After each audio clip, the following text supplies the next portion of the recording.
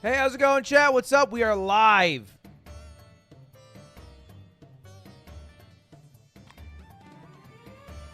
I'm not that late. I am not late, Wig, today.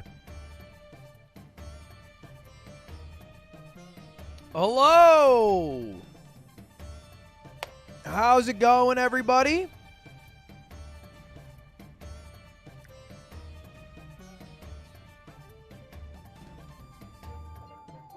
Five minutes late. All right, 5 minutes late, I guess. Is this a real stream or are you going to do a bit? This is all pre-recorded. The entirety of this stream is pre-recorded. So everything you are seeing has been recorded by me 8 hours ago that I'm now releasing as a live product, but I'm actually pretending to be live. So occasionally I'm going to read a chat message, but it is a made-up chat message that I am reading and reacting to, predicting what you would say to what I am doing in this video. Okay, you can't make fun of me without consequence. I will still ban your ass. All right. Anyway, boys, how's everybody doing today? Hello, hello.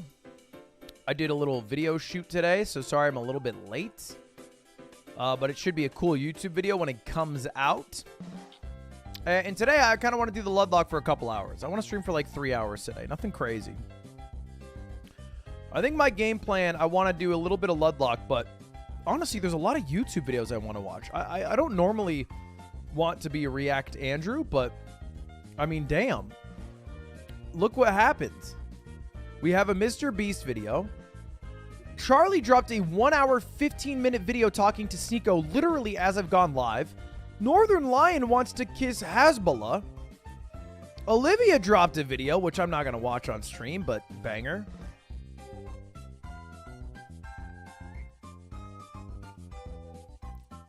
Apparently, Offline TV has a video that people keep piping up about.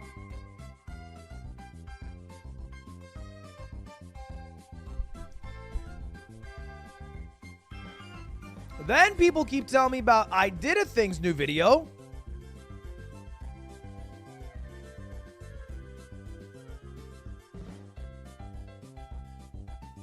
What else?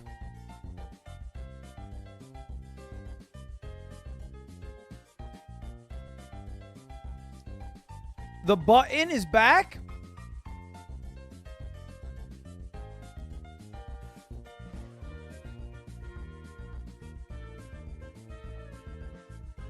No, does Studson Studio have a new video out? Holy shit. Stop everything. Studson has a new video. Dude, I love Studson Studio. It's time to recycle Howl's Moving Castle. Wait, what the fuck? Oh, it's an April Fool's video of him making the build in reverse. That's what that is. That's what that is. Hey, you're not going to fool me, buddy. You're not going to fool it. Snap like that. Snap. I fucking hate April Fool's Day. I'm not going to lie. Maybe it's because I'm old. I feel like I've seen every trick there is. But I cannot believe there are still YouTubers who will upload a video that's like, I'm quitting. Like, shut the fuck up. No, you're not. You make millions. Nobody buys this shit. Pisses me off. I get pissed off. Literally you? Did I do that? No, I never did that. Did I do that? I've never done that. Did I do that?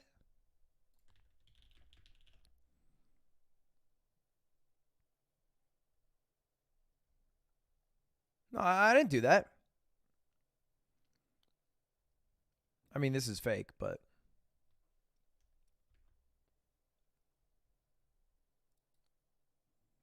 No, I didn't do it on April Fool's Day. I said I was quitting, and then I shot myself in the head, but... I didn't exactly... That's not it. That doesn't count. No, it doesn't. Obviously, that doesn't count. Obviously, that doesn't count. You got to check out the new game Crab Champions. Dude, I'm not going to lie. They emailed me, and then I looked this game up. And I can't believe that it's real. Is it like a battle royale? They made a game, I think, based off how successful Crab Rave is, which seems like a weird, right? Like you made a viral song and you're like, yeah, people probably want to play a video game version of this. Is that right? Is that true? Or do they always have this planned? I don't know.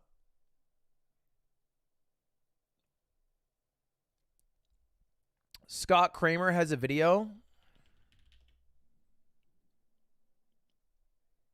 Wait. Behind John the lie detector guy? John Grogan. Oh my God. Okay. All right. You know what? It's a React Saturday, everybody. Get cozy. I got a little.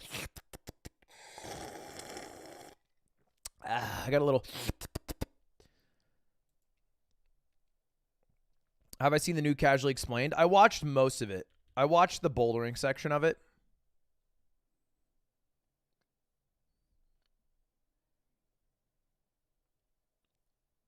All right. Well, let's start with MrBeast, huh? We got a lot of videos to watch. Let's start with good old MrBeast and then go from there, okay? Today is a video Saturday, and then hopefully we get to do the Ludlocke at the end of it. Tomorrow, chat, if you guys don't remember, I'm supposed to be doing the room decoration stream with Myth, aka you guys are going to help me interior decorate Myth's room. We were hired to do this, so I need you guys to impress our well, the guy paying the bills, you know, Myth, our client.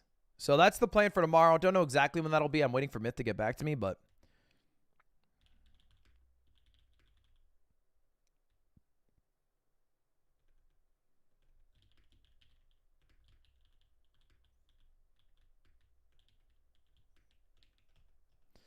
all right, I made my Discord message, so I'm now ready to go.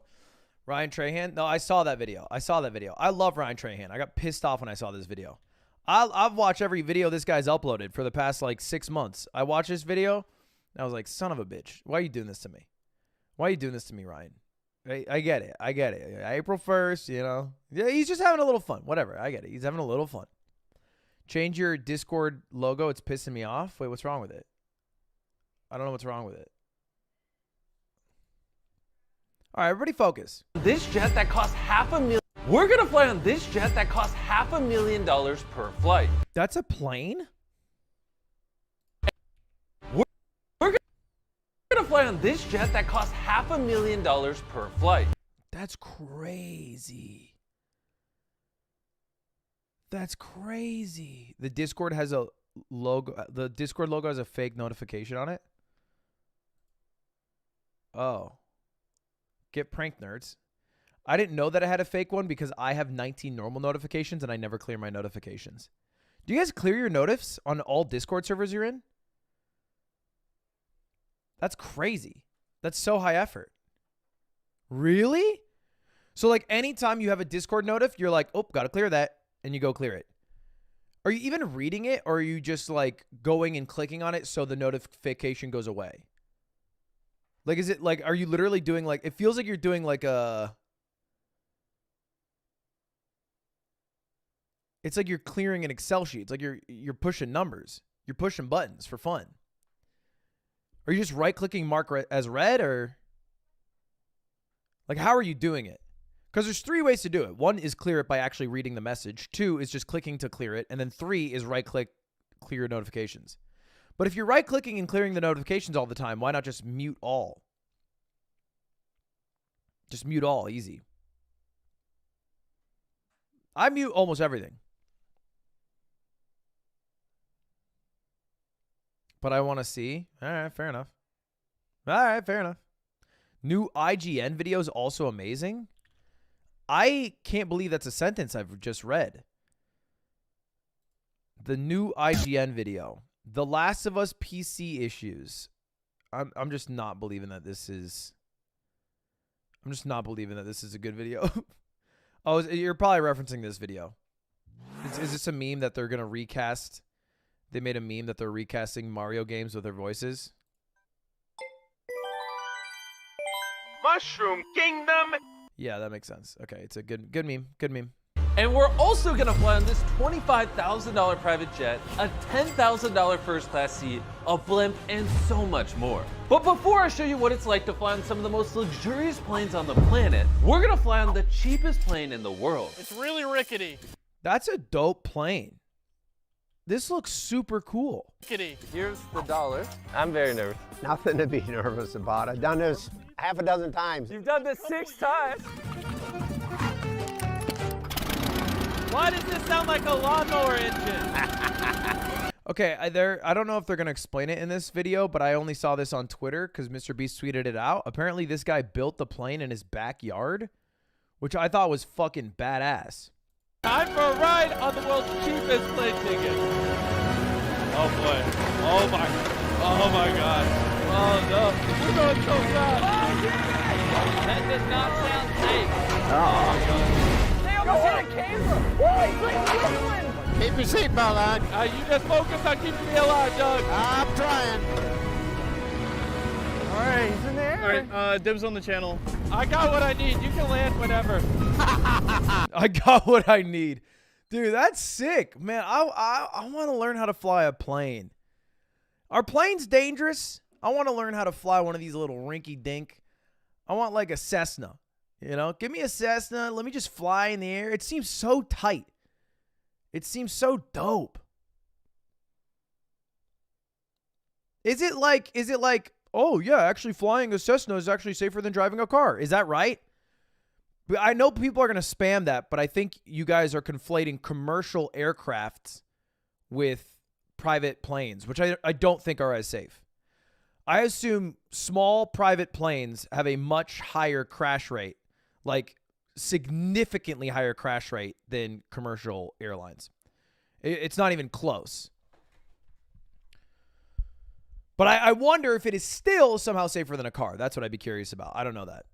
No! Doug, come on, Doug, please. That guy pays my bills. Be careful. And if you guys think this is crazy, wait until later in the video when we have the world's most expensive plane ticket on the planet. Wait a minute, you're making me feel bad. Oh my God, he's coming in hot. You ready to land? Yeah! We're on the ground. We survived. Our next plane is the $1,000 Dude, that's so dope. I want to ride that. first class plane ticket. But here's the thing, boys. okay. I bought all the Little first motion class graphic seats. So package. sit wherever you want. Would you like some Miracle Mist lotion? This is JetBlue. This is JetBlue. This is mint. Why? Because first class. I fucking love JetBlue, baby. I love JetBlue. Ooh, man. Hold up. Hold up.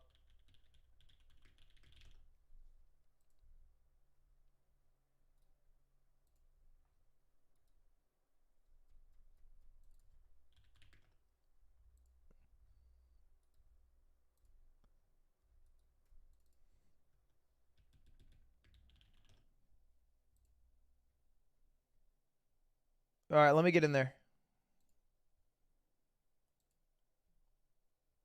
How do I reset? Boom. All right, all right. Wait, I don't know any of these. Wait, hold up. Do I know any of these? Hold up. S tier JetBlue. Delta. Give me American at B. Maybe C. British is the same as American. They're partners.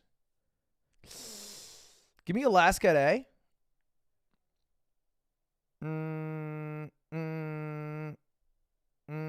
Frontier at D. Southwest, I think, is actually pretty decent. Delta's awful. Is it? I don't mind Delta. I'll put Delta at B, respectfully. I don't mind Delta, though. I'm not that much of a Delta hater. I think Southwest is pretty dope. I'll put them at A. Southwest is awful. No, I like Southwest. Southwest loads super fast. You don't have to get to the airport that much earlier. You can show up like right before the plane takes off and you're fine because of the way the loading works. Also, the loading goes way faster because you don't actually go to your assigned seat. You just sit at a good spot. The only thing I hate about Southwest is when you're boarding, everybody sits aisle window, aisle window, aisle window. And then you have a row of middle seats. And then there's a certain point where there's people in the end of section B who go on the plane and they're hoping that they can bink a aisle or window seat that hasn't yet been taken. So they all walk to the back, realize that there aren't any, and then somebody on the intercom has to go, there are no window or aisle seats left, and then they have to walk back to the front of the plane to load into the middle. So my broken strategy is I always show up late to flights. I'm usually one of the last people on. I go for the first middle seat available every time. Without fail, I beeline to 1B every time. Love that shit. All right, what else we got? Spirit. I don't mind Spirit. I actually think Spirit is decent for the price. The seats certainly aren't comfortable, but I got no beef with Spirit. I got no beef. I'll give it B tier.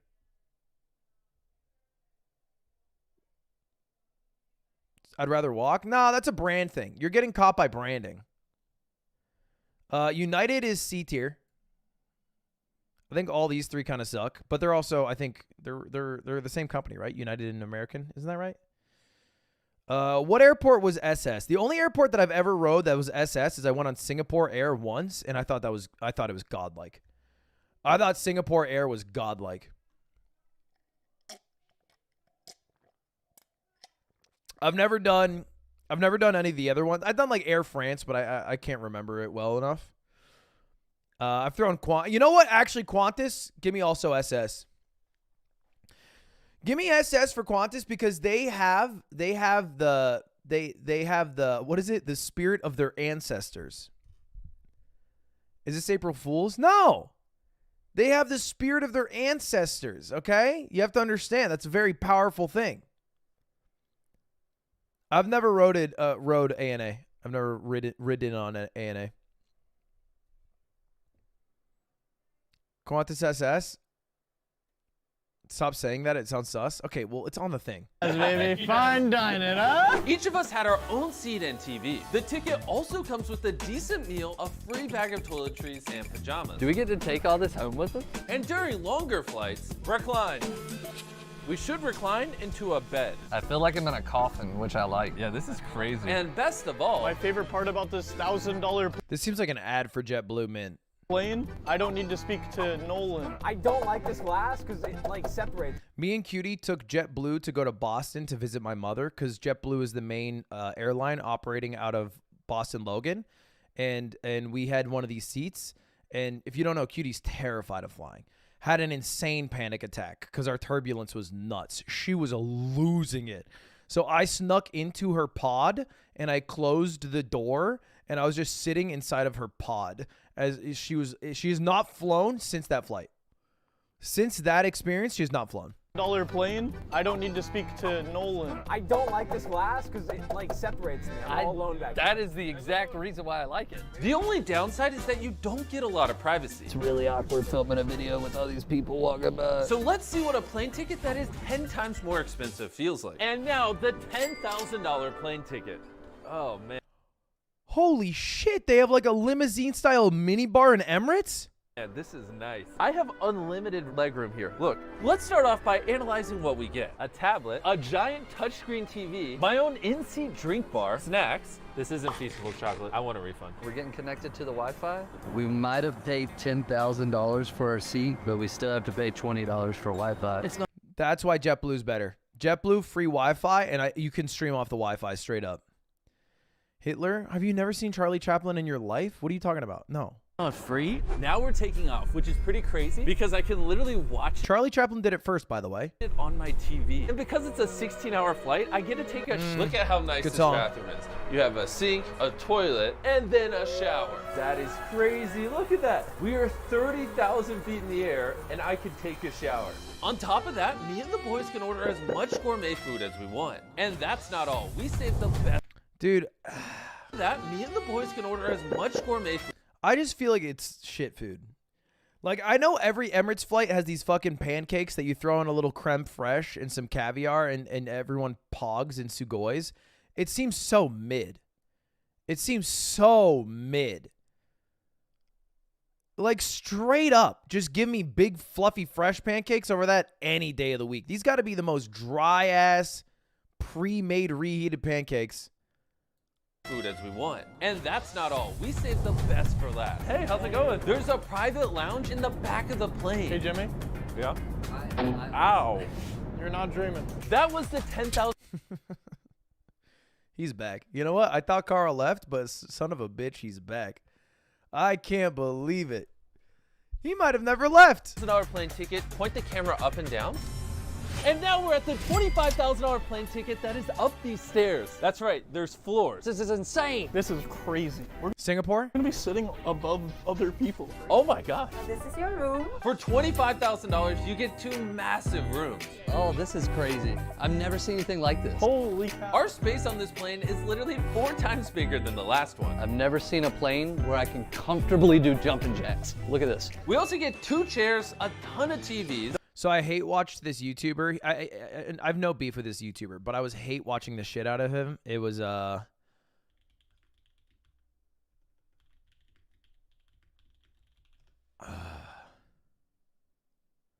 yes, Trek Trendy. Today, He's my favorite guilty pleasure YouTuber. He speaks in this intonation that is like, it's like British. It's like he consumed British television and then his voice came out. today I'm flying the world's best first class for 9 hours from Germany to New York. I'll But he never breaks the voice. He never breaks the voice. show you exactly what it's like from my private double bed suite. And so me and Connor watch, look at this. I'm telling you, like almost every one of his, we watched a shit ton of his videos. We watched, I think we went by popular. I watched probably like 10 of this guy's videos just in a row over the course of like 6 hours. They're fire. But the thing is, he never cuts the voice, and he'll do it. He'll be like, they're serving caviar, but it's not that good. He'll do that. He'll be like, about a 7 out of 10 for the caviar.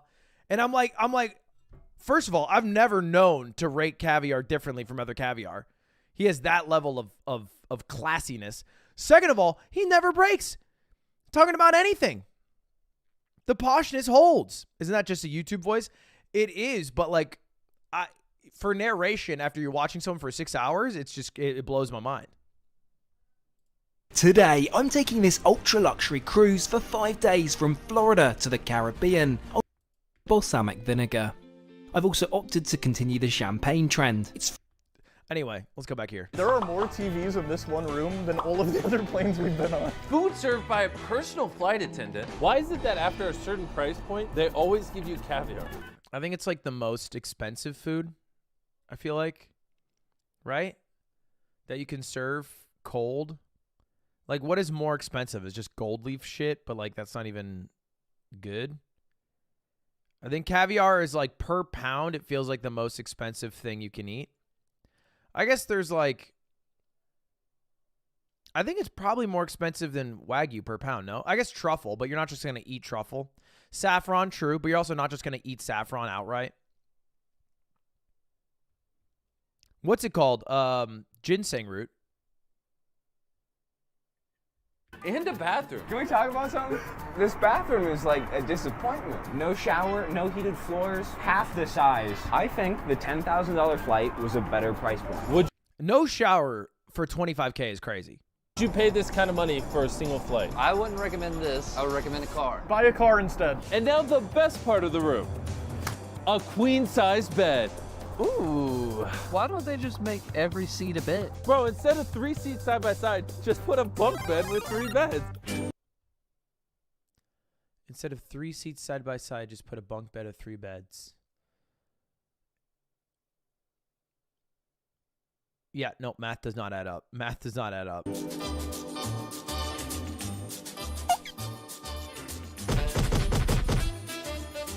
Good morning. That was really good sleep. Carl, wake up, we're gonna land. I slept like a rock. That was the world's most expensive commercial flight. Time for private flights. This is the $100,000 plane. Did you guys see that excuse me, not MrBeast. You see that Ninja tweet the other day? Let me see if I can find it. You been telling me I'm falling off, man. You been telling me I'm falling off, man. I agree. Thank you. At this price point, you get the entire plane. Oh, it's like a yacht. This is wild. This is unbelievable. You want to know the craziest part? This is just one of 4 rooms. There's more to the plane? I thought this was it. Guys, come over here. What room is this? This is literally another lounge area with a bunch of snacks and a huge TV. And if you're feeling tired, you get your own private bedroom. If you spend $100,000 on a flight and one of the perks that you bring up are snackies, bitch, go to Target before the movies and you will have as many, if not more, snackies. All right? And it doesn't cost a percentage point of this $100,000 flight. Dude, what? This is like a hotel. And last but not least, the bathroom. Tariq, shut your mouth right now. Shut it. This is insane. There's a seat in the bathroom, dude. Have you ever even seen a jet half this size? No. Never. What do we talk about? Wait. Well, I guess, are commercial planes not considered jets? What makes something a jet? Because those are bigger. Is a jet just a plane? Or is there something, does a jet have to be private?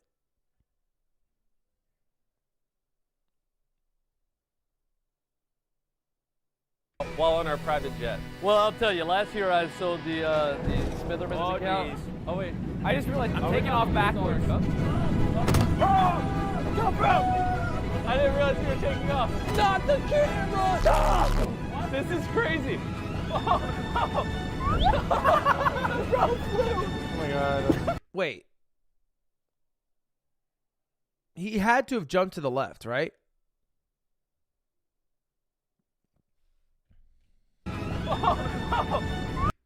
Like, just based off the way that jumping in a moving plane works. Like, I don't think it accelerated that much faster, right? I guess maybe they accelerate fast. Oh my god. I can just roll back. Oh, turbulence. All right, I'm going to sit down. This might be the best bathroom yet. This is the toilet. On the toilet, you can watch TV. Hey, Nolan, I hope you feel comfortable in the bathroom. What's going on? I'm so confused. No. No. He's never getting out.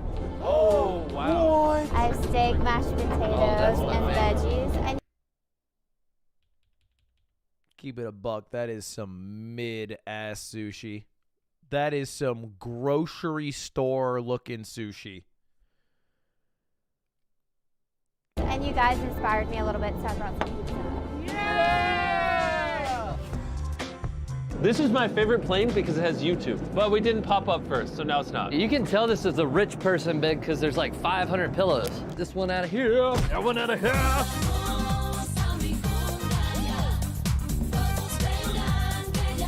Did they film this during the World Cup? Is that how old this is?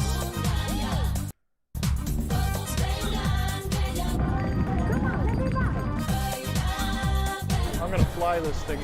And that's the beauty of flying private. You can do whatever you want, whenever. Carl's flying the plane, Chandler's jamming out the pizza, Chris is taking a nap, and I don't even know where Nolan went. There's no layovers when you fly private, and there's no TSA, so you save tons of time.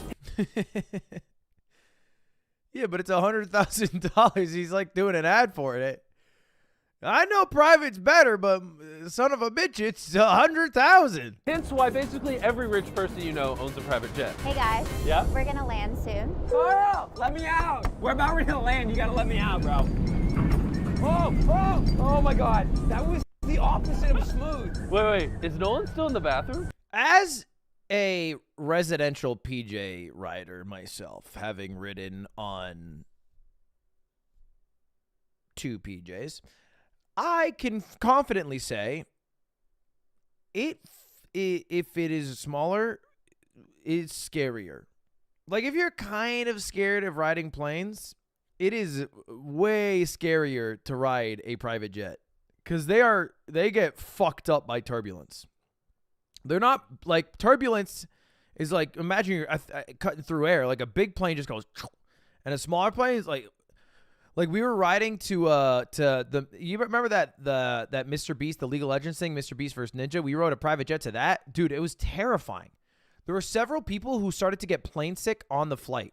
I started to get plane sick myself, which I've never gotten before. It felt like seasickness because of how much turbulence there was just driving, like riding 45 minutes from LA to Vegas.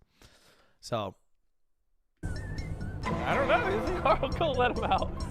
All this CO2 being released, knowing MrBeast, who, you know, he's on his PR behavior. He probably at the end of this video says, we offset all the carbon in this video that we took times 10. All right, goodbye. And then it's going to go, MrBeast 6000. Whoa. I'm betting you right now. To make up for all the carbon that we use riding this, we planted 1 million trees and donated $400 million to carbon offsets. MrBeast 6000. Whoa. How was your mark my fucking words. You're gonna watch and see that. Still better than the $1,000 plan. And now the $300,000 blimp. I'll unblur it in a second. Before I remove your blindfolds, what do you think is on the side of the blimp? Is it Nolan's MrBeast phone number? logo? Did you do Nolan's phone number? That would be funny. Next time. Take off your blindfolds. Turn around. Carl's mom? Oh my. Why? He really loves my mom. No, Carl, he hearts your mom. He doesn't love your mom. That'd be No, weird. I love her. Oh. Dude, am I pushing it right now? Oh, it's like moving. This giant aircraft can literally just be pulled by a rope. And you might be wondering, how did I afford this giant blimp and pay 6 figures to wrap it? ZipRecruiter, a recruiting platform that I use to hire people like editors, cameramen, and accountants. Let's see if it stops floating when I get on it. That's gains, dude. Does that mean I'm fat? It means you work out a lot. How do blimps work? How do blimps, like, are they lighter than air? Do they have to be held to the ground?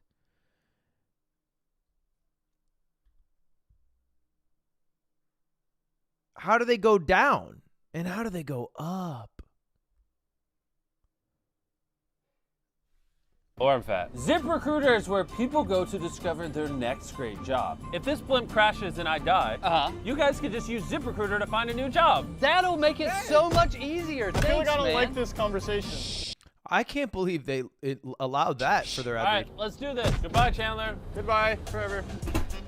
I think I heard forever. He could have promoted anything, and he chose Carl's mom. I'm terrified.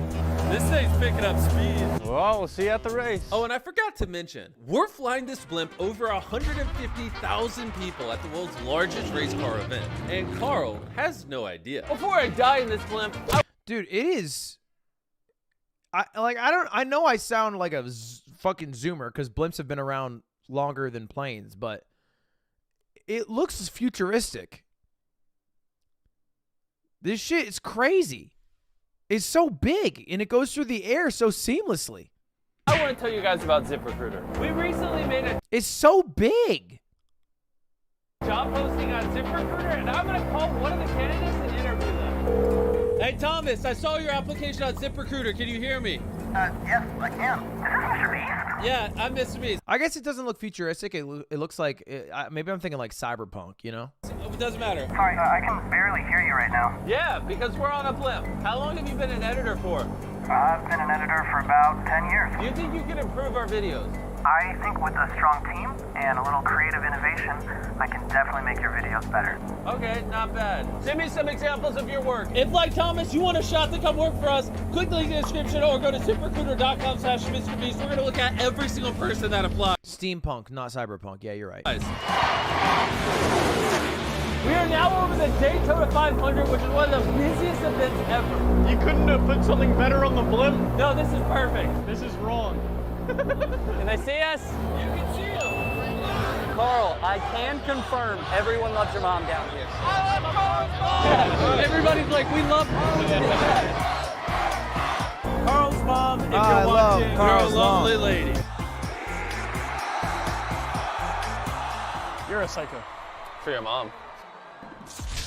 And now, the most expensive private plane ticket on the planet. All right. Hi, welcome aboard. I suggest you taking your shoes off. The carpet's actually $2 million. That was not really a suggestion then. That was more of a coercion. It's like I suggest it really hard. And by square feet, this is bigger than our houses. It's almost impossible to imagine how big this jet actually is. Right here is a bedroom. Wow. A bedroom. Another bedroom. Another bedroom. Keep going. This is for the crew. Another bedroom. What'd you find? My dibs. The bedrooms on this plane are way more extravagant. Gold-plated sinks, They're playing Winter Vivaldi at 1.4x speed. Is it the Ludden Schlatt version, you think? I can't tell. I don't think it is. I think it's just another version of it. I don't know if I'd have the ear to tell, though. I don't think I have the ear to tell.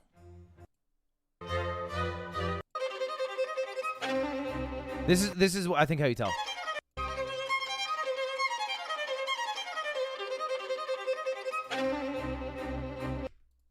multiple showers. This is for the crew. Possible to imagine how big, and by square. The carpet's actually $2 million. She's like, I suggest it really hard. And by square feet, this is bigger than our houses. It's almost impossible to imagine. No, I think it's different. I think it's different. I think it's a different version. How big this jet actually is. Right here is a bedroom. Wow. A bedroom. Another bedroom. Yeah, I think it's different. It's different. It's also like so. It's like it feels like it's pitched up, sped up, and then the song itself is edited. Another bedroom. Keep going. This is for the crew. Another bedroom. What'd you find? My dibs. Why would you need this? I think you have to recognize there are a very small number of people in this world, but a still sizable amount of people who don't operate through life in a sense of why would you need this? It's, do I want this? And that applies for every single purchase and decision they make, no matter how extravagant. So maybe like you operate from like 500K, who needs this? Some people have enough money that they never have to ever be concerned about needing because they will have more money than they can spend in their life. Who would want this then? I feel like that's a dumb question, right? Like, I'm not saying that everyone's wishing to ride a private jet, but if someone was like, hey, what do you want to fly? Would you rather fly on Southwest or would you rather fly this plane? They're both the same price. Every human alive would be like, yeah, I'll take this one. Right? Like nobody's going to be like, you know what? I actually really like the free snack bar on JetBlue and the free internet, so I don't think I'm going to ride it. Rooms on this plane are way more extravagant. Gold-plated sinks, multiple showers. Wait, what's in there? That's the toilet. This plane comes with its own theater, a lounge that can seat up to 12 people, and then over here is the living room. This is like a bigger couch than what I have in my house. I just want you to know, you've only seen a third of the plane so far. There's more? What? Oh, got some good stuff. You can call a flight attendant to your bedroom. If we could do this every time we fly, I'd live in the air. Whoa, what is that? Sorry, I'm turning the lights on and off. How did I miss this room? Like, we walked around the whole plane. And in case you thought you saw everything, there's also massages on this plane. How is it, Carl? It's amazing. So I really just shouldn't. Gentlemen, how were we able to afford this plane? I would say only our fans. And because of that, we invited a bunch of random subscribers on this $500,000 plane ride. Have you ever flown on a private jet before? No, this is my first time. And it's the most expensive one on the planet. I've never seen anything like this on a plane. Like, this is crazy. Ma'am, what is this right here? That's gas station chocolate. Can you just throw it? Okay. I didn't think she'd literally throw it. This is the chocolate you need to serve from now on, okay? Got it. It's called Feastables. It's the highest rated chocolate on the planet. What the heck is over this way? Yo, this gotta be a secret room. That's where the crew is. We just got a bunch of funny looks. Attention, boys. We're about to take off. Fasten your seatbelt. Stop being hooligans. Thank you. Typically, what kind of people fly on a plane like this? Business people? How do my dumb friends compare? Pretty dumb, I guess it's Damn, bro, shit. At this price point, they serve the highest quality food anytime you want it and wherever on the plane you want it. Even in your own private Okay, I will say of every single plane we have seen, the food on this plane is insane. Is that a huge matcha cheesecake or some shit? Master Suite. Want some? Do you guys even know where we're going? No. We're taking you. Look at that. Look at the charcuterie board. Look at the brie. It looks yummy. The food looks insane. I mean, not $500,000 worth insane, but insane. Definitely the better than anything else I've seen. World at Disney World, and we're gonna give you 2 days of all expense paid trips to do whatever you want. No way! So if you want to fly on the most expensive jet in the world and then spend 2 days all paid for in Disney World, subscribe. In this video, I flew around the world in a lot of big planes. I wanted to do my part to protect the environment, so I'm planting 100,000 trees as well as protecting over 100,000 acres in a rainforest.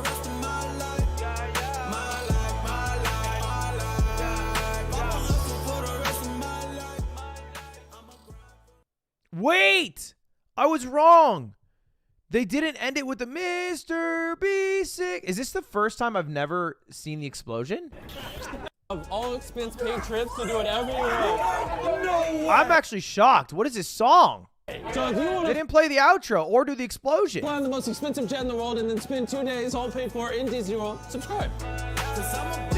MrBeast. Okay, last to leave the circle. Last to leave the Lambo wins a circle. What? What? We're about to blow minds like no one has blown before. I put 8 people in this circle. Last to leave wins this car.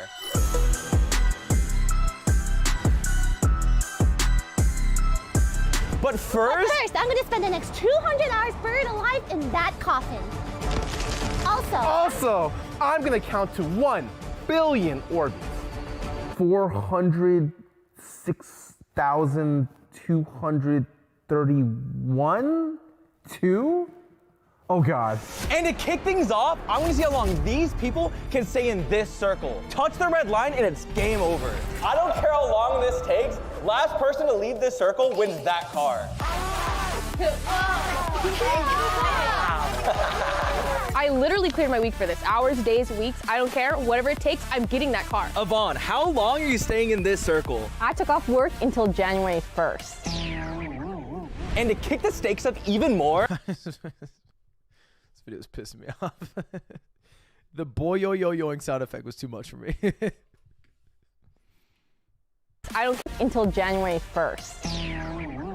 And to kick the stakes up even more, we're not giving these guys any food for the remainder of this video. But the human body can only go 3 to 5 days without water. Bummer! So every 24 hours, we'll be giving them 1 bottle of water. Careful, not drinking water can really drain your spirits. He reminds me of more of shit. Who's the art guy? He's like the paintbrush art guy. I'm blanking on the name right now. ZHC. He reminds me more of ZHC right now than Okay, let's take a little break and let that sink in. Okay, I'm about to spend 200 hours buried alive, and I'm a little nervous. And if Lily tries to leave before the 200 hours are up, then we're gonna sell her dogs to complete strangers. Hey Lily, how you doing down there? Yvonne, are you above me? Yeah, I am. Can you feel this? Guys, stop, I'm not gonna be able to breathe. Lamau, she said she can't breathe. Let's pour some prime energy down her breathing tube. Okay.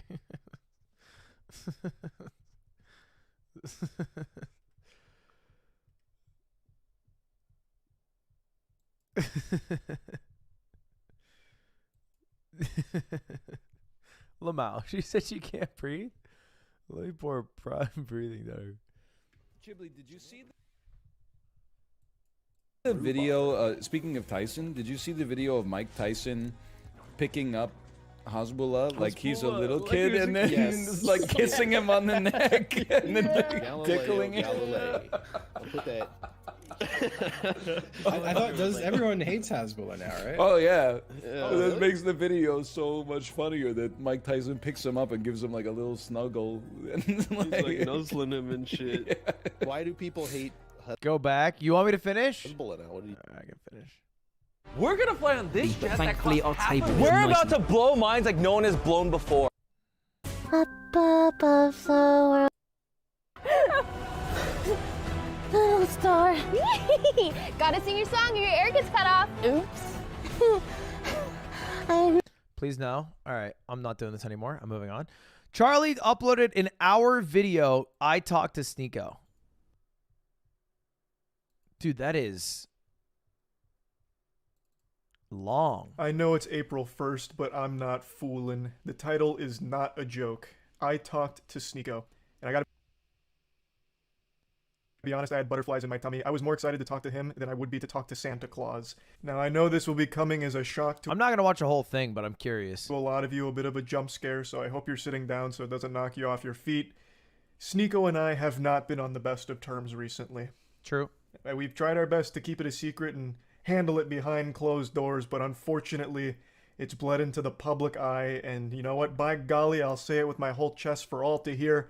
We just haven't liked each other. We haven't— Can I say it? I don't want him to make up with Sneeko. Seen eye to eye on many things, so our internet beef has become this fine Wagyu steak. It's been this very tasty, juicy bit of drama between the two of us, and today, fuck 'em, it finally boiled over and we had a conversation. And I want to show you some clips from it. He actually asked me to record, so don't think that this was some kind of one-party consent thing where I pulled the wool over his eyes and pulled his fucking pants down to surprise him with a recording. He had actually asked me to.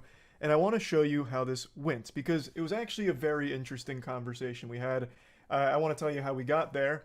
It's because last night I noticed Sneeko was raving about cuties on Twitter yet again, talking about how much he loves it and how he'll always defend it, but then said that I wouldn't debate him on it. And this little nugget of cringe had me scratching the hair on my chin, confused. I wouldn't debate you on it.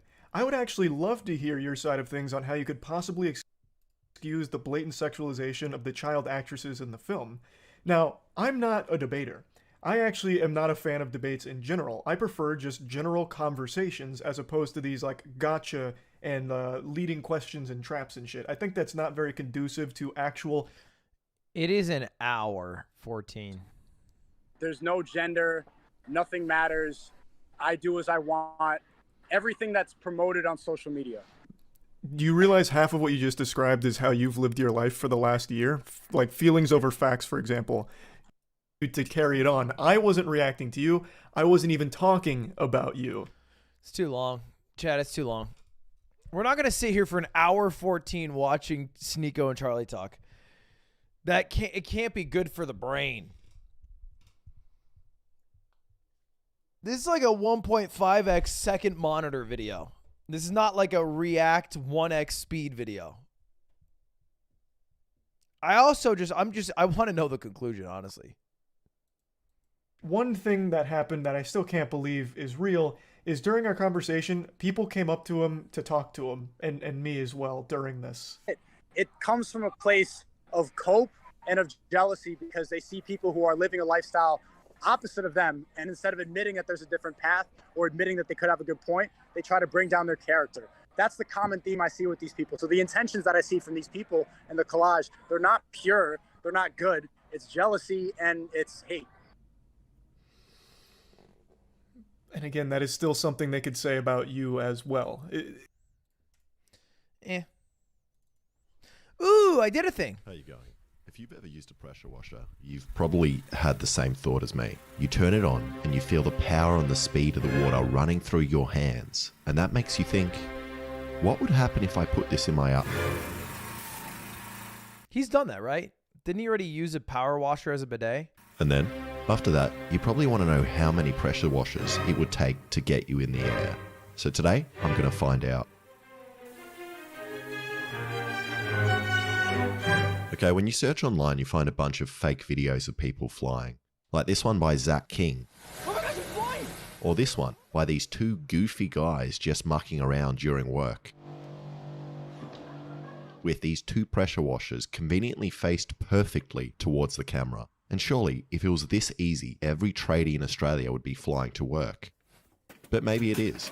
Yeah, if it was that easy to fly on a pressure washer, well, one, you would have to have like over 180 pounds of pressure. And so that'd be like 100 pounds of pressure per washer being pushed out. And you would need insane strength to be able to control that, right? Like just shooting normally to like clean a sidewalk. So I feel like the pressure per washer sits around maybe 10 pounds. Took apart. It's not pre-wash. It's like simple. My pressure washer bidet and pointed the pressure washer down at this scale to see how much force they I'm going 10 pounds. actually produce. And most days my weight is roughly between 88 and 90 kilos, depending on if I do a morning poo Big guy. and whether that poo falls on the scale or not. And now, when I turn on the washer,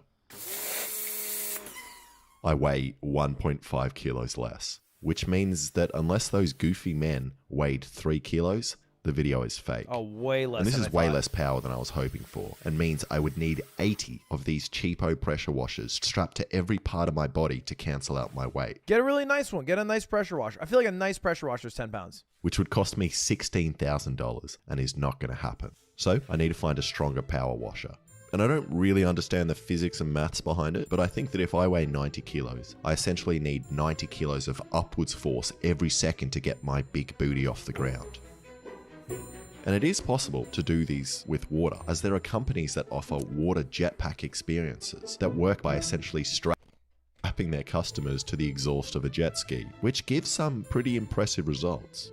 And jet skis have a flow rate of 4,000 litres per minute, which is heaps. To put that in perspective, my mate Alexa has a flow rate of around 1.5 litres per minute. Stop.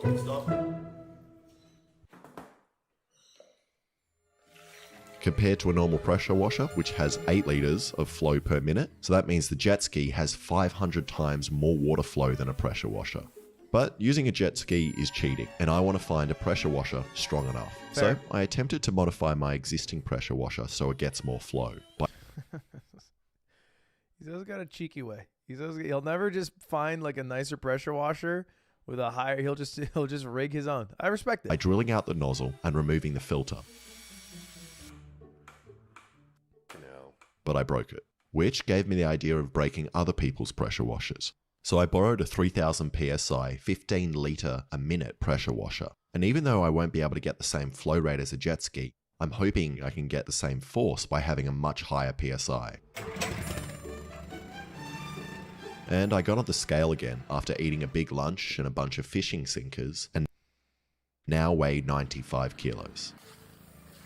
And this time it looks like I'm losing around 3 to 4 kilos. This is like, okay, am I dumb? Why doesn't he just spray the scale directly? I feel like this is the least scientific way to do it, and I have to stare at his dogs, which I'm not loving the look of right now. But it's hard to tell from all the water spray. And I really thought it would give me more lift, as it feels like it has more than 4 kilos of kickback. But maybe it's not transferring. It would break the scale? Really? Into lift, as I'm not holding the hose tightly against my body. Okay, yeah, now are we really worried about it? Was the reason because he was worried about danger? Look at the guy. He looks like he's about to slice a toe off. Then I figure I might get more thrust if I take off the nozzle, resulting in more water flow. Nah, now it looks like Alexa. The pressure washer needs the nozzle to build up pressure. Then I thought I might be able to make it stronger if I opened up the handle and lost these tiny screws in the grass. Which didn't help either, and looks like I'm only getting 5 kilos of thrust. So I'm going to need more power.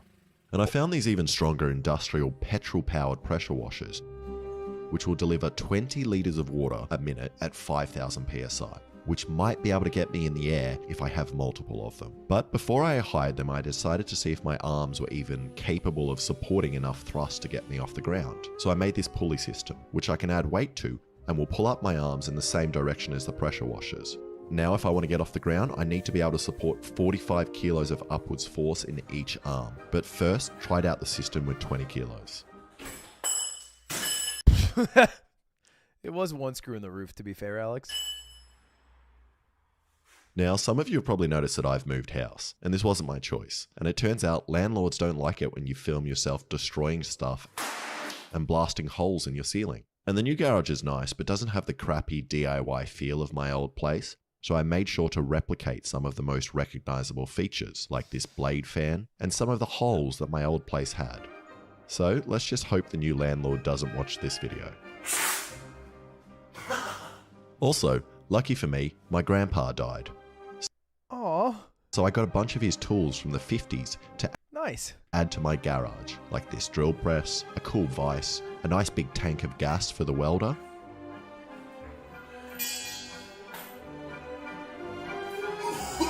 and most excitingly, a tool I've always wanted to use. Ice cracker.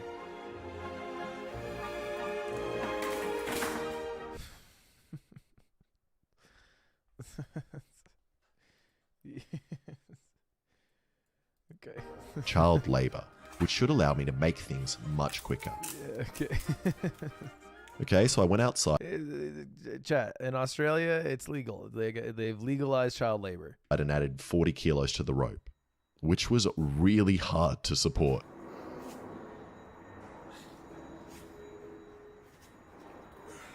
And hurt my hand heaps. And that is even without the threat of being blasted open by water. So I can't imagine how hard it's going to be with the pressure washers.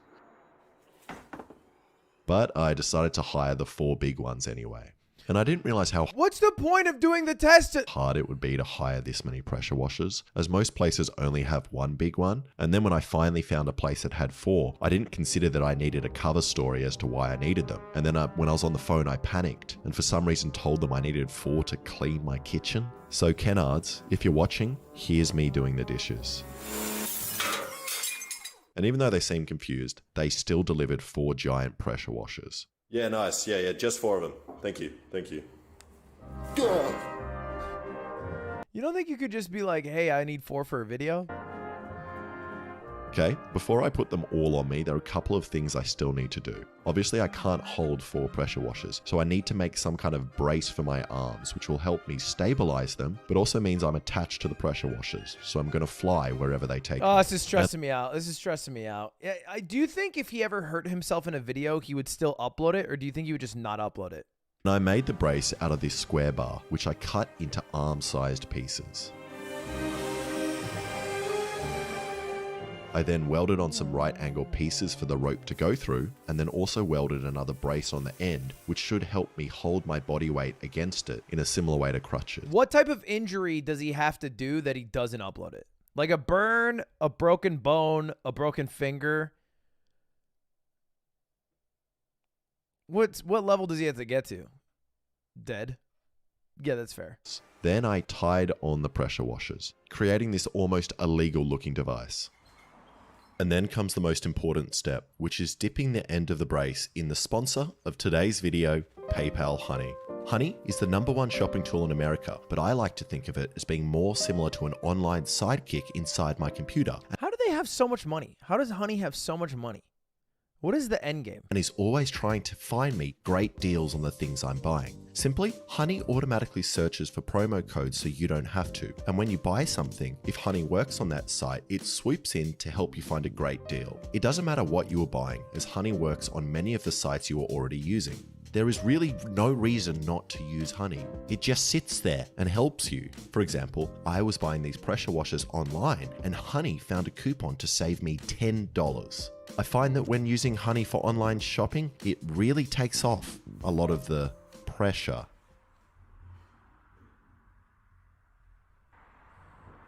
So go now and add it to your browser for free at joinhoney.com/iditathing. Cool. That's joinhoney.com/iditathing. Okay, back to the pressure washer gun. So I put down some plywood and some mats so I don't hurt myself when I fall down, and then pulled out this old record player to use as a platform. Then, because I only have 1 hose, I borrowed some more from my neighbor who was strangely supportive of what I was trying to do. And now I have 4 5,000 pressure washers hooked up to 4 separate water supplies with a combined pressure of 20,000 psi and 80 liters per minute flow rate, 80 times more than my mate. Okay, now before going straight to the 4 pressure washers, I just want to see what 2 feel like without an arm brace.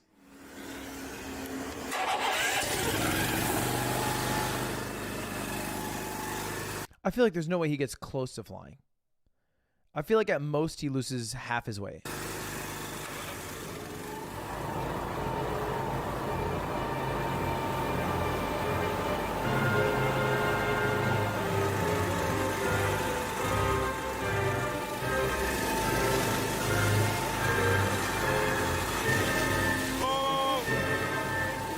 Would it slice off a foot?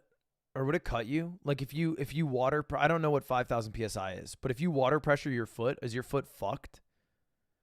It probably doesn't cut it clean off, right? It would just like fuck up the skin. Holy sh! What was that? The bad thing is, it's like getting electrocuted because when it pushes up to this position, I can't let go of my grip. It's pulling away so hard into my hand that it's going to fly away. So I need to grip it. That's insane.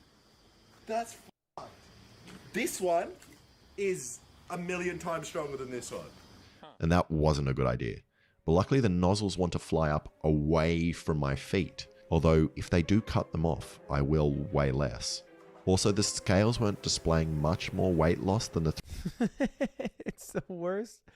It's the worst way to measure the success of this. It's like you're getting fucking 2 kilograms. 3,000 PSI pressure washer. But then I realized something. These pressure washers are rated to a flow rate of 20 liters per minute, but my neighbor's garden hose only outputs 8 liters per minute. So unless these pressure washers pull out more water somehow, they aren't producing as much power as they could be. So I got this external pump, which has a flow rate of 7,200 liters per hour, which is 120 liters per minute, and then got these old sewage hoses, which were a little too small. So I used this heat gun to loosen them up before shoving the pump into the hose's urethra, which now pump out heaps more water. And after connecting the new hoses, I tested out the braces with 2 pressure washers. Why would you jump to braces after that? I figure I should test with just 2 first. Just considering how much one of those kicked, like... Pretty terrifying. It might be impossible to control. You also look like an orc. I feel like a Vietnam War guy. Which side? To flamethrowers and shit. Which side is funny? Which side? Oh, yeah, great. The losing side. At least you're on the correct end of it. I'm going to be turning the stuff on over here. I'll be like directly down the nozzle from it. Okay, yeah, you can turn it on.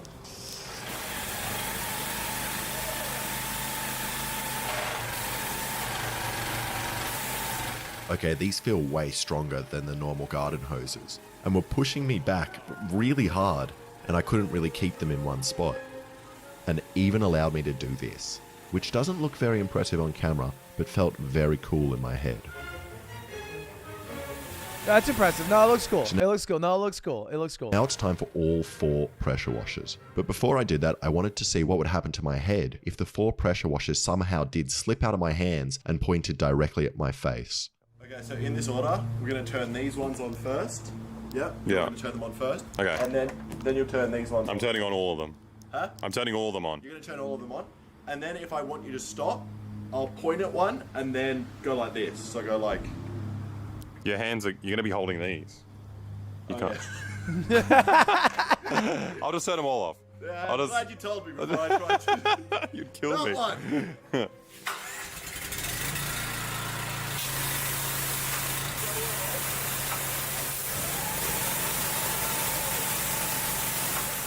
And the power of these 4 washers together was insane.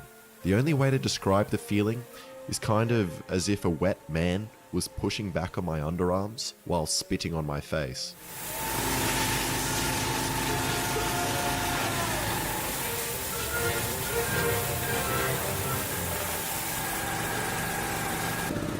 What the...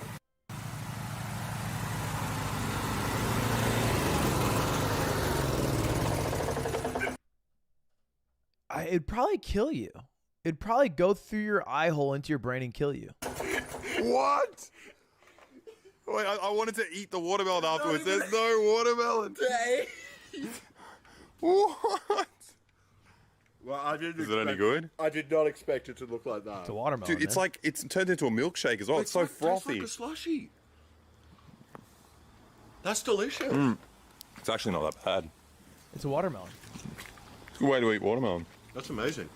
Tastes a bit like pool water. But yeah, it's full of chlorine. And after a snack, I had enough confidence to continue. So with the wheelchair on standby, we were good to Oh, man. Okay. All right. go, and Alexa turned on all 4 pumps.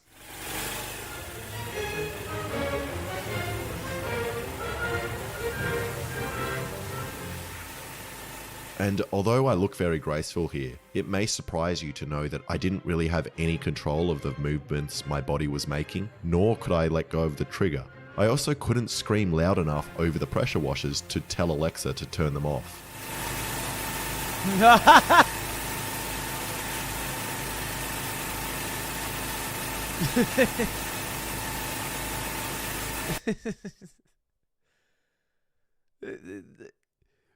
This is such a fun... At the crux, we're trying to find out how many pressure washers does it take to fly. What we've discovered is that if you give 4 of the most powerful power washers you can rent out to an Australian duo, they will do things that are close to killing themselves. And I don't feel like I'm closer to knowing the answer. I guess we found out the answer in the first couple minutes, which is like, you know, whatever 40,000 units of water pushed out, whatever the fucking jets are. The ski jet. Jet ski. You're telling me to turn it off and you're shooting at the machine that I meant to turn off. I'm like... I couldn't really control it. It's bad because you start off with like strength, you know, but then the longer you're doing it, it's just like, I don't know, holding 15 kilos up. You get really, really tired. Yeah. And then you just start to go, and then once you go a bit floppy, your arm just keeps going. So I decided to have another go, but this time with the washers closer to my body and securely in my underarms, but also with the scale to see how much force I was getting. All right, let's do it. Let's do it. I'm guessing 10 pounds.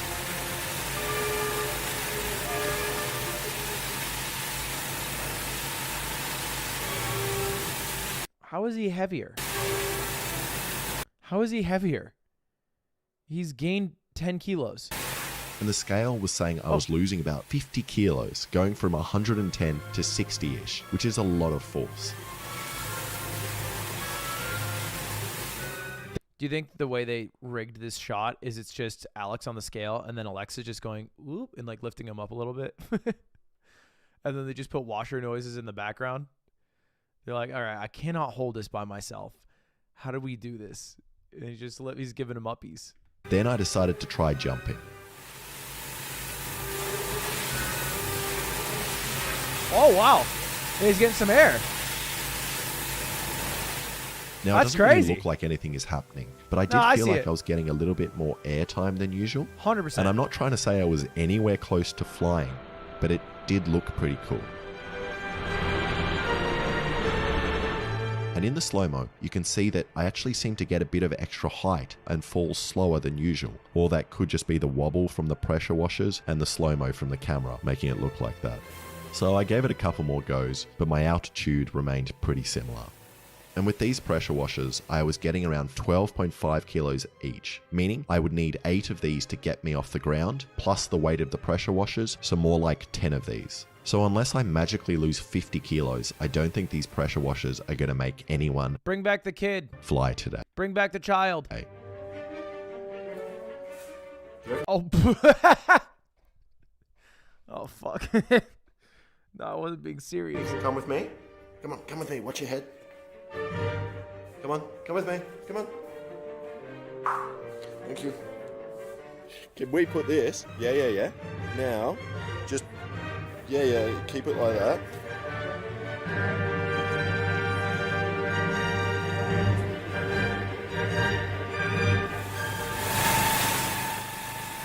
Thanks for watching. If you like that, please subscribe and check out some of my other videos. Good video. The dark truth behind the lie detector guy. He does all of the lie detector. John Grogan. He does all of the lie detector stuff for like every YouTuber. How can there only be one guy that does lie detector stuff? We need to know more about this. I've looked into this more than I've been leading on. I've definitely like researched this. You got to make this video now. Yeah, I think I will. Really? It's a good topic. This is deep. It goes deep.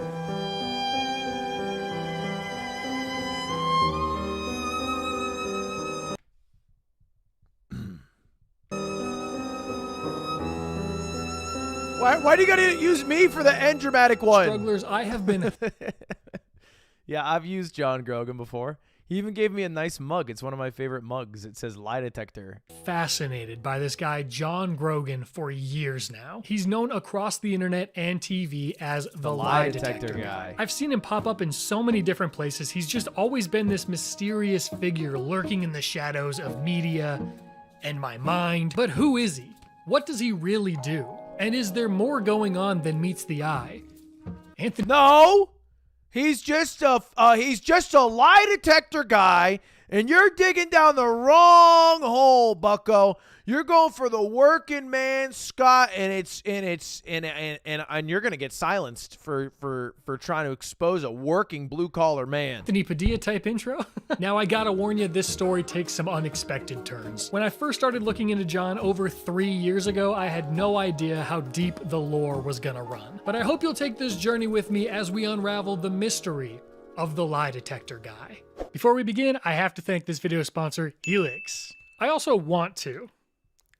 But mostly I have to. Helix makes premium mattresses and bedding that are customized to fit your needs and sent straight to your dang door for free if you live in the US. There's this short little quiz on their website that you can take, and they use those answers to help match you to your perfect mattress. So like for me, I sleep on my side. I would love to know the cost of things. You know what I mean?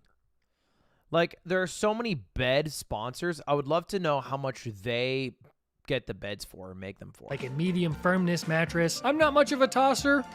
Or a turner, for that matter. And for a bunch of other reasons too, the Midnight Lux mattress is the British people are losing it at that. Perfect one for me. And I've been talking about the Midnight Lux mattress for ages now.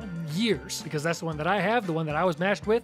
But what about somebody who isn't me? Like, I don't know. Maybe somebody who matches the description of somebody that witnesses identified as being at the crime scene on October 16th. You didn't know that we had witnesses, did you? Oh, you are a coward and a fool and the walls are crumbling down. So like somebody like that might have a different mattress. Helix has been sponsoring my videos for years now, but I don't know that I've ever mentioned my favorite part, and that's you don't have to go to a store and have some guy follow you around the entire time. Helix also offers financing options and flexible payment plans, so getting a new mattress can be as accessible as possible for you. It also comes with a 10-year warranty, and what more could you ask for? You greedy little worm. You want more? Okay, fine. How about a 100-night sleep trial as well? Don't say I never did nothing for you. I'm Guys, sold, if I know advertising, and I think I do, there's one thing that I know for an absolute fact, is that if you're not convinced yet, about 20 more seconds of this, that'll put you over the edge. So look at this mattress. We've had this for a couple of years. I've taken a number of naps on this thing. It's not... Seems like it's fine. I use an 8 sleep. I don't love it. I like it. I don't love it. I wouldn't recommend it. Don't get an 8 sleep. Not necessarily in our bedroom. This is our guest bedroom, but the guests that sleep on it love this thing. Every time I've slept on it, I love it. I wake up feeling rejuvenated and refreshed. I'm a big fan of this mattress, and thank you so much. So if you're on the hunt for a new mattress, you can go to helixsleep.com/Scott Kramer. How long is the ad? 20% 90 seconds, chat. You're losing your mind. 2 free 90 pillows. seconds. Thank you to Helix for sponsoring this video and many others in the past. You guys are the best. Thank you to you guys, as always, for using my links when I have them. 2 minutes. It helps me out a It's ton. 2 minutes. Now let's jump into this juicy little video. Oh, it's just leaking with juice.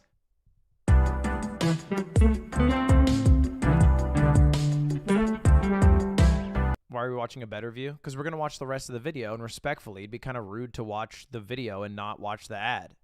You guys don't have good etiquette, okay? I understand you would skip it maybe in your private time, but I'm not going to skip it. We're going to watch through it respectfully.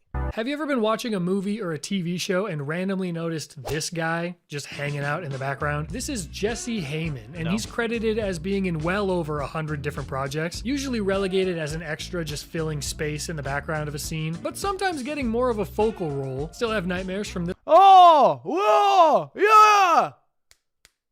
Go Daddy! This one in particular, he's been in such a variety of different things that it's almost impossible for you to have not seen his face at least once at this point. Apparently there's even a documentary about him called Jesse Heyman, World's Greatest Extra, starring himself and James Franco? What? I don't think this ever got released because I cannot find any clips of it anywhere. All that exists is this abandoned Kickstarter page from almost a decade ago. But anyway, the whole reason I bring this up is because I think there's a new sheriff in town, Jesse. While many people may... I've used him in a thumbnail. Oh yeah, I think I used that picture for like Ludwig viewers. Recognize Mr. Heyman for his appearances across pop culture. For me, it's all about John Grogan. Have you ever watched a YouTube video? And don't lie, because I already know the answer. Well, there's a reasonable chance that you may have seen Mr. Grogan appear at least once. A lot of the biggest channels on the platform have utilized his services for content over the years. Logan Paul, Dixie D'Amelio, The Try Guys. These aged hilariously, by the way. Have you ever pictured anyone at the office naked?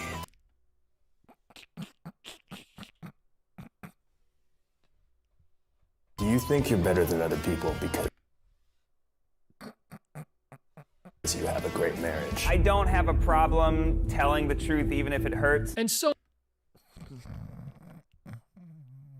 many others. If there's a trend to hop on, people are gonna hop on it. I don't know where I was going with that. I thought I had an expression. And even before every single channel on YouTube started making lie detector videos, John was the go-to guy for television. From Survivor through many legal shows, Nancy Grace, Swift Justice, Divorce Court, For the Love of Ray J, Tool Academy, Flavor of Love, and just on and on. If there was a need for a polygraph examiner in the Los Angeles area, John was the guy. I don't watch online pornography.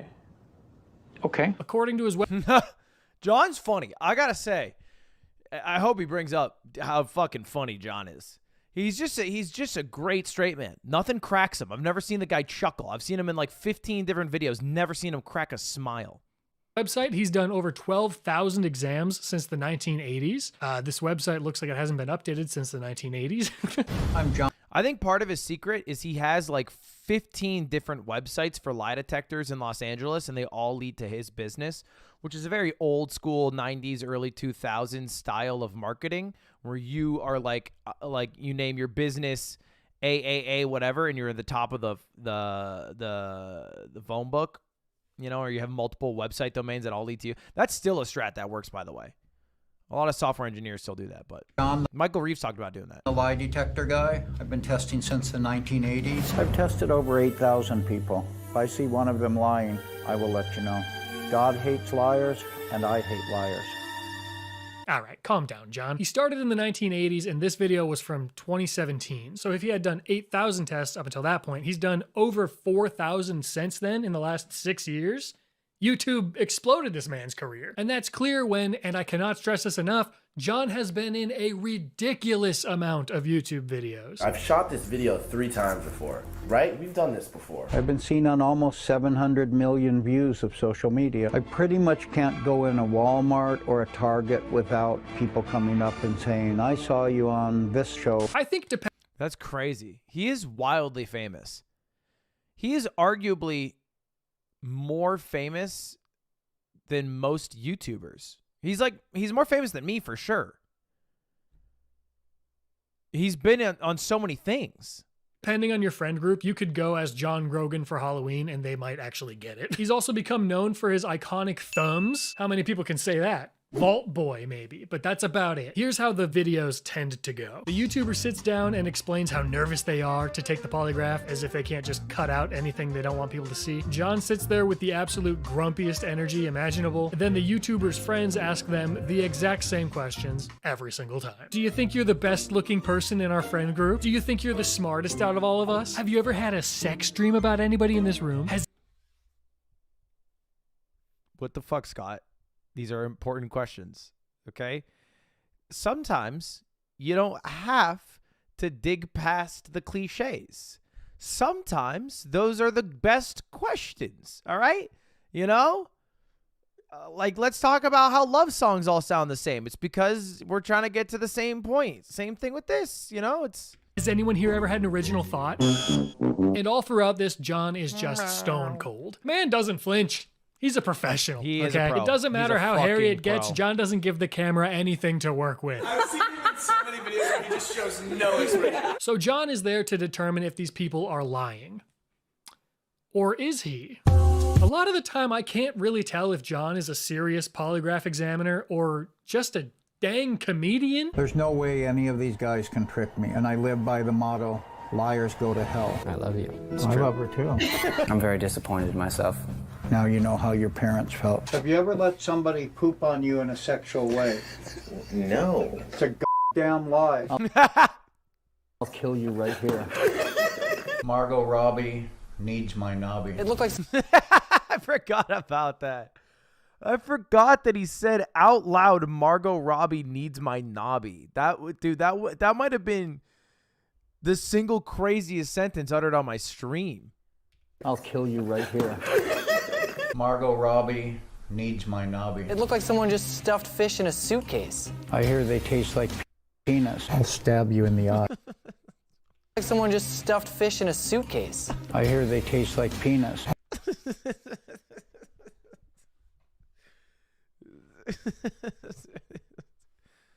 Are they just talking about anchovies or sardines? Where do you hear that, John? I'll stab you in the eye. The man is low-key funny as hell. He's so I'm so glad Scott brought that up. He's so funny. He is so funny. Dry, deadpan humor is so good and so confusing. It's not a problem for him to be funny. That's not what I'm saying. It's kind of like John is the one that's getting most of the laughs and not the actual YouTubers. John is subtly doing a lot of the heavy lifting to actually add humor to the videos. She does think she's the best looking and she will leave for more money. Do you do crack? Of course. True. Like, there's absolutely no way he was able to read the machine that quickly and determine if Michael was telling the truth. Right? He just knew that it'd be funnier to say that's true. Right? Yeah, I think he's like just been in enough spots, you know? He's been in enough. He's like a pro. He's like a trained stand-up comedian who has like his tight 15 set, and he's done it 10,000 times, and now he has it to a T. He does the same questions on the polygraph. He knows when to thumb up. He knows when to thumb down. He knows what to say for the lol. You think I'm pathetic because I'm 47 and I'm filming with you guys? Yes. John didn't even have to look at the screen for that one. That's just his honest opinion. So it looks like at least sometimes John may not be the neutral party that he's set up to be. Now, is that a problem? It could be. Yeah, plastered all over John's website is language about how the polygraph is the way to get to the truth. It's a nearly foolproof method to see if somebody is lying. It is a lie detector after all, so of course it can detect lies. Or can it? I thought it's like widely known that polygraphs are just incredibly terrible at detecting truth or lies, and you can't even use them in court. And the only time they can be used is if you're on like Maury. You know, and they just, you know, they want to be like, did you cheat on Tamara? And then I'll be like, nope. And then I'll be like, yeah, he did. And that's, I feel like the only time I've seen it try to be used in a legitimate way outside of YouTubers. Did they used to use it in court back in the day? Like in the 1900s, or I guess I don't know how old. Yeah, I was thinking Tia tomorrow. In the 1900s, like early on, were they using that shit? Okay, we can't keep doing that every time. To understand this better, I think we need to take a closer look at what a lie detector really is.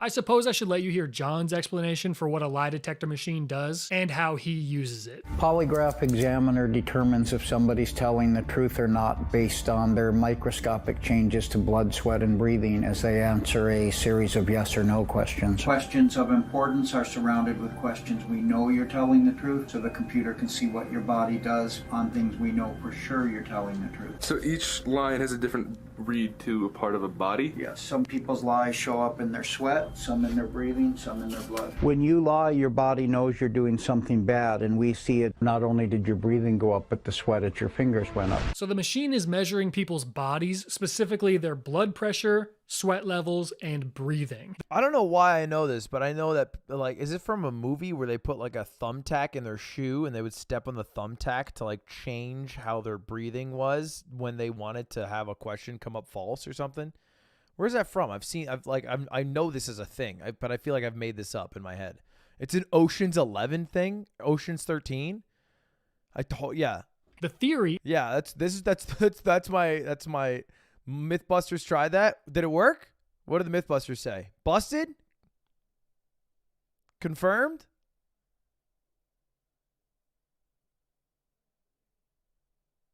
Is that when people are lying, those bodily functions behave irregularly. So maybe your heart starts beating faster, maybe your palms get a little sweaty, maybe your knees get weak, arms heavy. There's also some basic behavior that's expected of the person taking the test, and I'll let John explain that. To do your best on a polygraph, you need to answer yes or no with just your mouth, not your head. Yes or no with your mouth only, not extra loud or strong or extra soft on any. You need to sit still like a statue. Really got to sit like a statue if you can, and answer with his mouth only, no nodding. Even the tapping of your foot and hand can give you enough bad boy points to fail the test. Everybody gonna have to take it seriously, or else it's just gonna keep coming up as Bye. And there's also some more information written on his website, including what the results should look like, how you get hooked up, and many images stating that you should never test in your own home. Unless you're a YouTuber, of course, then like everything else in life, the rules do not apply to you. And I know I briefly mentioned it earlier, but I cannot move forward without showing you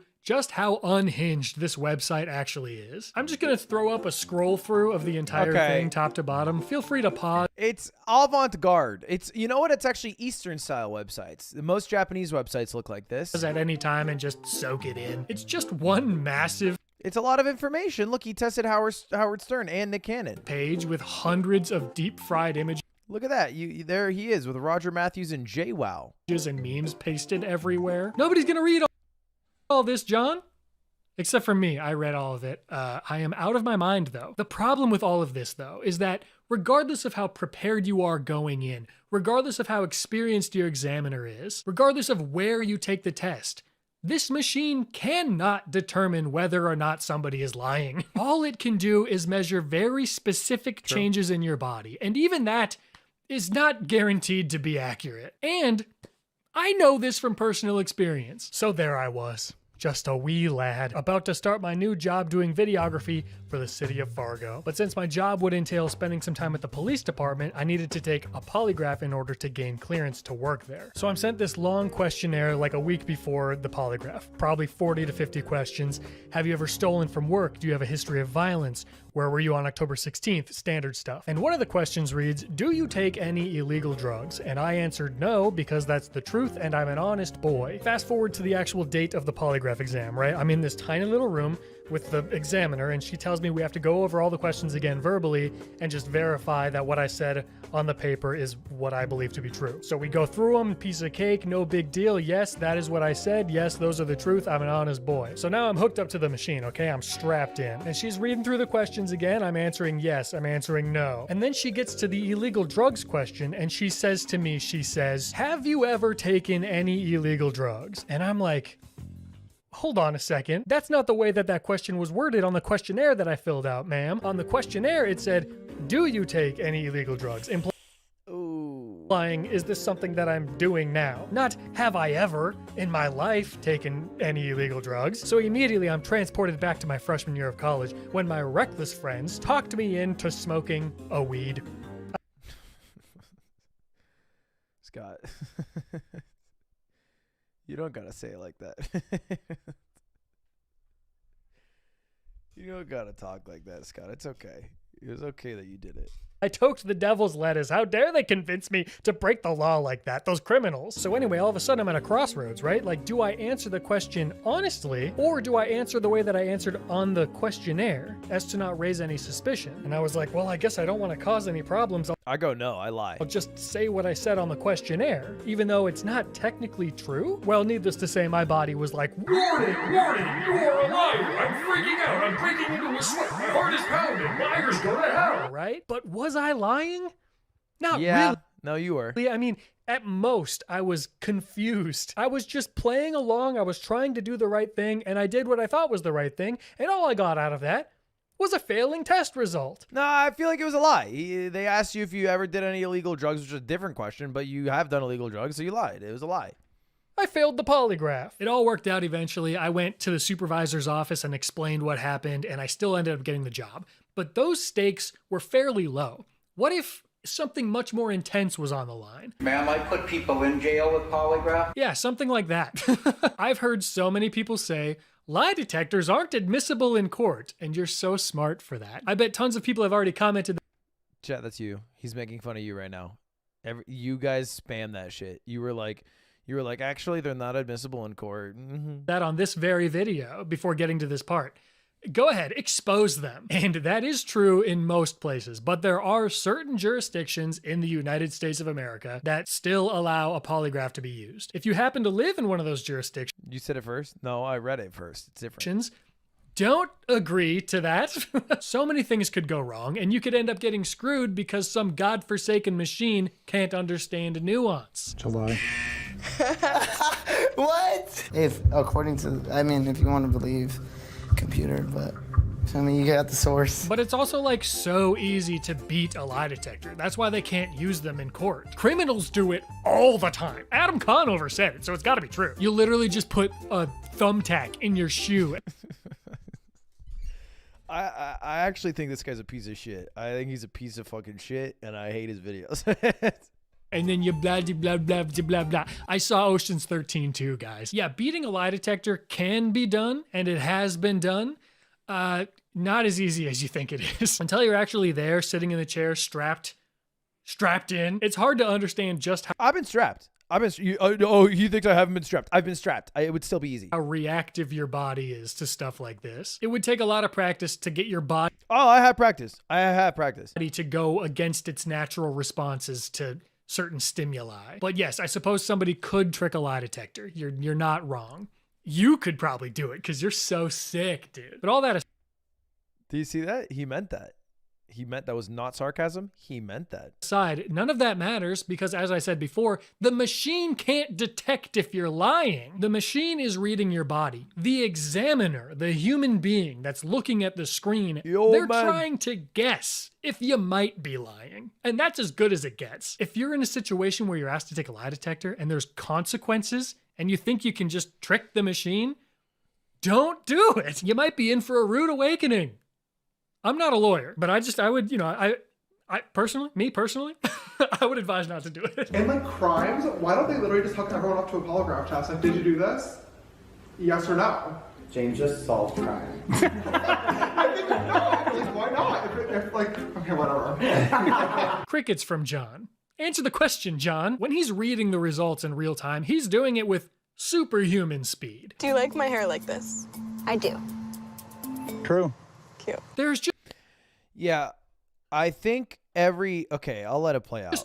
I'll let it play out before I peel the curtain back a little bit because I have a little information too, Scott. No way that any of this is correct. There's no way the readings are right. All these videos give off such weird vibes. I read vibes now, by the way. I'm a TikTok teen, which brings me to something that is a little bit less— Don't call yourself a TikTok teen. Fun?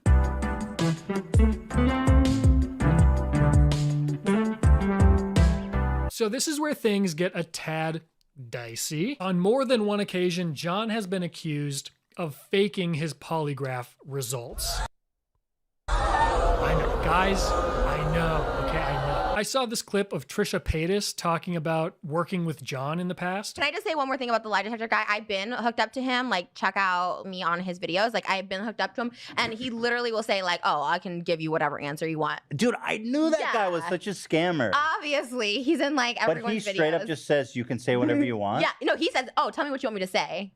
Nope, not for us. He said, my name is John, and I'm going to do the best job I can. I really believe in ethical polygraph tests. What? Yeah, oh, That's for sure. so lame. When I got hooked up to it, he literally was like, oh, what do you, like, they're like, no, say yes to that, say no to that. Like, and I'm like, okay. Now, Trisha has said some wild stuff over the years. So at first, I wasn't exactly sure how to feel about these comments. Like, my main man— You can't trust her. I'm not poisoning the well, but how are you going to trust her? John? The thumb guy? Isn't the #1 authority on truth? How dare you? How dare you say these things? But then I saw this video from James Corden's show, Late Late Lie Detector with Chris and Kylie Jenner. In the— Bro, James Corden stays biting my shit, all right? Which is actually the most insulting thing I've ever said to myself, but— segment, James asks Kris Jenner, who's hooked up to John's polygraph, whether or not she was behind the release of Kim and Ray J's sex tape, a rumor that has been floating around since Ray J started it. And here's what happened in the interview. Did you help Kim release her sex tape? It's okay. No. You're not supposed to nod your head. True. Of course it's true. Thank you. Okay. Oh, Here we like go. that. We cleared that up. Right, but did we though? Because— Yeah, no, we cleared it up, Scott. It was in the lie detector. John said it. Because Trisha said that John will just respond however you want him to, allegedly. So it'd be kind of tight though if somebody was like, like take it to the extreme, right? EDP 445 keeps trying to come back. He comes back and it's a John lie detector video. And he was like, were you going there to deliver a cupcake? And then John's like, true. Like, how far do John's scams go? Where are his morals? Will he be like, well, hold on, EDP, I don't know about all that? Or can he be bought out from anybody? Can anybody buy out little old John?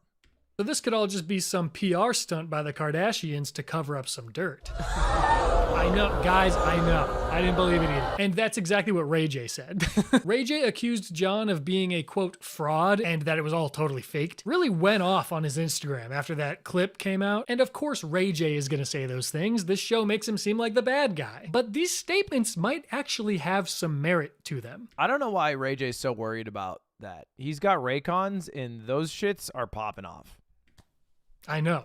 Ray J, right? John was featured on a reality show with Ray J in the 2000s called For the Love of Ray J. So they've worked together, and there's no way that shit was real. So maybe Mr. J does have some more insight than the rest of us do. I don't know. But I have also been holding on to some information for a few. Ray J owns Raycons. Where do you think the Ray comes from?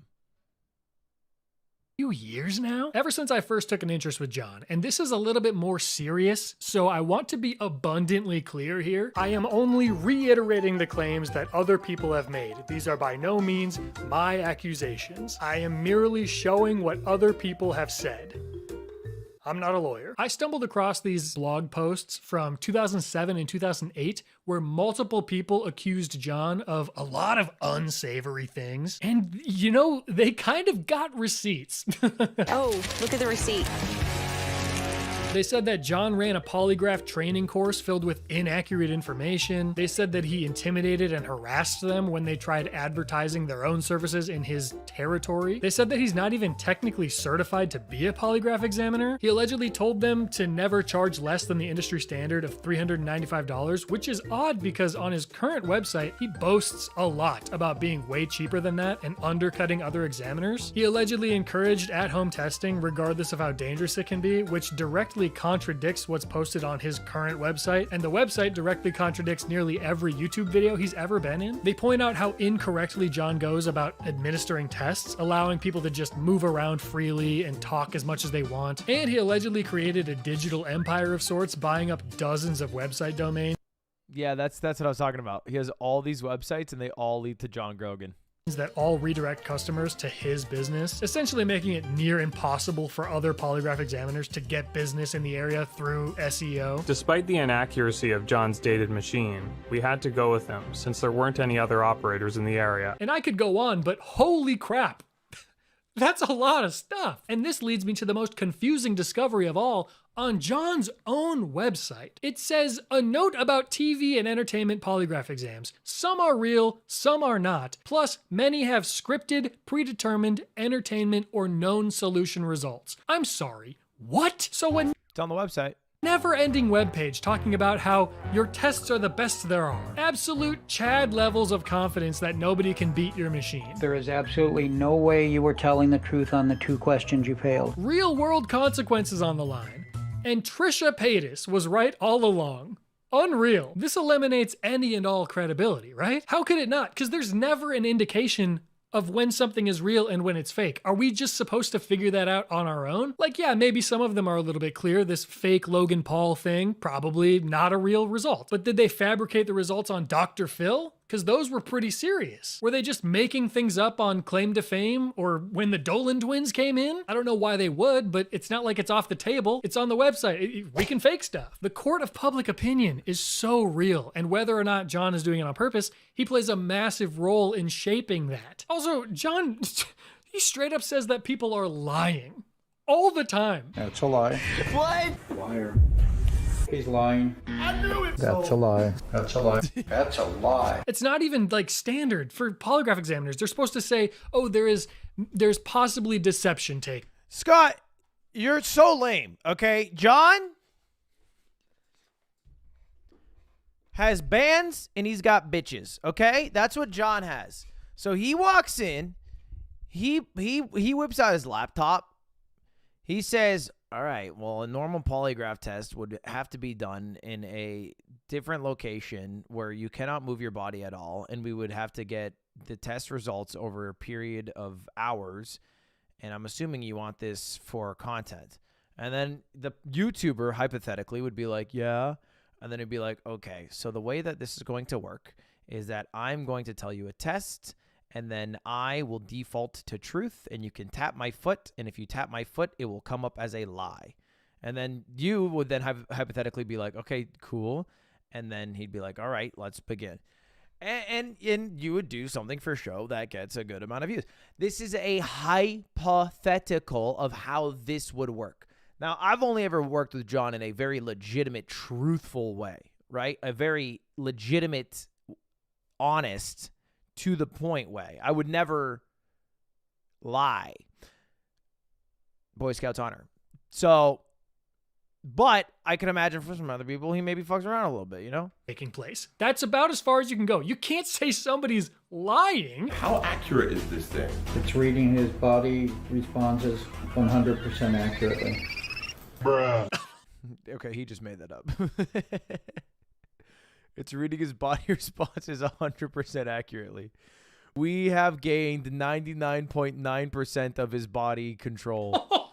Look at how expertly he danced around that question. It's reading his body 100% accurately.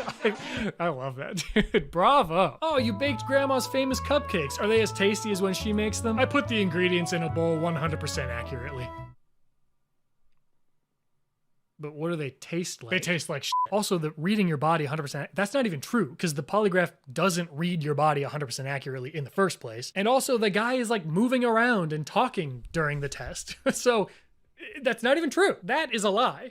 That's a lie. I would have to imagine a main reason that a lot of people are hiring this guy to do their polygraph exams for their YouTube videos is because they think he's doing it right, at the very least. Yeah, a lot of YouTubers will do anything for the sake of content and entertainment, whatever. But if they absolutely knew that none of this there's nothing trustworthy about the results at all, would they still pay for it? I'm not.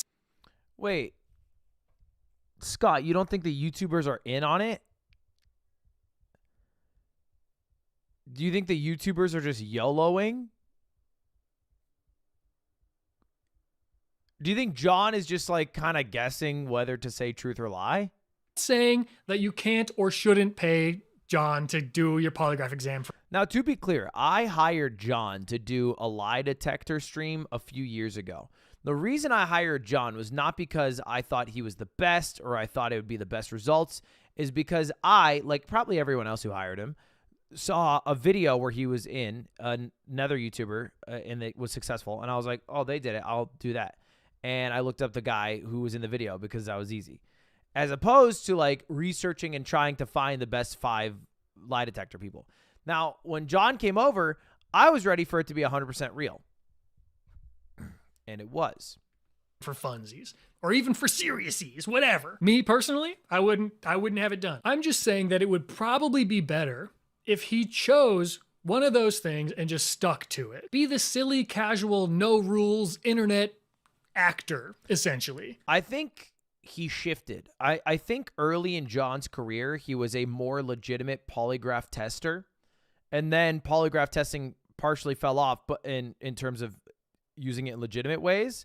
Like I'm talking like 80s and 90s. And then YouTubers got a hold of it and TV shows got a hold of it. And now I think he only does it for entertainment because I think it probably pays way better. And the hours are probably way smaller than having to do like, you know, small civil polygraph tests. Or be a professional. What's like something that I can compare it to? It's so hard. This is so weird. Maybe like an animal wrangler. If there was somebody that was doing a lot of tricks and they were dealing with animals, really dangerous animals, but then they were also just like faking it half the time and they didn't tell you which was which. I wouldn't care about that person then. Because it's like, well, if I don't know what's real and what's fake, why even bother? Why pay attention? Except hopefully animal wranglers aren't putting people in jail. So I see him in a lot of videos. If I see him in more going forward after looking into all this, I might feel a certain type of way about it. But then again, if I never see another lie detector video for the rest of my life, I'll be overjoyed because I've watched hours of them for this and I'm just so sick of it. It's like a boring Q&A with extra steps. It's not my cup of tea. Anyway, I think that's all I got for you. Some are good though. Thanks for coming. Some have value. Along this journey with me. I don't know where we go from here. I don't think we do go anywhere from here. I think that's kind of it. If you're still here, I'd appreciate just, check out another video. There's other good ones on the channel. Check out another one. The next video that I post will be accompanied by some new merch. New merch, baby. There's gonna be a lot of new items actually. So watch the German. The German lie detector video did not have John in it, famously. I have a little trick up my sleeve if you'd like to. If you'd like. I hate this video. I love it because it's funny. I hate it because the lighting slowly gets so terrible through the end of it because they have like one window, and so it becomes like literally unwatchable partway through. Like they all did drugs and they're doing an anonymous interview, and then they turn on the lights after a little bit because they realize it gets so dark. There has been at least 3 of us, so.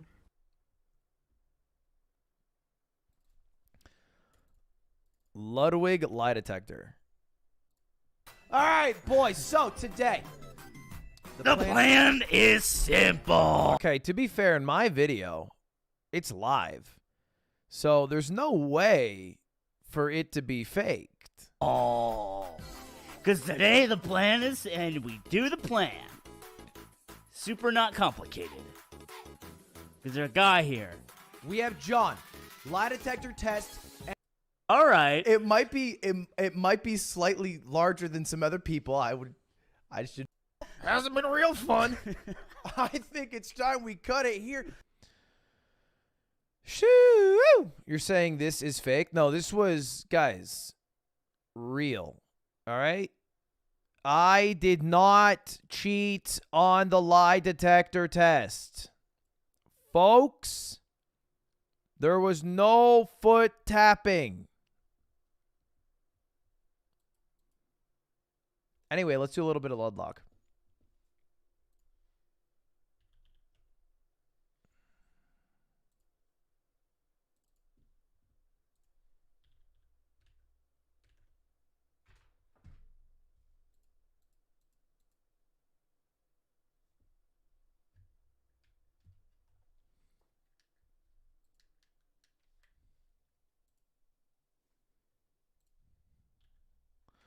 Son of a bitch.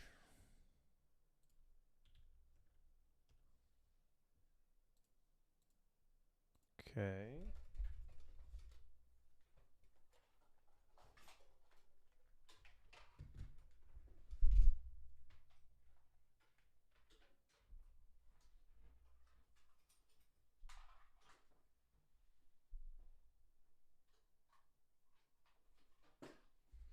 Huh. All right. Anti-load.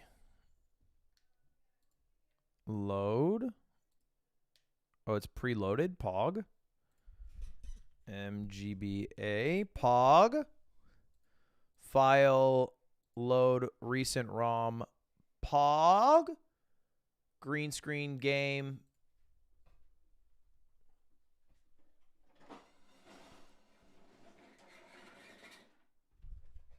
Okay. Green screen now on.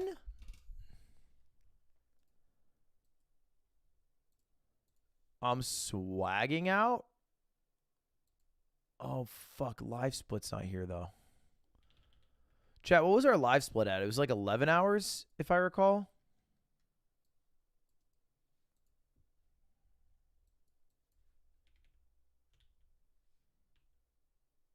$12? No. Is that right? I thought it was like 11.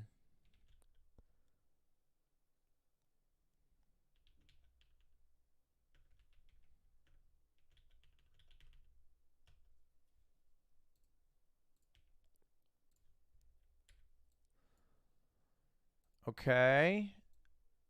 The only other thing.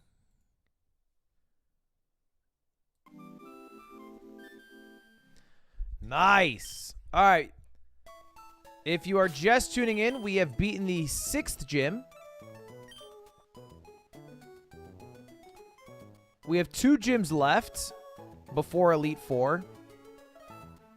And then the whole Team Magma, Team Aqua thing. So we got a little bit to do still. Today I'd like to ideally beat the 7th gym and then deal with some of the Team Magma stuff.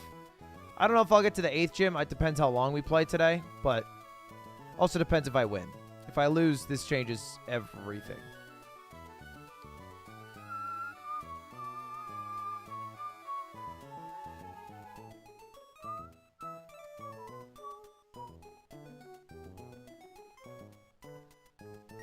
All right, you should go to every sub-city in LA and rate it based on food, living conditions, and culture.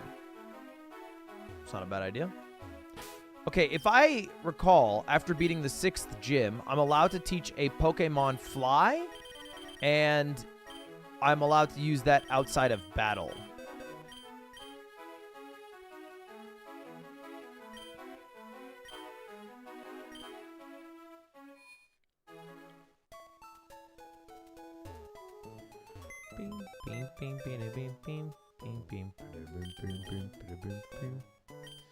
I'm not going to give the Pokemon pressure washers. All right, let's get rid of you for now. See you, K-Way. Chat, tomorrow at 2 p.m. is when we're doing the myth stream. 2 p.m. How do you get your chat overlay to look how it does? Truffle. Truffle people did that. Maybe Otto did that. Try giving Fly to Gyarados. I honestly did, and it didn't work. So I had to whip out the Pidgeotto. Fly over Gust, sure. Okay, all right. So now... Hey, Lud. Long time YouTube Where do I go? watcher, first time stream catcher. Hello. Been super cozy to fall asleep to. Keep up the great content and good luck with the run. Thank you. I think I'm supposed to say thank you to that. Or I'm supposed to be insulted. But I think I'll say thank you instead of being insulted.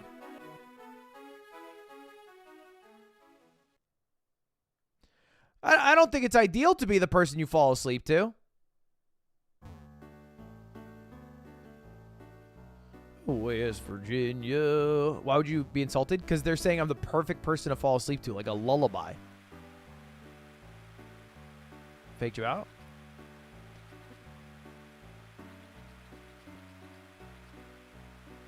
First time tipper, how do you like your pizza? Also, pepperoni. Tat, you're fucking stupid. Stop spreading misinformation. I don't know what that was about. I don't know why that donator was so mad at you guys, but you guys are in trouble.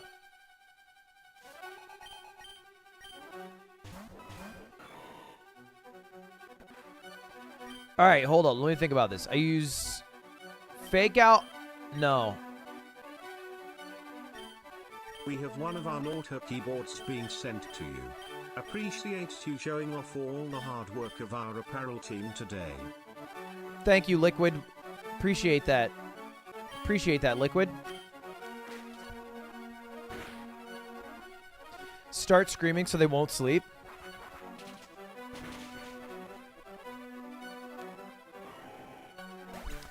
That means you're interesting enough that they to want to fall asleep but not energetic so they can't. Okay, I'll take it. I'm not insulted.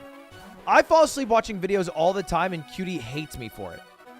I'll watch a TikTok and it'll just be playing on loop for like 6 hours before I recognize, and then I turn it off in my drunk sleep state. I forgot flying is good against fighting. What?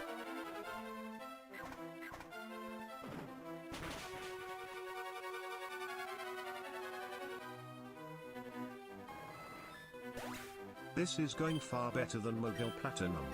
Maybe a little too well. Always been my favorite content creator, so keep it up. Appreciate you. Yeah, I think for this Ludlocke, I might just be goated, and it might be too easy. My skill level might be a little bit too high, frankly. But I guess we'll see. Maybe it's a little early to call it, perhaps.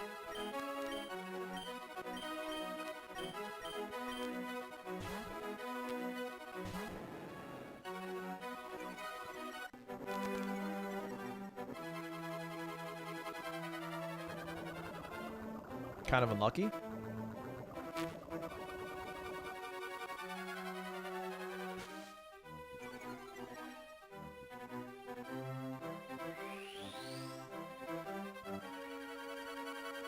Can you play Rayman 1 someday?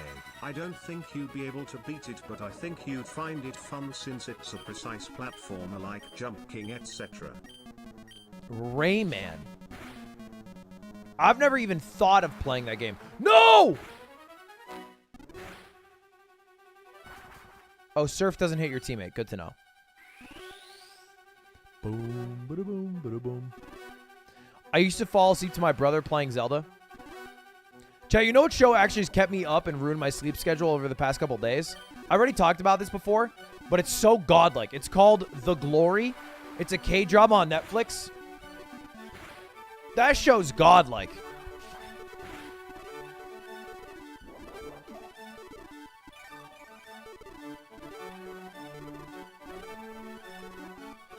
Every time I tune in to watch one episode, I watch 5 or 6.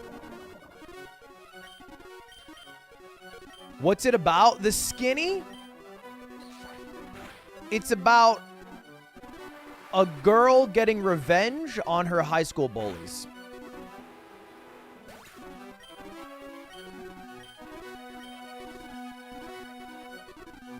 But not like, you know, 2004 George Bush high school bullies where it's like, you know, like jocks being like, "Sup, nerd? I'm gonna stuff you in a locker." Like serious psychopath bullying, damn near, you know, I won't, you know, insane. Just assault. Like 13 Reasons, but without suicide. Yeah. I guess. Yeah, if you wanted to relate it to it.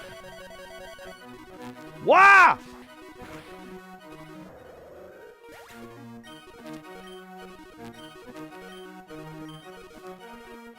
How many fucking Pokemon do you have? Seriously? How many?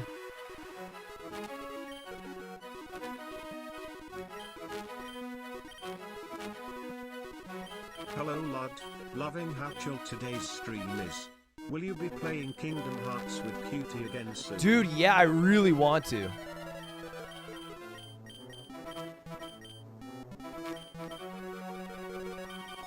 So we've been talking about doing it. Let me wing attack the Absol, I guess.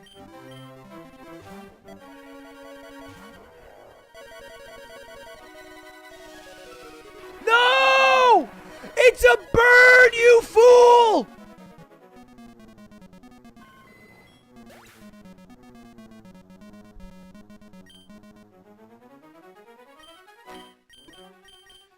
I forgot it was a fucking Hey, Ludwig, bird. Can you please put in Subway Surfers gameplay? It'd be way better than watching you throw.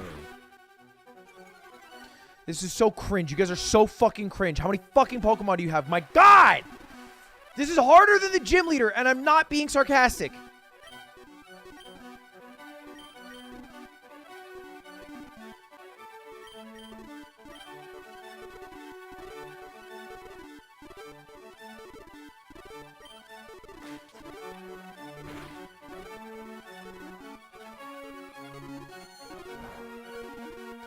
How is it not very effective?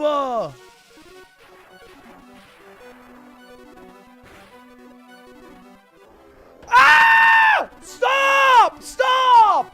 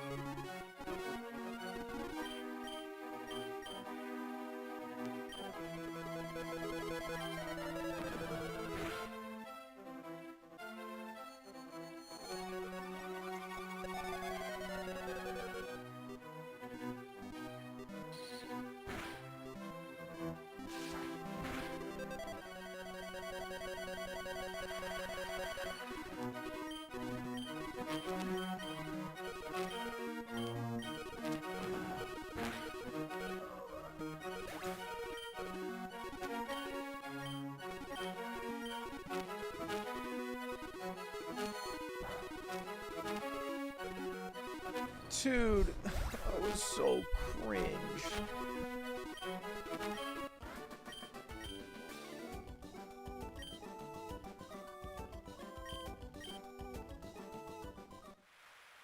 I didn't want to fight to them. Oh my god, I'm poisoned.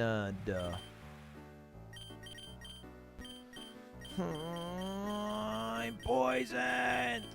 Antidote.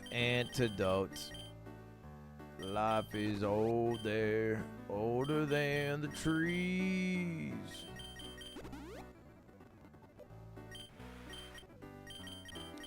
Dude, I'm so fucking sad I lost my Makuhita. He was so good. Where I belong, West Virginia, Mountain Mama, take me home, country road.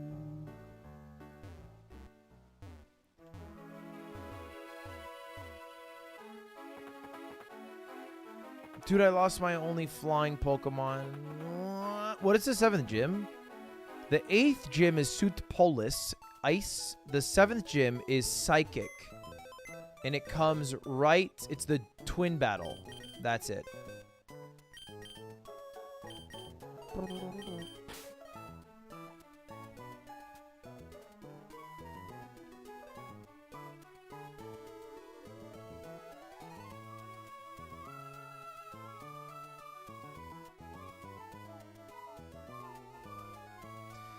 Alright, well this means we do have to ban Makuhita. Ludwig 7's in chat.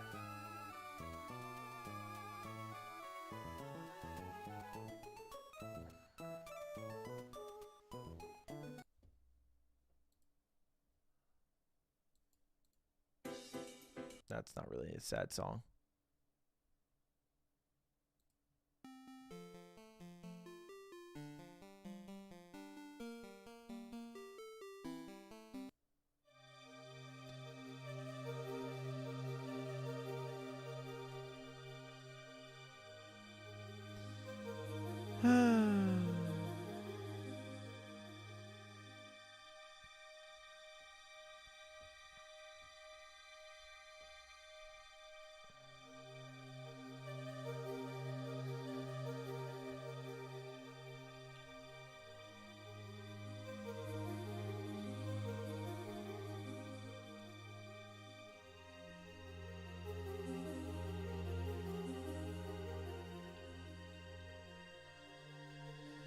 All right, that's a ban for Skadiz.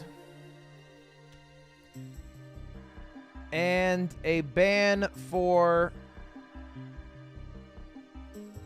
Wait, can I ban this person? Hold up.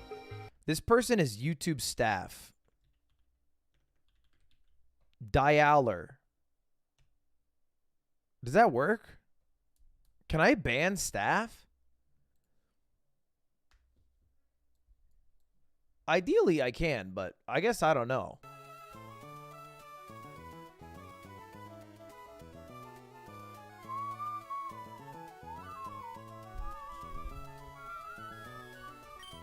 All right, I gotta think now. I gotta think. I lost my fighting. Oh, man. Oh, brother. Oh, brother. Okay, let me bring back Ampharos, because I think that's a pretty powerful Pokemon. Let me bring in Trap Inch as well.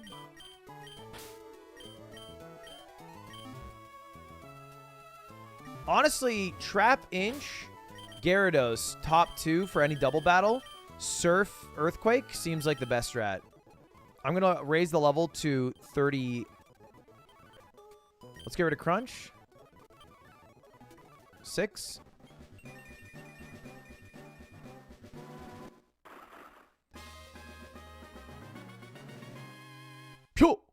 I forgot about Vibrava. I literally forgot about this Pokemon. They're trying to learn Dragon Breath. I don't think it's a very decent move.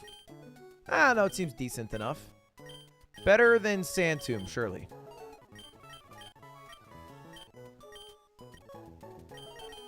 What is the typing? Ground Dragon. That seems like a really decent typing.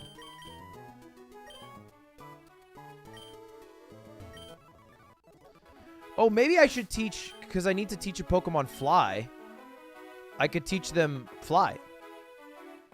They're not very good against ice, yeah, but that's okay. If I don't run into ice, I don't run into ice. Is there a level cap? The current level cap is 36, but the level cap increases based off the gym that I'm headed to or the gym I just beat. So the gym I just beat was level 36, so anywhere around 34, fuck, to 36 is ideal.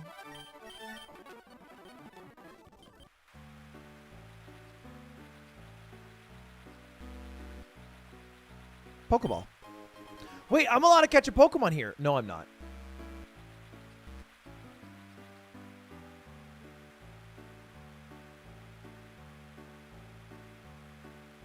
The grass is indiscernible.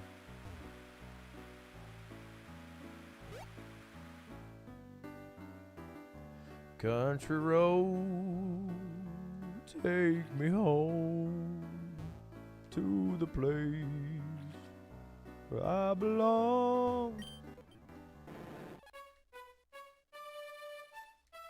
All right, there has to be a secret item here. Like, why would there be an island if there was no secret item here?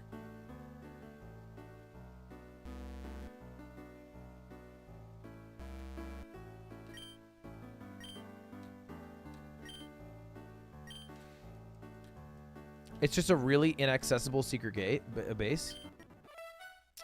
How many people have been banned so far? It is now 29 people. Which isn't bad. Not great, but not bad. Excuse me, Charlie. Pokeball.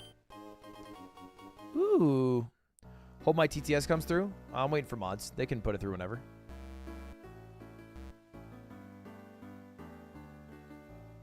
Wait, ready? Timing, timing, timing. Huh. Oh, I love this place. Being a YouTuber that people fall asleep to is a crazy good play for video watch time, especially if autoplay is on and it keeps running through your videos. Did that with Northern Lion for years. Oh, you know what, guys? Then please do fall asleep. Hey, is this a I new just area? want to thank you for teaching me poker. I won a 16-person tournament today. Remember, chat, your next big win is the next one. True.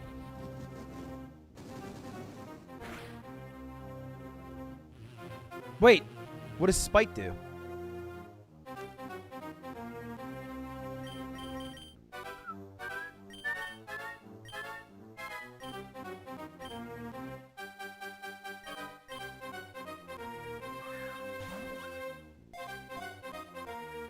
This Pokemon looks racist? Wait, what do you mean? Like, it looks like it would say racist stuff?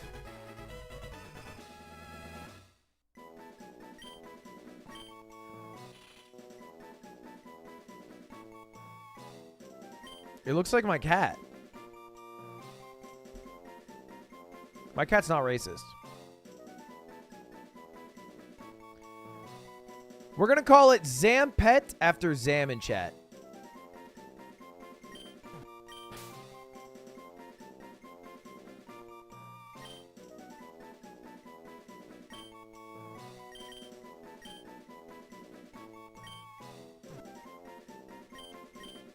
Zampet. Coots is not a little racist. Okay, we're to move to Mount Pier. All right. That's the Savari zone above me. Below me is the ship to Mount Pier. Do I have to sail the ocean blue? Hey, Ahead Art, looms Mount Pier. Long-time fan. Okay. I'm visiting Japan next week and wondering if you had any hidden gems or off-the-beaten-path places you would recommend.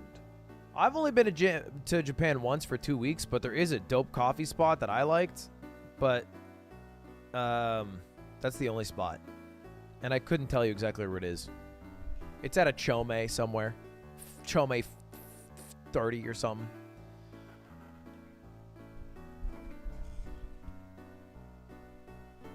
Oh, I did think, shit, what do they call that? Ludwig, my man, going Yo. back to beginning a stream, you like the middle seat walk playlist. No. I don't like the middle seat. If I'm flying southwest and I have to pick late, I would rather just get a middle seat than do the whole song and dance to go to the way end in the very slim hopes that I happen to get one of the remaining aisle or windows. But I'm not like, oh, please give me the middle.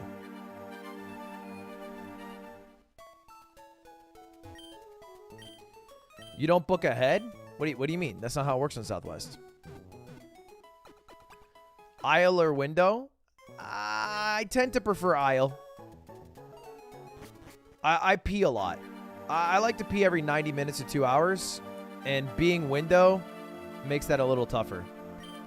On our honeymoon, we vowed to see as many rare Pokemon as we can. So we're delighted to see a rare Pokemon as we arrived. I mean, we are totally happy.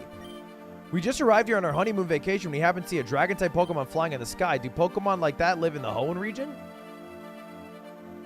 Cool.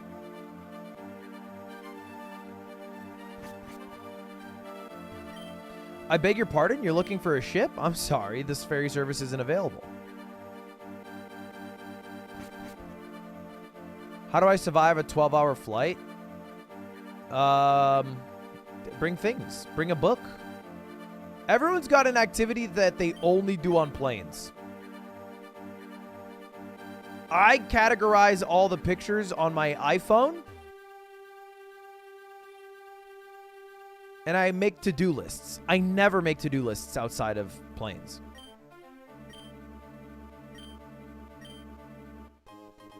Oh, fuck. Thanks for a citrus berry. Wait, that's actually mega valuable.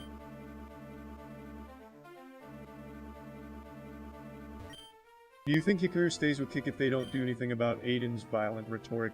Not sure if you or the chess crowd cares about optics in this scenario. Do you think Aiden stays with Kick if they don't do anything about Aiden's violent rhetoric? Yeah, bro. He's getting paid millions. I think it's... I think people's morals... I'll battle with you. No! What?! Battle with me so I can check out your Pokemon. No. Oh, why? Coots, haven't you been raising your Pokemon? That's not a very good showing as a closer.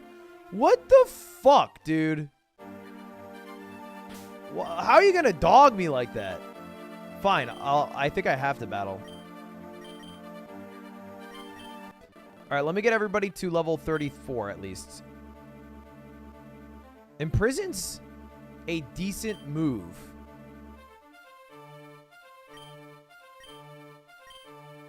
In very situational positions, most of the time it's bad.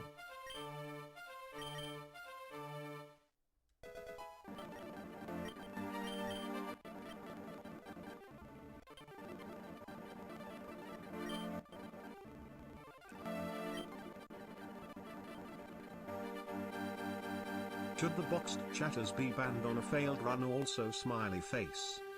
Do all the box users get banned? No, only the people in the party is generally how this operates.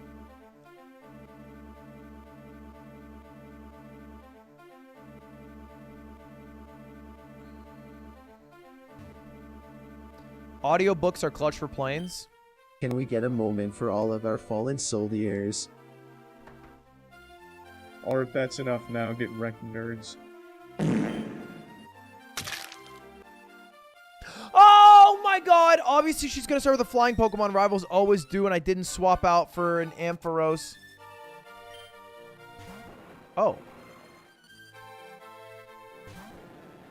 Okay. This actually works out well. Let's just use Dragon Rage. Maybe Strength? Dragon Rage.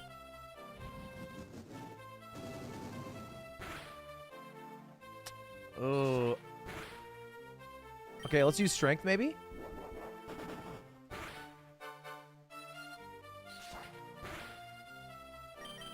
Strength again. Call it a day. Peace.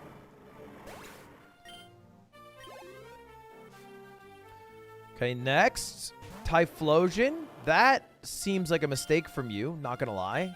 I'll hit you with a Surf.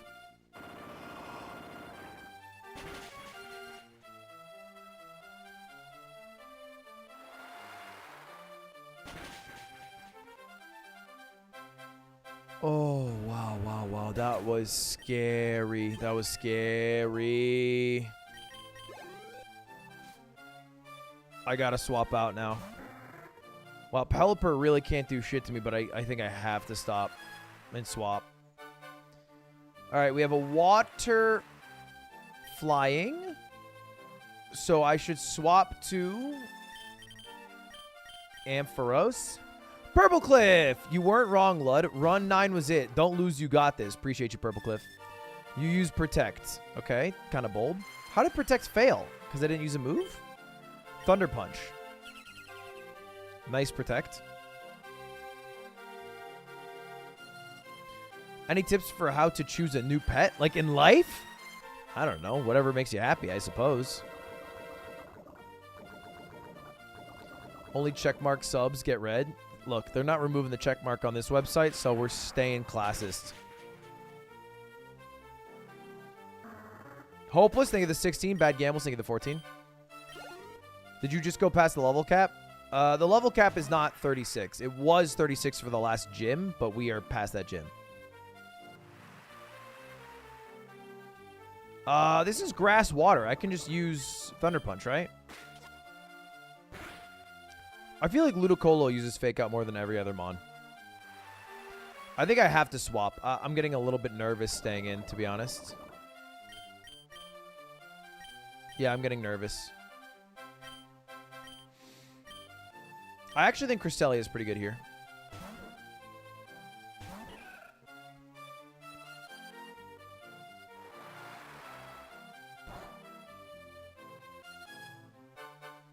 We just have such different opinions on what not very effective means. Such wildly different opinions.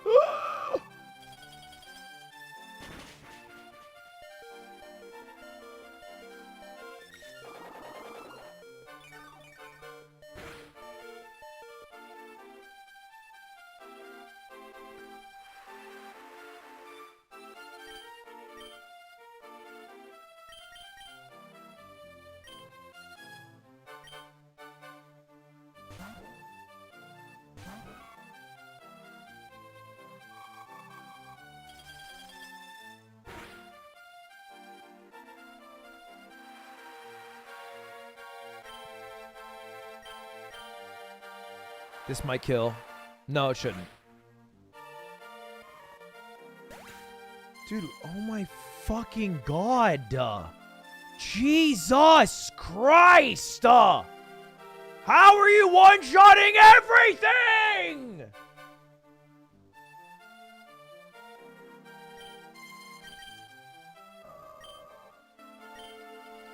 All right, Gardevoir's special defense is high.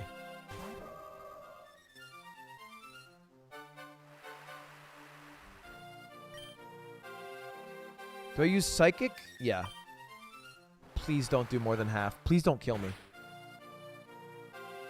Less than half, Pog. Kill. Huh.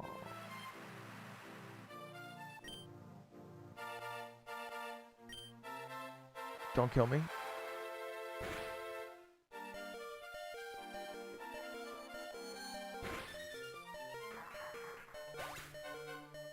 I should have shockwaved on my first turn. That way I would have had 2 hits without the stress of... Oh, if that crits, you probably wipe.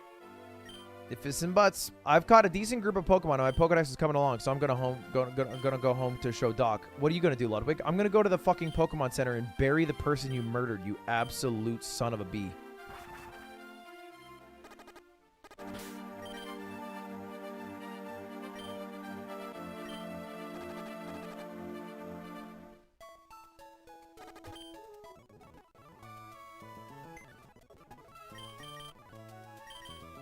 All right, we have to say goodbye to our HM brother-in-arms, Senbred.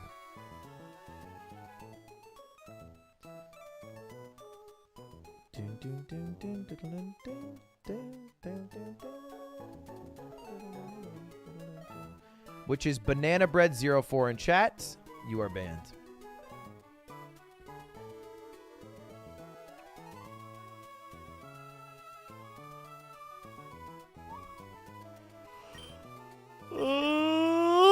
Okay, let's bring Shuppet into the squad. I think folding in a Shuppet is a decent play. I also kind of want to swap out Roselia. I think Roselia, all things considered, was a very valuable Pokemon coming in. But now, I actually think she's too weak. Her defense and health are so low. I love the moveset. I just cannot risk somebody who is that weak. It's a liability. I much prefer somebody with just a higher overall health.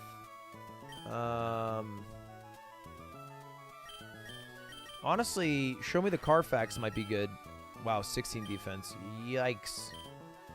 Maybe Armaldo? Well, let's just do oh, shit, who do I add? Maybe I go Sceptile. Let's do Sceptile.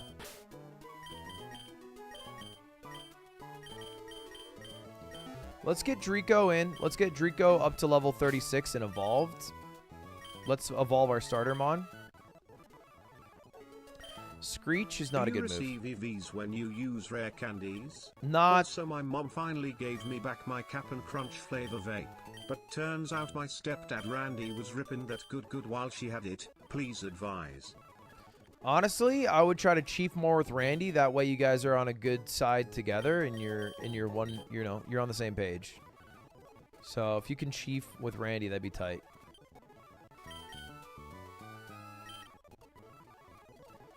Agility's decent. Agility's a better setup move. The song Halloween by Houseplants feels like it's your vibe. I'll check it out.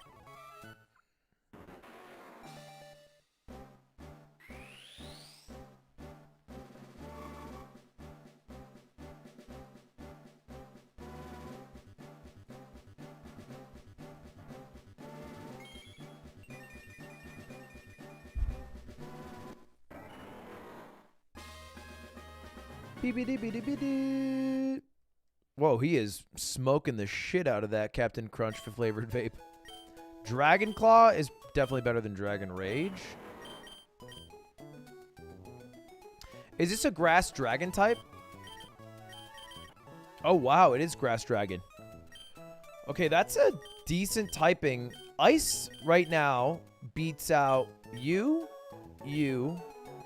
and that's where it ends. So not the worst thing in the world. Let's get our Shuppet up to snuff. Will-O-Wisp is amazing.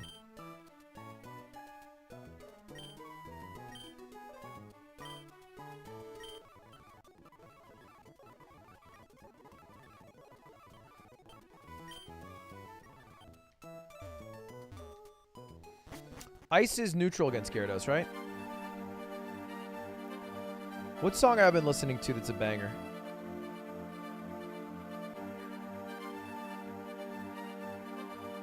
I think it's... I can't tell if... I think it's an Indonesian duo. He's got me singing again. I don't know if it's actually Indonesian. But the names look Indonesian to me. Wait, they got leftovers?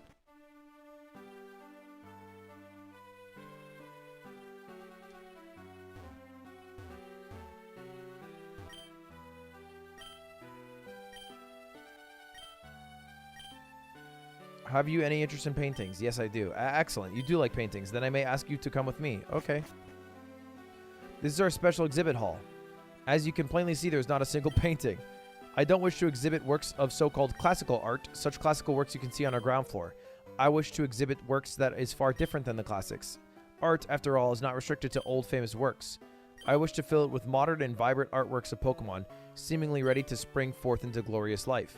I beg your pardon, I didn't intend to monopolize the conversation.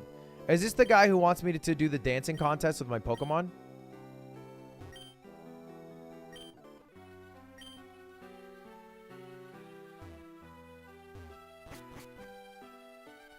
Alright, enjoy the NFTs.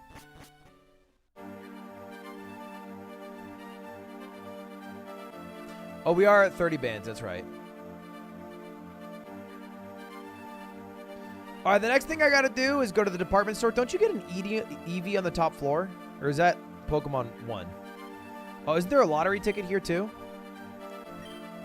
Lottery corner. Yeah, let me draw a lottery ticket.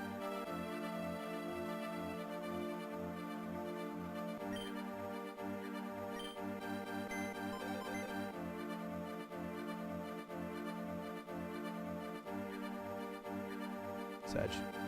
It's 32 bands? Is it? Are you guys right about that? I think you're wrong. It was 27 when the day started. I haven't had 5 bands, have I? What? Okay. All right, what do you got for me? Welcome. How may I serve you? Buy. I would like to buy from you. Ooh, I'll get some hyper potions. What is that? 200 HP? Yeah, that's more than enough for now. Let me get, let me get 10 hypers. I will get actually some, nah, max repels are a quality of life. Unnecessary to have that. From you, I'll take, let me get 7 ultra balls. I don't want to spend too much here. Recovers half the HP of the damage this move inflicts. Wait. That seems amazing. Is it what is it, grass? Recovers half the HP. What is that? Ultra Drain? Is that Giga Drain? I guess I already have Giga Drain, so I don't need it again. Hooks and slashes the foe with long, sharp claws. That's Dragon Claw? Dragon Claw is decent. Okay, probably not worth getting, but, you know, good to know that they have it here. How may I serve you? I would like to buy... Ooh!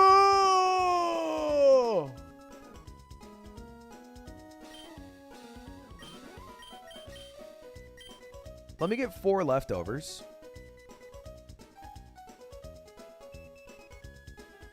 Maybe 3. Nah, I'll get 4.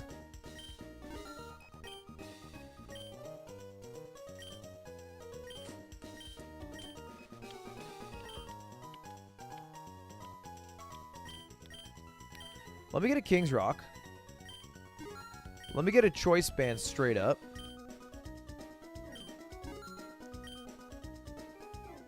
Let me get a Focus Band. Seems kind of YOLO. Seems kind of fun.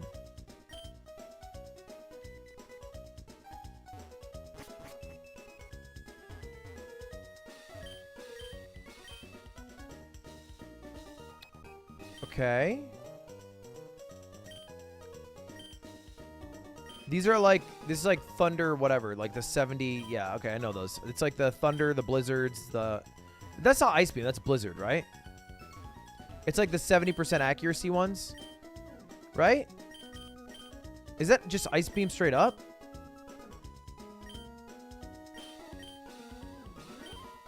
Well, I'm fucking broke, so GG. That is Thunderbolt and Ice Beam. Oh, those are the good ones, okay. Well, I can't buy them, so... we just gotta chill for a moment. What I do want to do is spend this time to equip my items.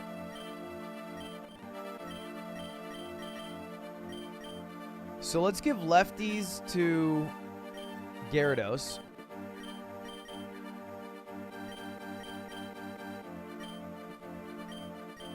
Let's give King's Rock to Draco.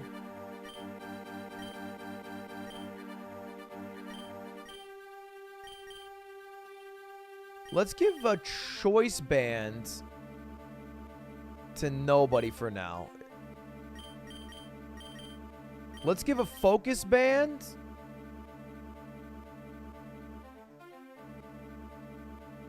to Zampit, our lowest HP.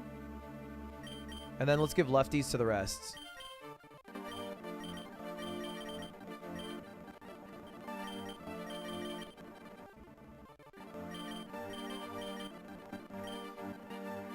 You can sell all your Zincs. Oh, that's actually a good point.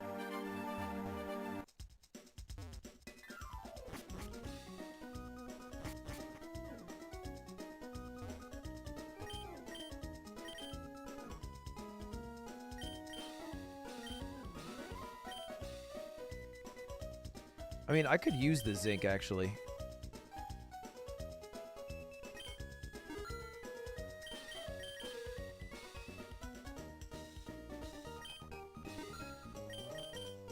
Yeah, the moment I went to sell it, I was like, you know, low-key, I could kind of use it.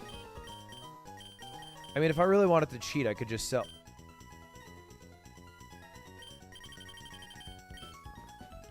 How did they know that I would scam?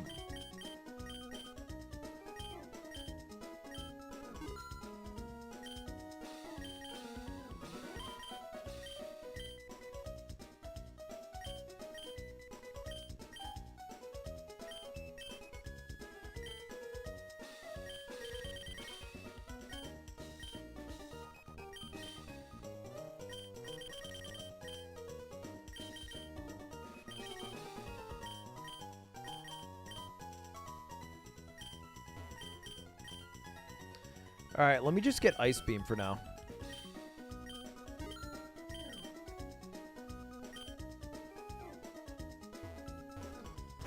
Not worth the zinc? I feel no need to sell it in the short term.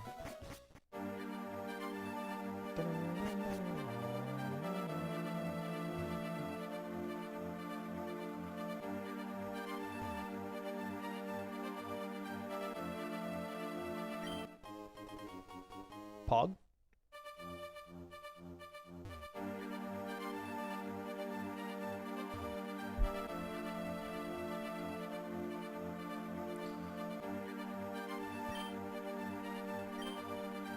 I believe you go to Team Aqua's base now that you have to swim to the right.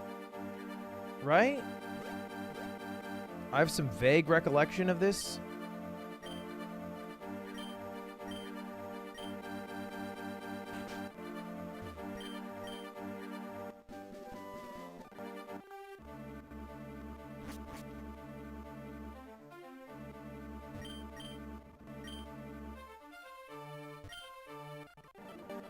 You got to do Mount Pier first. Oh, yeah, you're right. Wait, haven't I already done Mount Pier?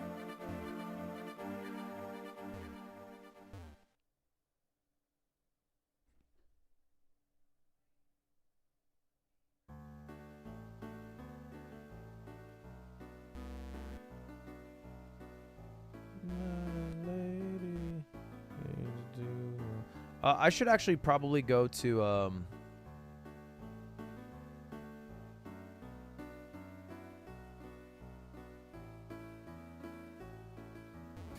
aw, you SOB.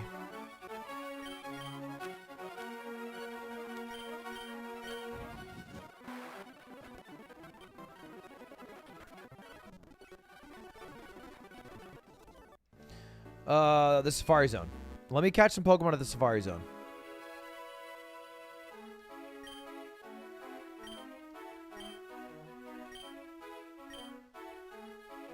Oh my god. I forgot how cringe this game was.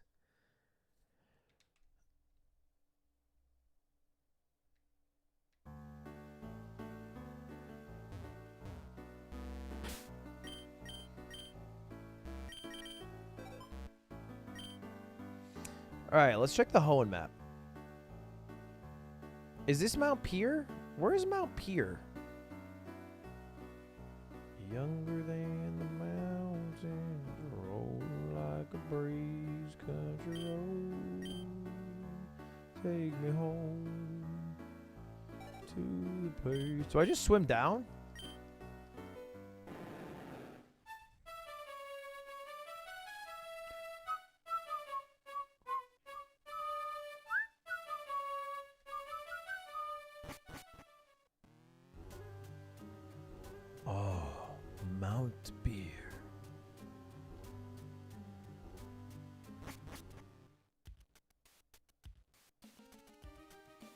So any Pokemon in this area is a new wild encounter.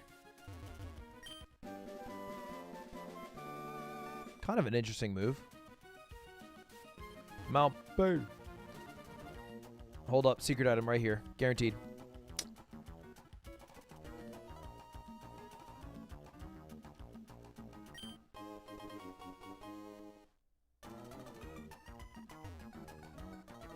It's pronounced pyre, like fire. Is it? I just found an Ultra Ball.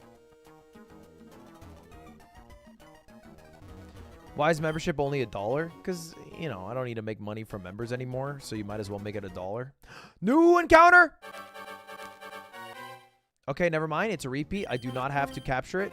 It does not count as my encounter.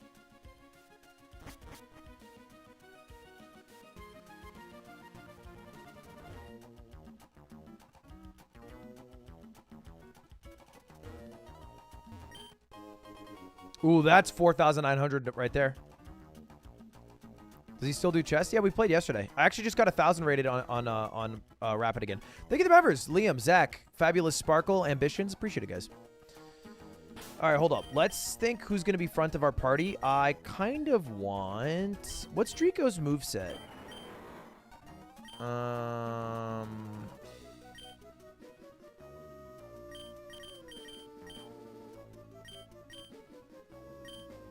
Give me Gardevoir for now.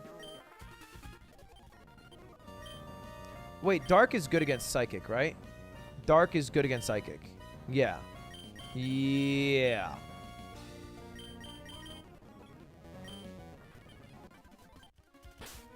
Oh, So let's actually put Bruffy in the front, and let's do that.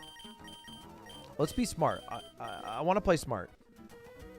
I'm trying to be my small ant. Hey Ludwig, please help me decide what 99 I should get in RuneScape, fishing or fletching.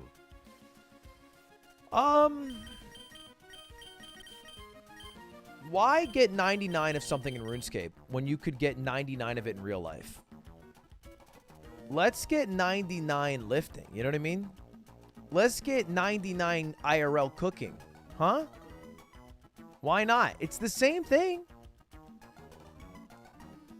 No, I'm not saying work on getting 99 hoes. I'm just saying that generally, the same way you grind skill sets in RuneScape, you do in real life.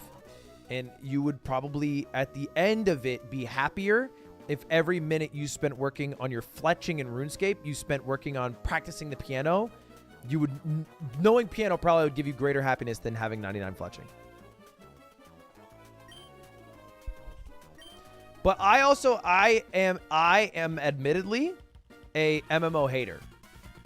I used to play a shit ton of MMOs, and now I cannot play them. I feel like I'm ruining my life. 99 didn't ask, bro. Okay. If I had to pick between the two, I would pick the one that is fishing, because I know it. I don't know fletching. Like, I didn't have membership, so I couldn't do fletching. Whalmer and Poochiana. And Whalmer looks like Lightning McQueen. Great. Let's Thunder Punch Whalmer, and let's surf. Let's Thunder Punch the bat, and let's surf. Let's Thunder Punch the dog, and let's crunch the dog. Easy. Hey Ludwig, there is a stain on your shirt. No, there Slash isn't. April Fools. No, there isn't. I know there isn't because this is one of my nicer shirts, and I rarely wear it.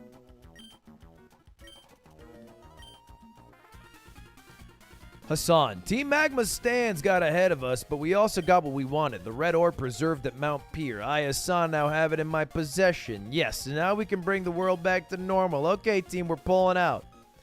Oh no, this cannot happen. Not only the blue orb, but even the red orb has been taken. They must never be separated. They belong together. What are those men trying to do with my orbs? Oh yeah, Team Magma took the orb? Well, in their haste, they left this behind. I can't imagine what it does, but I want you to have it.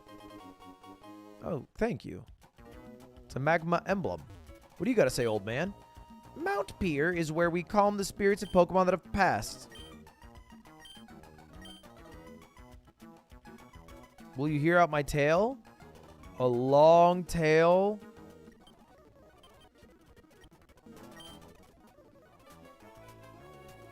Okay, great.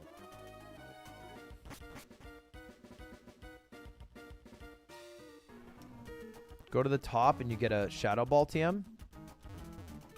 Is this not the top of the mountain?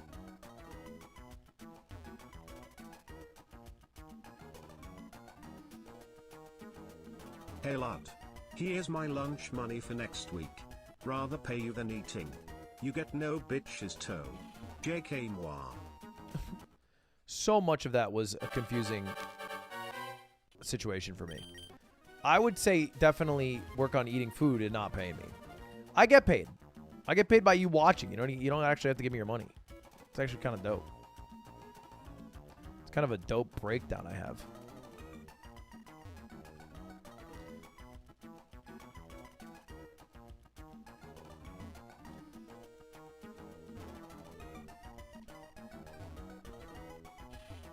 All right, let's get my encounter.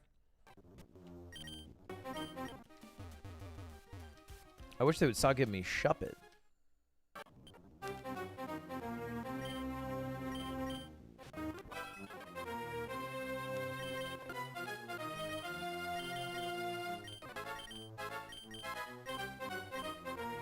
I don't want to kill it, but I do want to hurt it.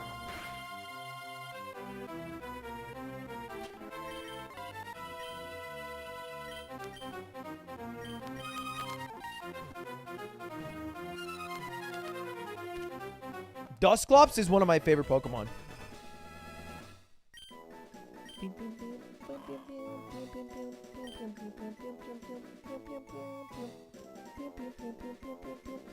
We're gonna call this guy.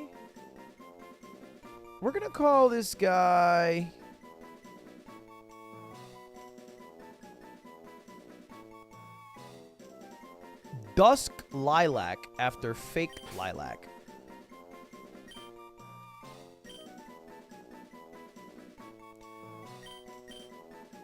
Should maybe just be Dusklack, but it's okay.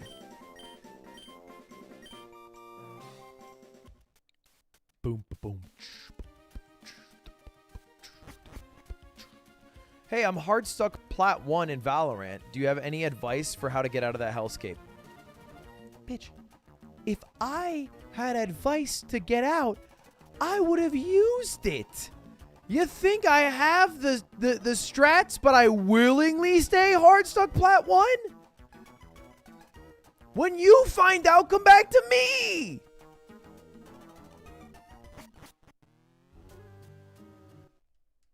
So far, it literally feels like a coin flip, and my performance actually has very little to do with the outcome of the game.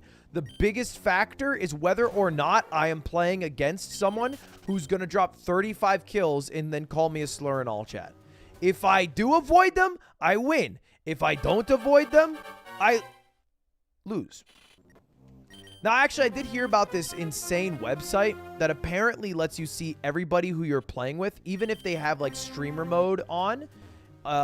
It's like Blitz, but for Valorant. And so I think my new strat is to use that to successfully suss out who I'm up against. Chat, is this a new area? Am I allowed to catch a Swalmer?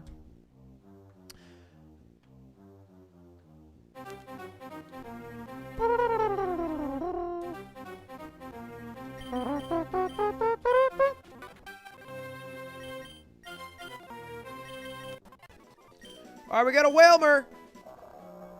Why not just practice your aim? Usually that's like the worst thing to practice. Aim is, I think, an overrated skill to practice. We're going to call it Almer after Owlcog A7. And look, I'm not a pro, so don't listen to me. But I think people obsess over improving aim because it feels nice to snap on someone's head. But realistically, it's like your decision-making and general knowledge is something that would be way more valuable to improve. Your comms, your character pool. Wait, I don't care about Shadow Ball. I'm not going through this goddamn rigmarole. That's because your aim is bad? No, I frag. To be clear, I frag out. I'm very good at Valorant. Guys, when I play at night, people recognize my voice sometimes, and they leave. I swear I am not making this up. Mouth open, guffawed at what I have done for them. When people get me as a teammate, they leave oftentimes cheering my name, asking for what channel to subscribe to, singing like my praise in chorus in unison. Bro, I'm regular IGL and top frag. I'm like if Sim and Flya could be rolled into one person for plat players. Not on stream? No, on stream I'm actually way worse. I think it's because you guys hurt my feelings too bad. I can't emotionally get over it. Dope. Why are you hard stuck plat 1? Because I go up against Smurfs and then my team doesn't listen to me or they don't calm. I'll actually tell you the real reason. The real reason I'm hard stuck plat is because I solo queue. And solo queue has much higher variance than duo queue. Duo queue is infinitely more consistent than solo queue. That is not copium. Everybody would agree with that fact. Everybody would agree with that. Everybody claps at that fact. There are literally 2 factors for why I lose. Factor 1, I solo queue. Higher variance. Factor 2, and this one's actually super big that nobody thinks about. I play at 11 p.m. after stream. And everybody who plays at 11 p.m. on West Coast servers, no comms. It is 0 comms. They are high half the time or drunk with no microphone in sight, insta-locking a duelist, and basically feeding.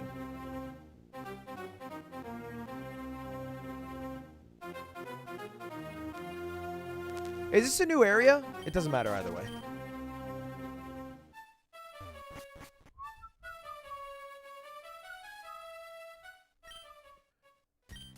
I hear Team Magma's trying to awaken and pog Pokemon at their hideout, but where might their hideout be? What? Are you Team Magma Grunt? I hear Team Magma's after an awesome Pokemon at Mount Chimney.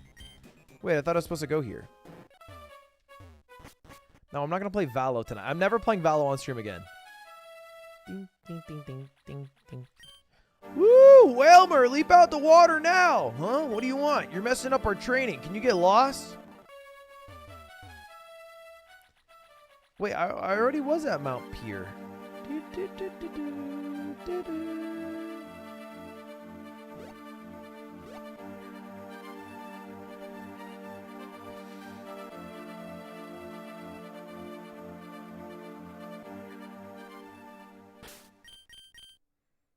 I gotta go to Mount Chimney? Alright, let's fly.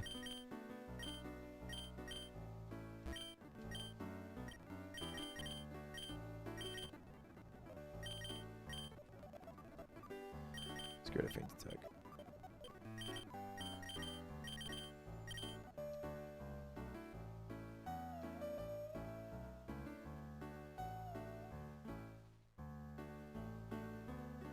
Where the hell is Mount Chimney?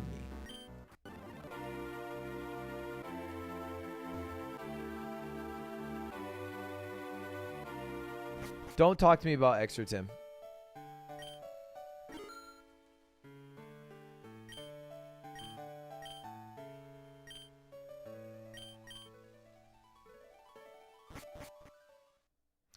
Oh, is it that place up here?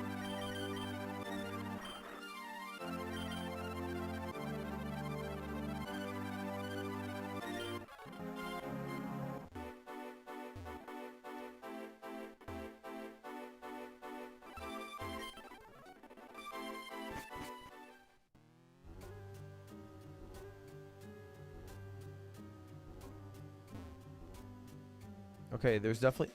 You're a trainer? I thought you were an old lady.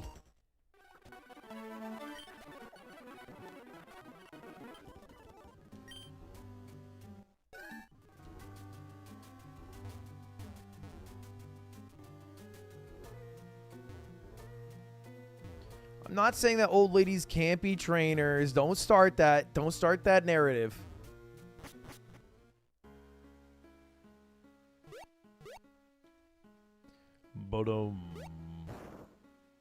Oh, this boulder is shaking in response to the magma emblem.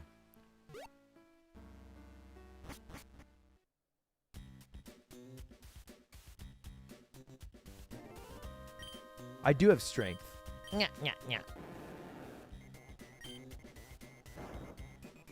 I don't remember any of this. I think this is only if you've played Sapphire version. If you've played Ruby growing up, you would not know this area. It's exclusive. Maybe I'm wrong on this, but I feel like it's exclusive to...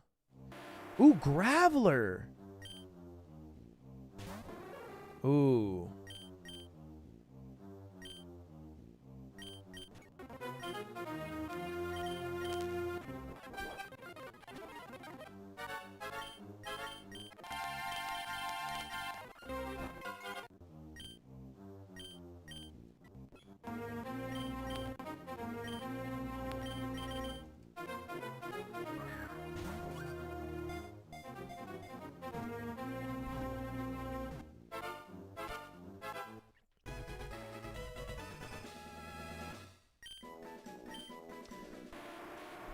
All right. What are we naming this guy? How much copium does it take to convince yourself that's why you are hard stuck plat 1? Okay, I gave like a nice detailed explanation why I could be hard stuck plat 1. If all you want me to say is I suck at the game and I'm never gonna get better, we can do that. Are you happy? All right, did the monkey say the thing that makes you want to clap? We'll do that.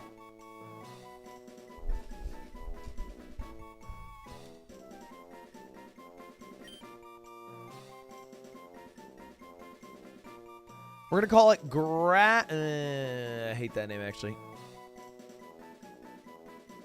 We're going to call it Cablum after Cabba. Maybe Cablum? Cablum.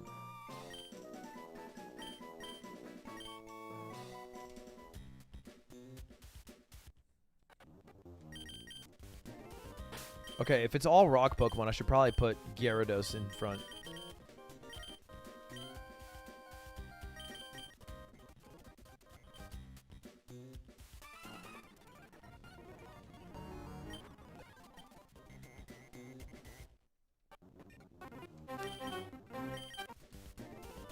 Oh, there's an exit. Oh, there's an entrance.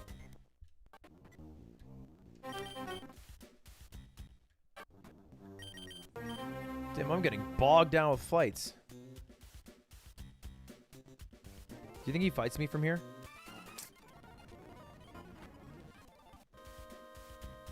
Whoa, your vision's insane!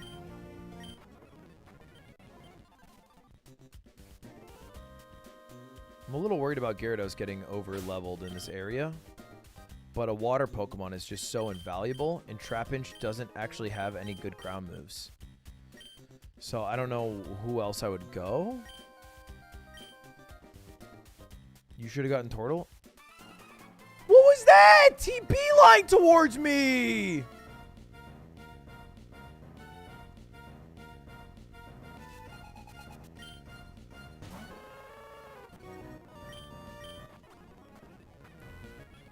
I'm gonna run out of PP the way you guys are.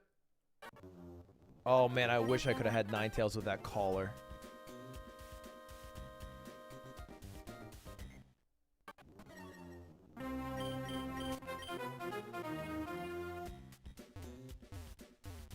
Because it's cute. It's a cute collar. Don't. I don't like this narrative that you're spreading.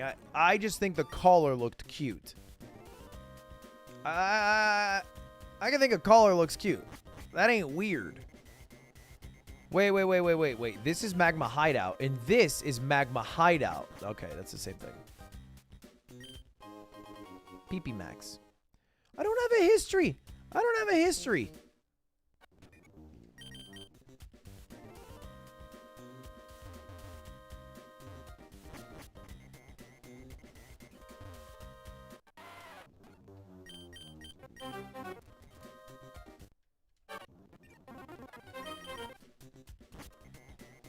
Okay, I need to find where to go.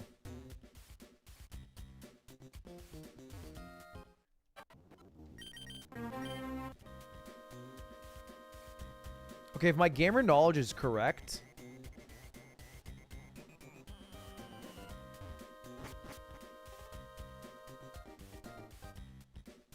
this is the wrong way.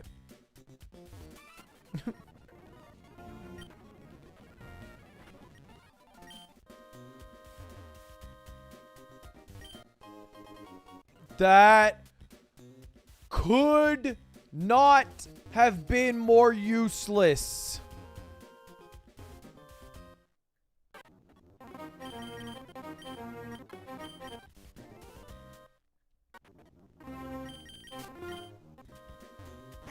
I can't even sell it. It's worth $0.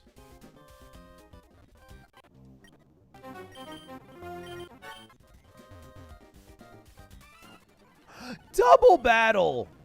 That's all right.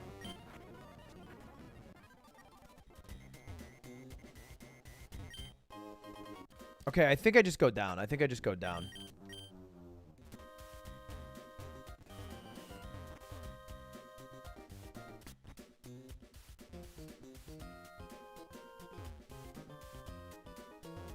Dude, everybody is the fucking greatest eyesight known to man.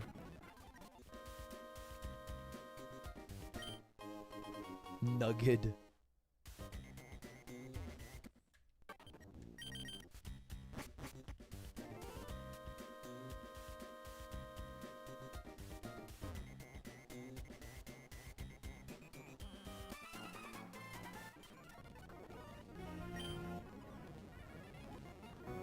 I'm out of dick.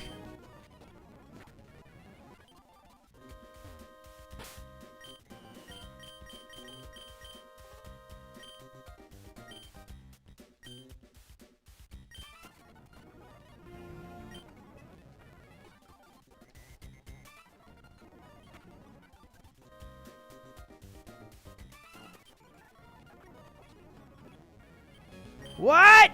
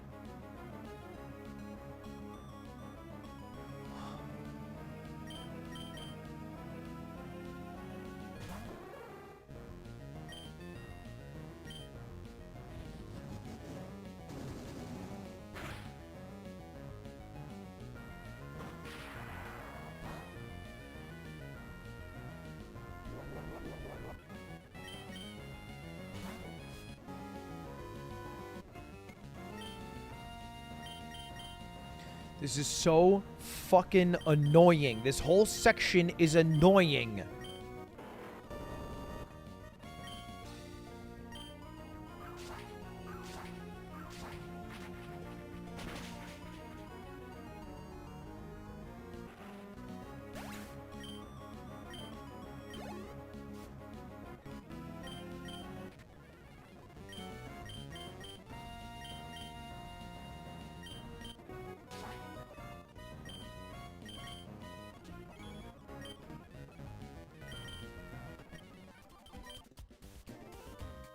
Oh, brother.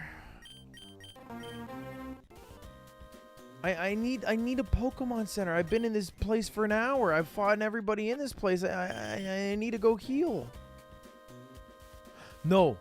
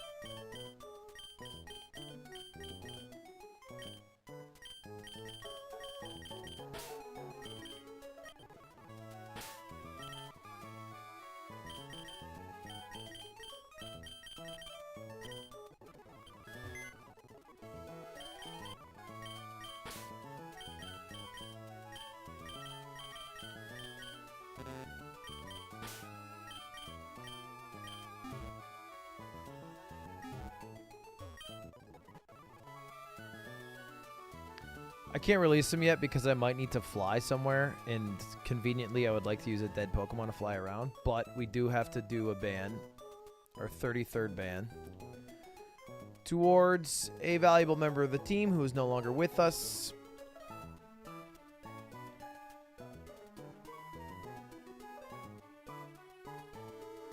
What the hell was the Pokemon called?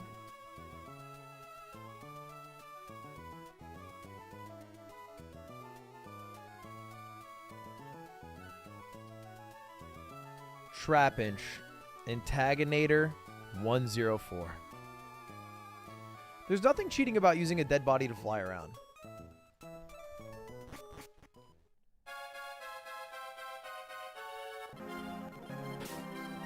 Alright. I have to go fight Big Man on campus. So let's first...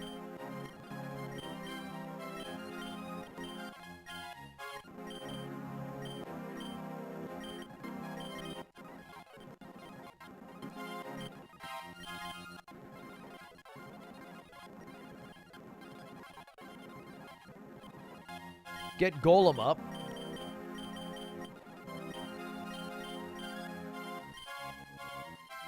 That is a pretty tough moveset, NGL.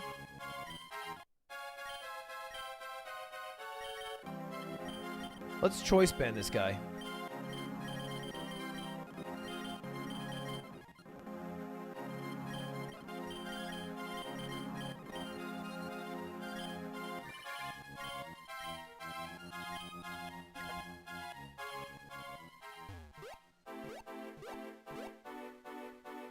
Trying to keep it peaceful is a struggle for me.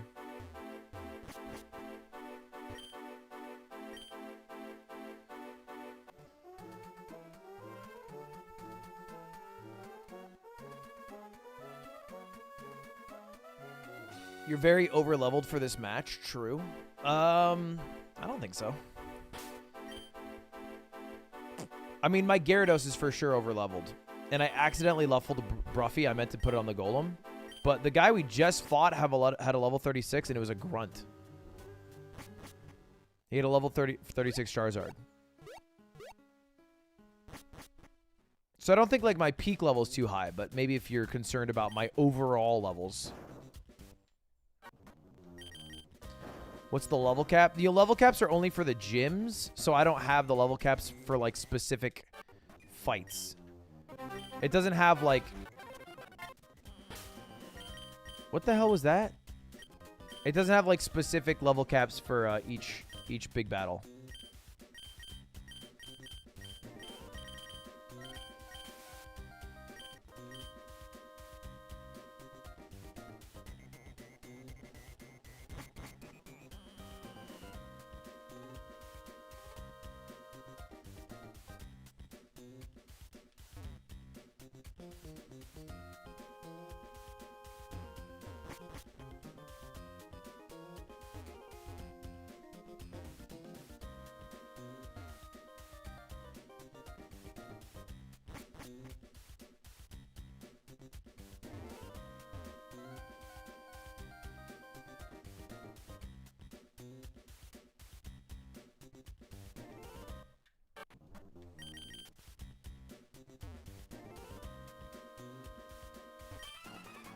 Groudon, nothing could awaken you from your sleep bathed in magma. This blue orb is what you sought, wasn't it? I've brought you the blue orb. Let its shine awaken you and show me a PogChamp you really are.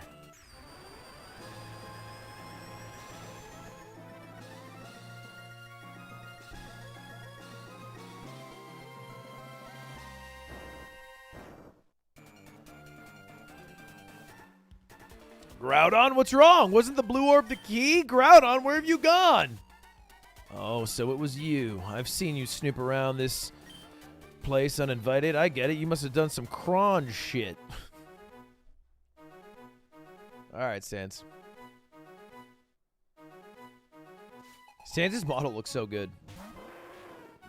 I am not even close to over-leveled. Holy shit.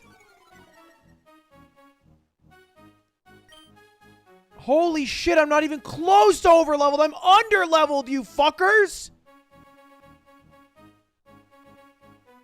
Okay, well, I have a choice banded golem with magnitude. And this is 4x effective because Arcanine is electric fire. So this should one-hit KO.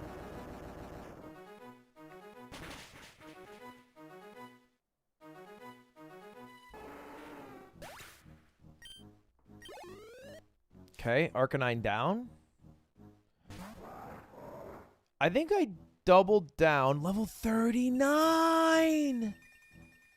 I'm going to go magnitude. This could kill me. This is super effective. Okay, I could kill him, though. All right, 6 for 6, tit for tat. Okay, an 8 would have been nice there, I won't lie. Let's swap out into Gyarados, who's going to not only intimidate, but also avoid magnitude because of flying. And then finish him off with Surf. Okay, none of that happened because he used a Super Potion. How does Team Magma not have the bankroll for Hyper Potions? Are you cutting costs over there? Sun nerfs water, so that didn't kill. That won't kill.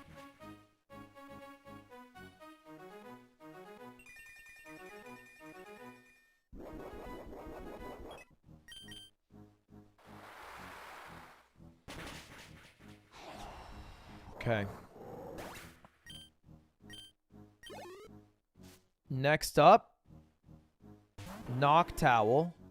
This is flying fire, so Surf again.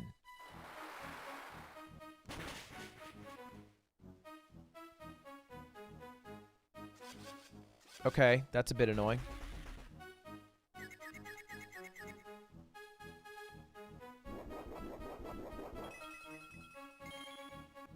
There's a kid mad at me for watching this while playing Valo. Well, you can't leak that you're watching this.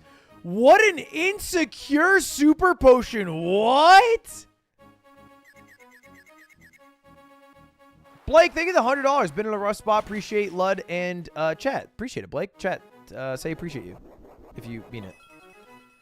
Okay, I'm doing well right now because Stans is playing this as bad as it gets. And I snapped out of confusion. GG. GG. This could have been an interesting fight because my level is actually right on par with Stans's, but I think the AI played it as bad as you could. Also, the AI seems to only have fire types, which means that Gyarados sweeps. So I don't... This is GG. I don't think I'll lose a single Mon.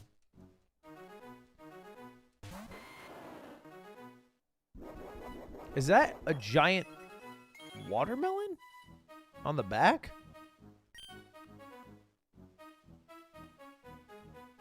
Okay. Huh. Let me switch into Draco, who is 4x defensive to grass. And let me use Dragon Claw.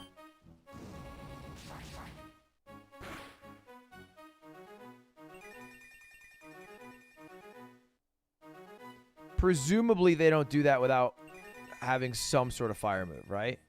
Like you don't Sunny Day and then go into a grass type move.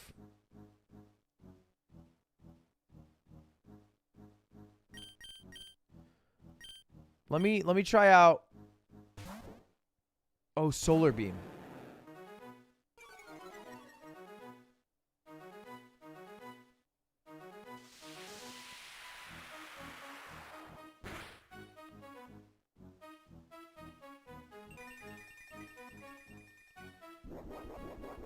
That was so stupid of me.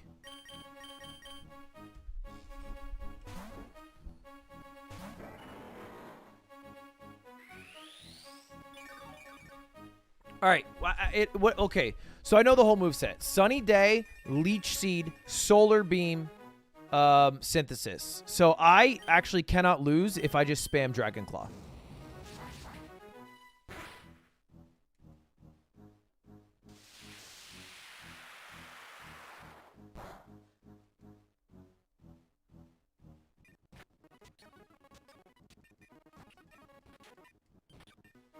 Wait, wait, wait.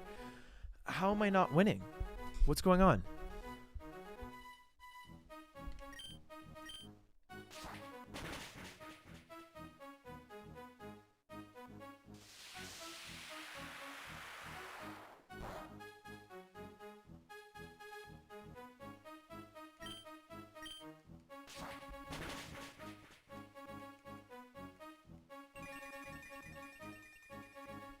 How much does synthesis heal?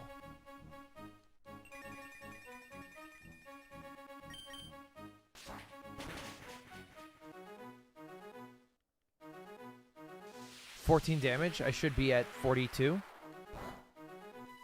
41, higher roll. I live a crit even. A crit should do no more than 30.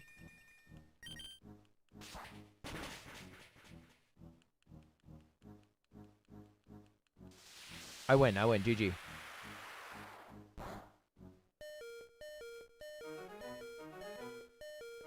Fury Cutter has a chance of missing, so I should swap to Dragon Claw.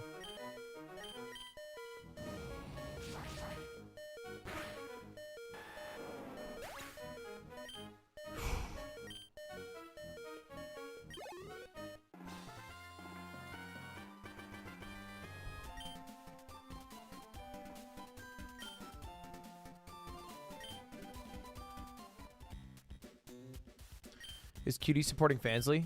Are you drama baiting me right now? You know they sponsored chess boxing. It was called the Fansly Sky Table. You don't got to get all roundabout. You can just ask me. I'm here.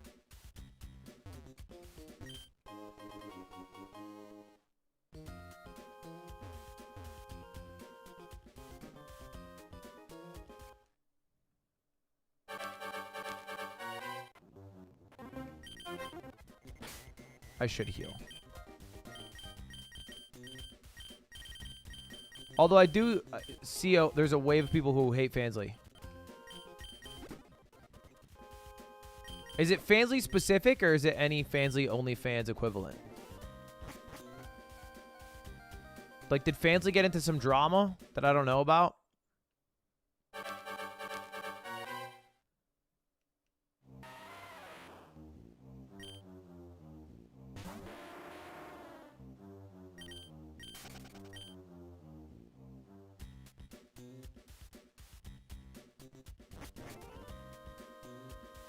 How does it make sense that I go up into the cave, but I come out down?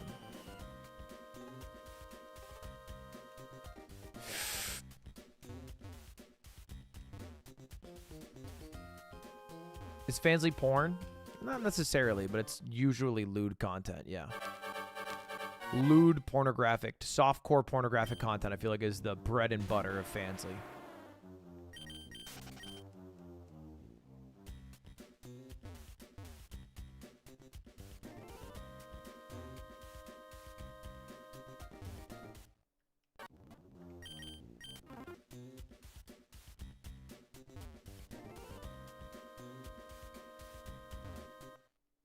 How can you support consensual sex work and also not like women being unconsensually objectified? I do feel like that is some people's take.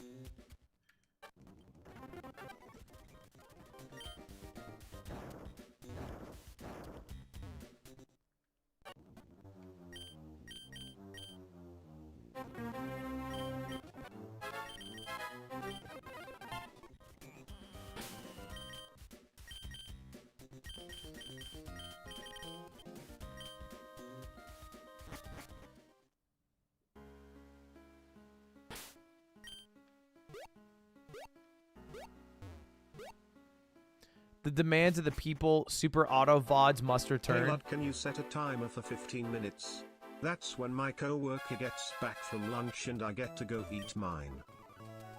Wait, you could just eat it when they come back, though. Right? Like, if you have to wait for your coworker, you could just wait. Can Wilmer learn fly?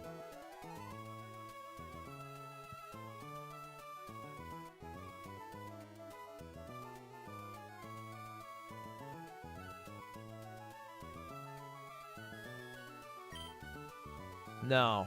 Okay.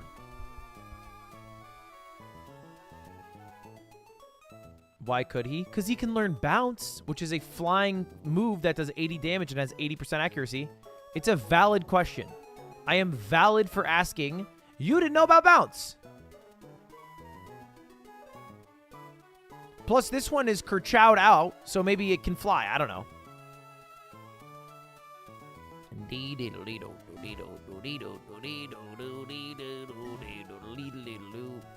Can whales fly? Can mythical creatures called Groudons create volcanoes out of thin air?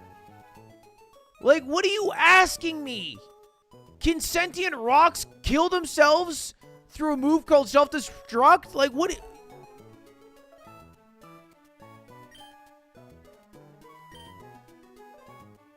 I literally have a fish that can fly. It's called Gyarados. Except it can't actually learn the move fly. It's just flying type.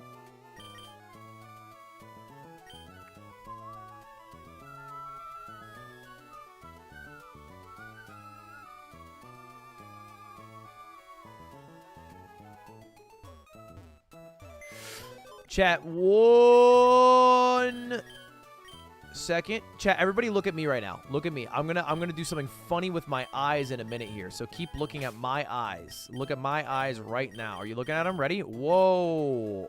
You see that? Is it doing it? Is it doing it? Am I doing it?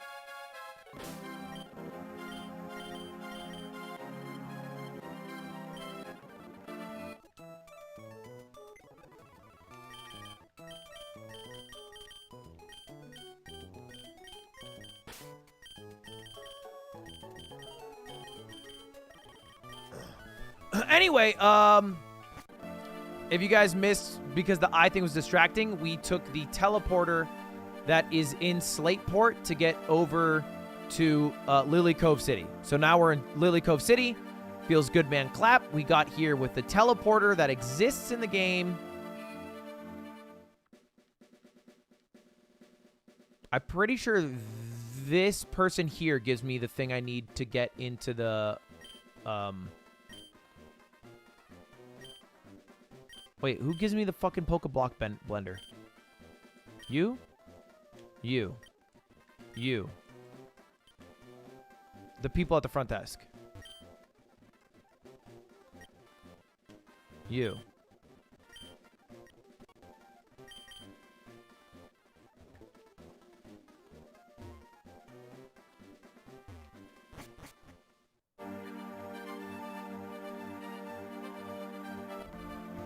What's your favorite song right now? I think I called it out earlier. I'll give you another one. It's You by Max featuring Keshi.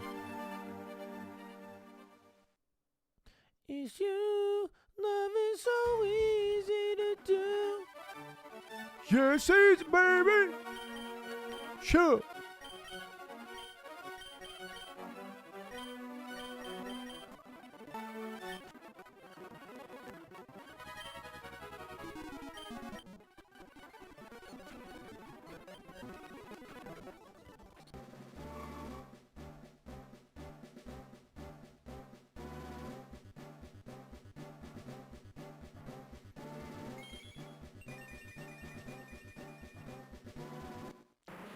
Golem!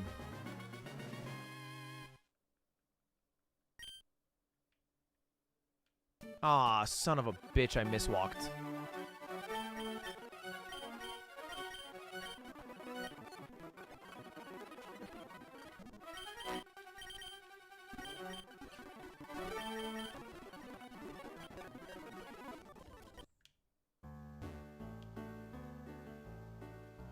Where's Virginia? I'm trying to run to the,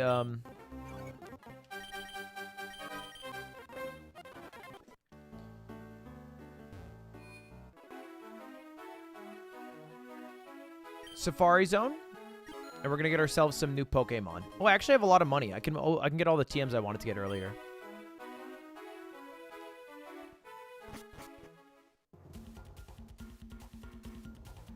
I should save. It's been a while. I can't save in here.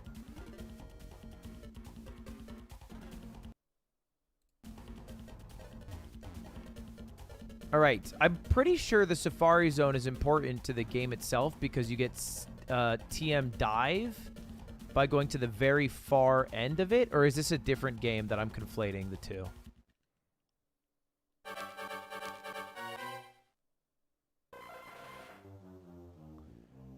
Wait, how does the Safari Zone work in a Ludlocke? Do we have to catch the first Pokemon?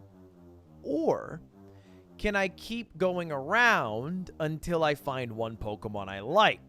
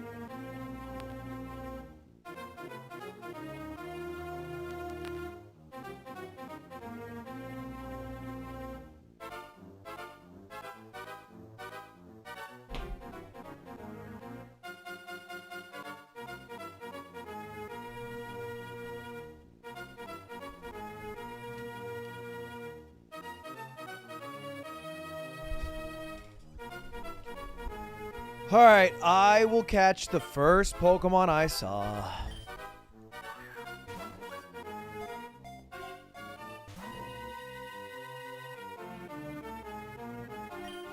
Is the song changing pitches?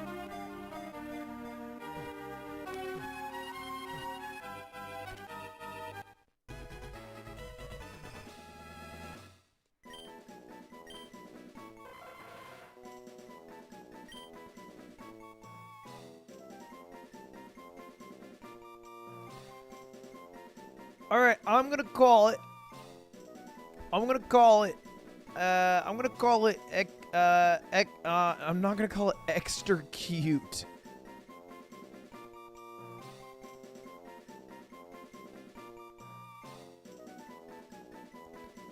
I'm gonna call it Ois cute. Ois cute. After a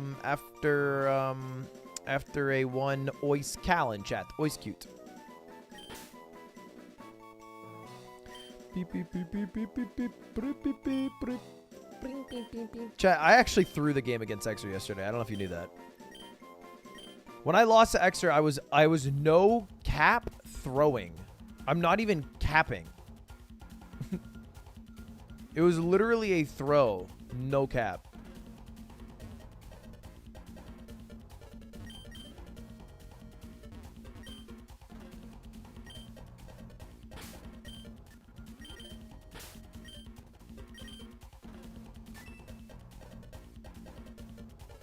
What are these badges?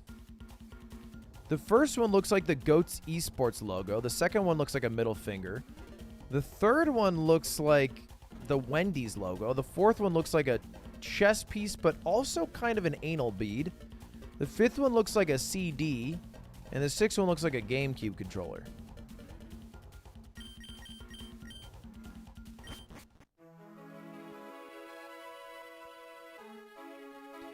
Did I see Charlie talk to Sneeko? I saw that he did it. I did not watch it because it seems miserably long. In ways that make me not want to watch it. Because it's just long. And I'm lazy. Lapras is such a cool Pokemon.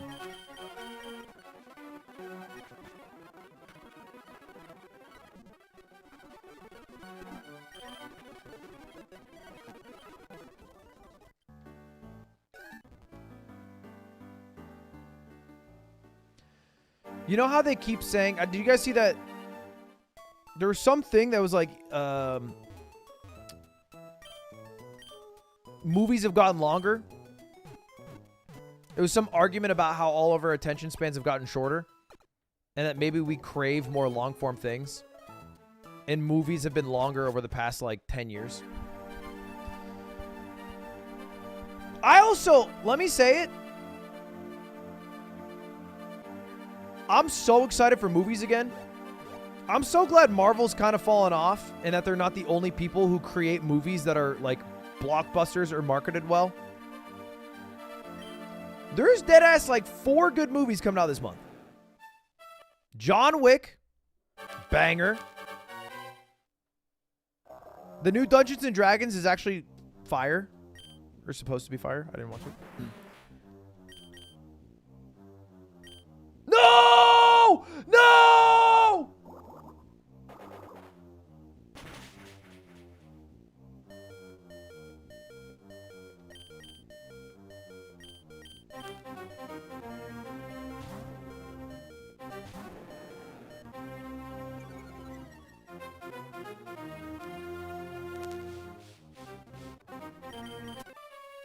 Oh my god.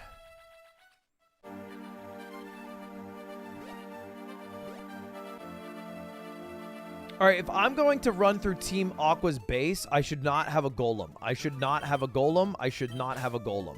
Instead, I will bring out my green chow.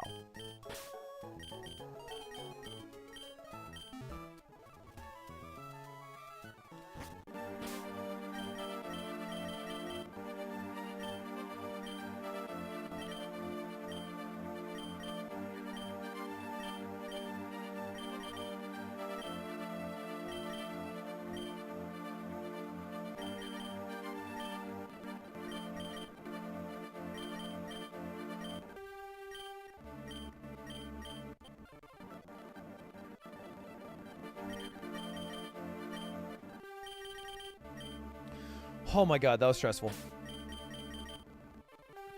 Okay, the four movies, John Wick 4, Dungeons and Dragons movie, the new Mario movie, and what else comes out? Suzume comes out. Suzume comes out this week.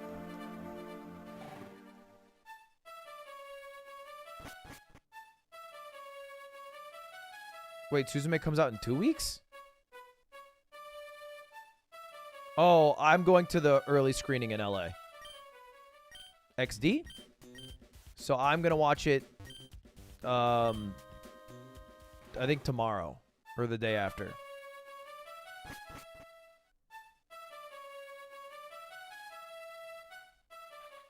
What the hell? Am I not supposed to do Team Aqua shit?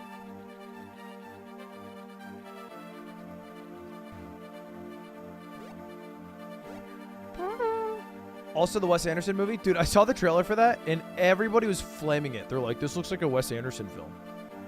And it's like, yeah. Yeah, it is. It's like clicking on a Ludwig video and being like, he's doing the boys intro again. Yeah, that's all I got. You have to go to Slateport? Oh.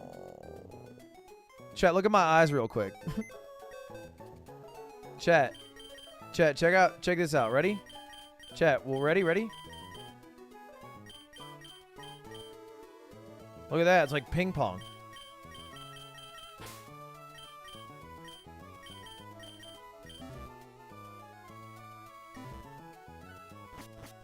Wait, I'm not done yet. Check this out. Guess whether this is my middle finger or not. Do you think that's my middle finger? I'll show it to you again.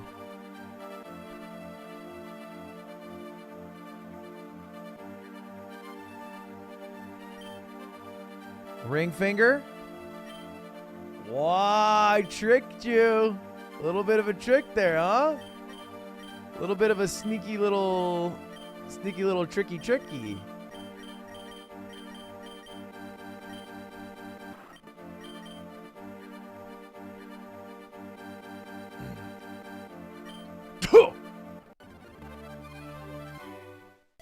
It was your ring finger at first?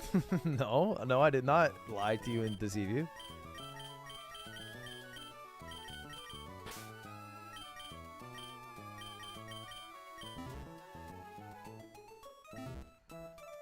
No, I did not take a gummy. I did not take a gummy. I'm merely showing you cool tricks that I've learned. Oh, you see, the sun is shining on me. Didn't take a gummy? No, I didn't take 2 gummies. There's no amount of... Yeah, indeed. We intend to move ahead with our exploration. That's wonderful, Captain Stern. Thank you for taking the time for your busy schedule to talk to us. We hope we can interview you again with the news of more discoveries. Wow. That was my first time being filmed for TV. That was nerve-wracking. Coots, you look great. You look really good, man. You look... Wow. So you look big. We made a huge discovery in our last seafloor exploration, but... Woo! We found an underwater cavern on Route 128. We think it's the habitat of a Pokemon that's said to have been extinct for a long time. Foo, foo, foo. We of Team Aqua will assume control of your submarine. Your objections are meaningless. We expect total cooperation. Foo, foo, foo. Where's the voice coming from? What was that all about? It sounded like someone was using a megaphone. Wait! But, Coots, if we're here, then who's riding the boat? Have you been working out with your Weevies? But now, no one can stop. No one. Will you follow us back to our hideout in Lily Cove City? Fwahahaha. I have to go back to Lily Cove?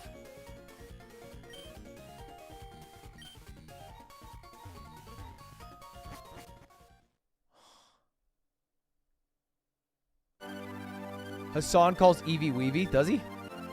That's cute. Alright, hold up. I've never caught a Pokemon on Route 109 before. So I'm allowed to catch a Pelipper or a Wingull.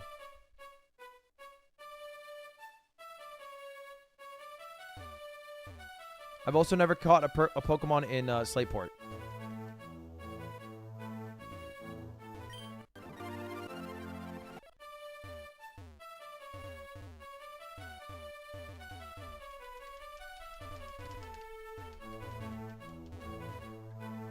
Are there no Pokemon in these waters?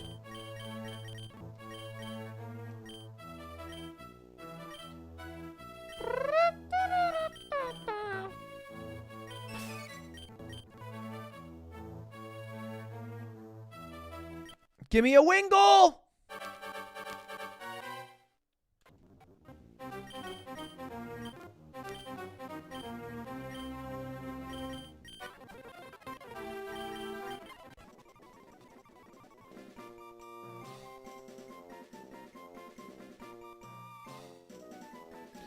I'm gonna name it Starlight after Light the L.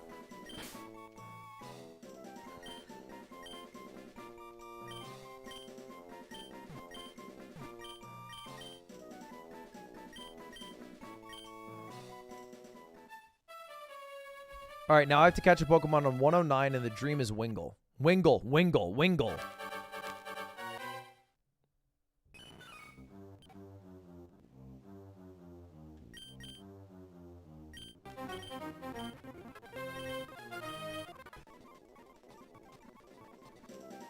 Alright, what do we name Meryl?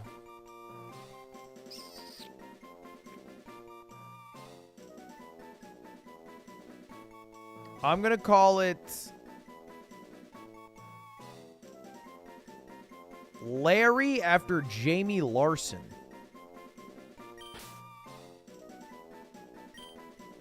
Just straight up Larry. I don't know why Larry, but I liked it.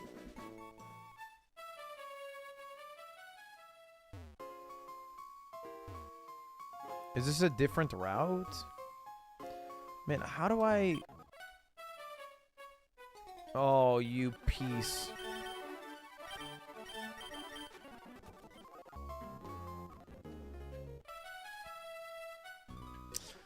Oh, you SOBs. Is this a green shard or some shit? PP up. Oh, I like that.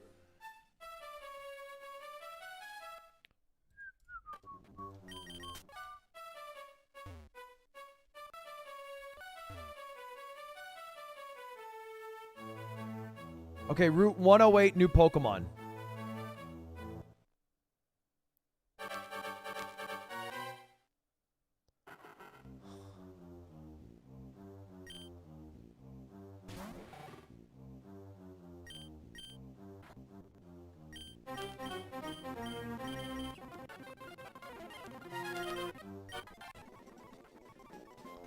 All right, we have a core fish that looks like a pirate. I'm going to call it Pilgrim after Pilgrim.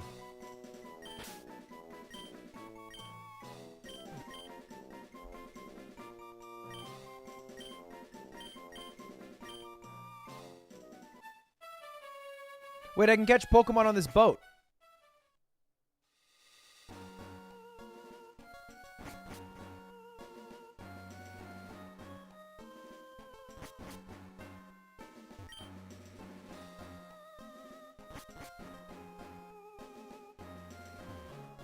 You're being lazy? Wait, Pilgrim asked for that name, to be clear.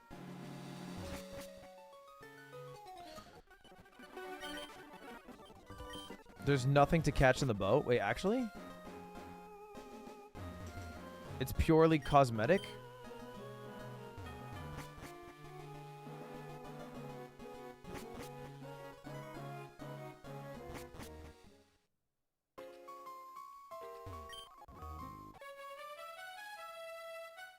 There is water on the boat? He's lying?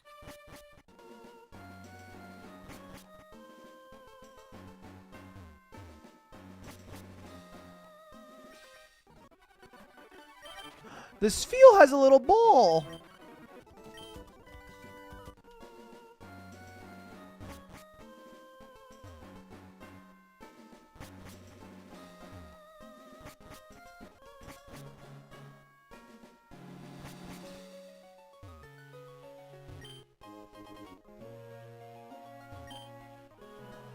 Who are you?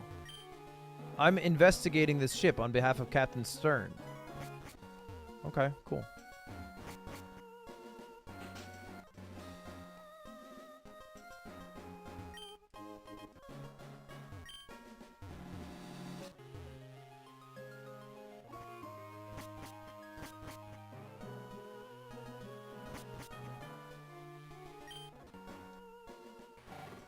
Okay, give me a Wingull.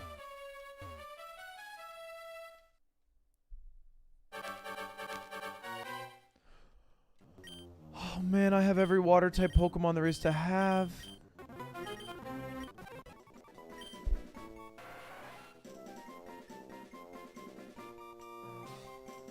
We're gonna call this guy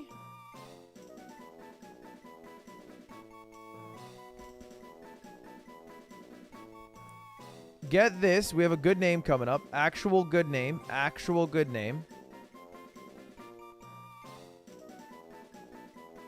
We're going to call it Pick is Cool after Pick instead of Tent-a-Cool.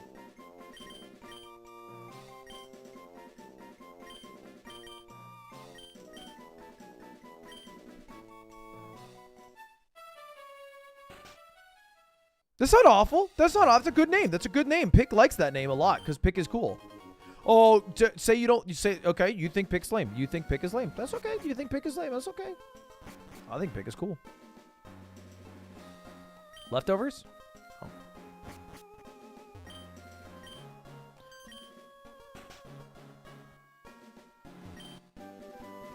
Oh, why'd I buy that shit? Are we getting Moist Moguls merch? Moist Moguls merch will likely come in 2 months. I would say by June is the goal. Because June is when playoffs start for Valorant. So, ideally by then. But, you know, it's a process. Takes a bit of time. Oh, Corsola's good. Wait, Route 107. All right, new Pokemon.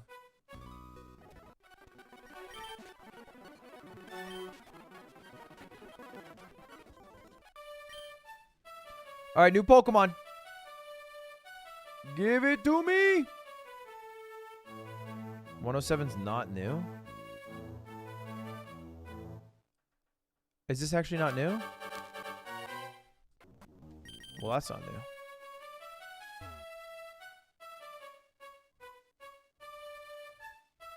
No, this is to the right of Dewford. I never went to Dewford. I never went to the right of Dewford. I didn't fish at the right of Dewford. I fished in Dewford. I already have a Tentacruel.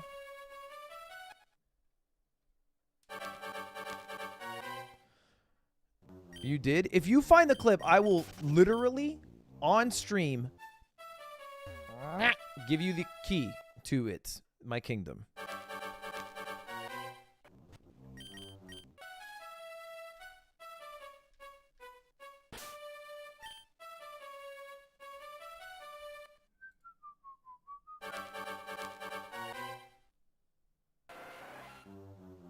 Wait, we actually have a document with all of the Pokemon we caught, and I caught a Pokemon at Route 107. It was called Totodile. This was on Run 2, and I named it after Cotton Eye Joe, and it was called Toto Joe. And in my 10th or 9th run, I have not caught a Pokemon in this area. So you're probably conflating Run 2, which was our second most successful run, with Run 9. Is there anything that's not a Tentacool?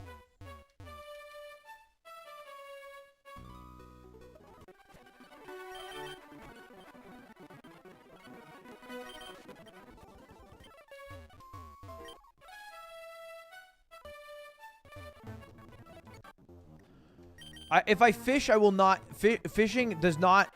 If I fish, I am not going to get a... I'm not going to get what I want. Hold up. Pokemon Emerald, Route 107 Pokemon. Route 107 has a 60% chance of a Tentacool and a 35% chance of a Wingull. And if you fish, then you will get a Magikarp.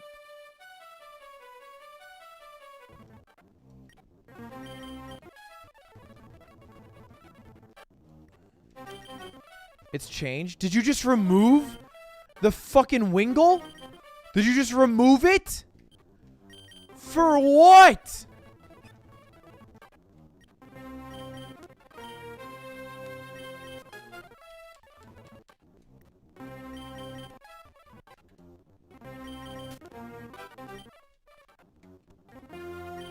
You were scared of Wingulls?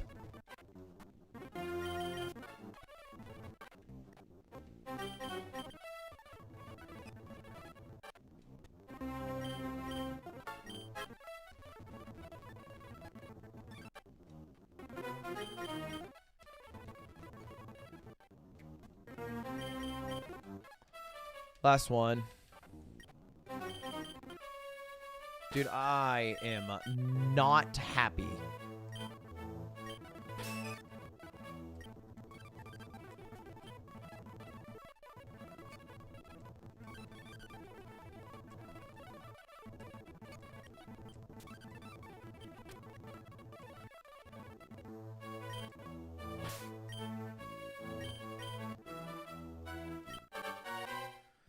Oh, I don't want a Totodile.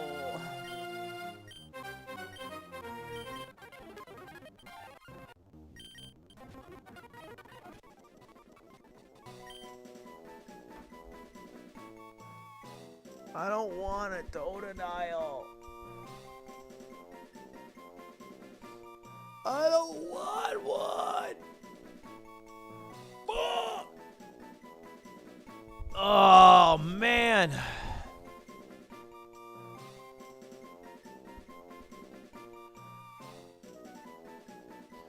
I'm going to name it Guckadile after Guck Truck.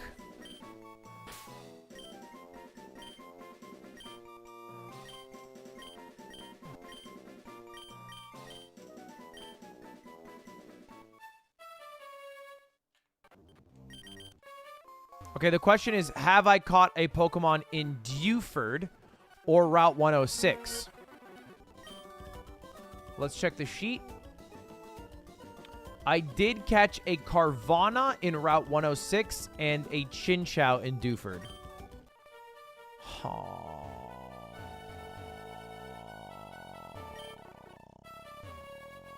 Just out of curiosity. Would have been a Whopper. Wait!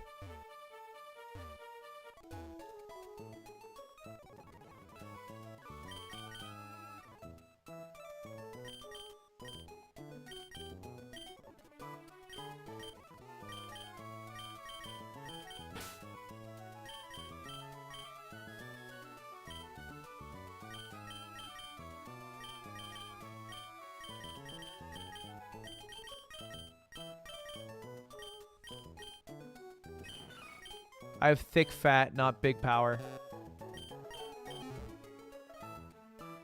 I can get a Venomoth.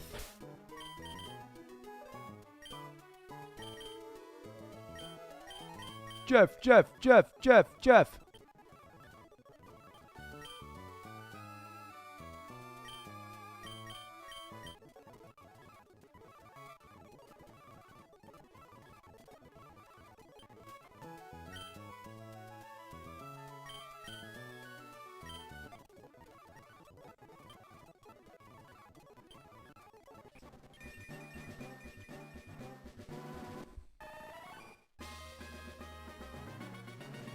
I don't know why I didn't think of this earlier. And it already learns a flying move. Look at that.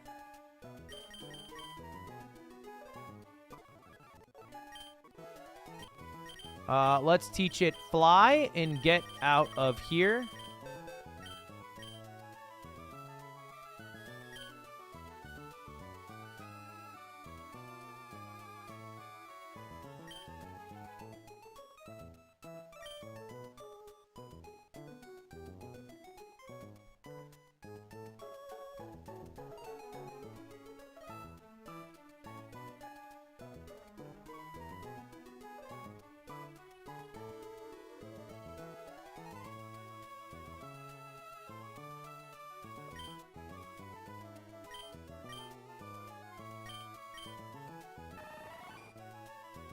That fucker is flying!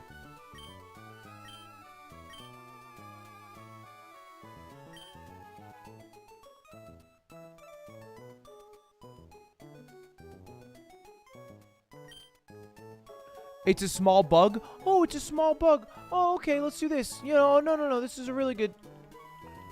I love this. No, I love this. I love this. I love this. This is really clever. Really clever, chat. Really clever.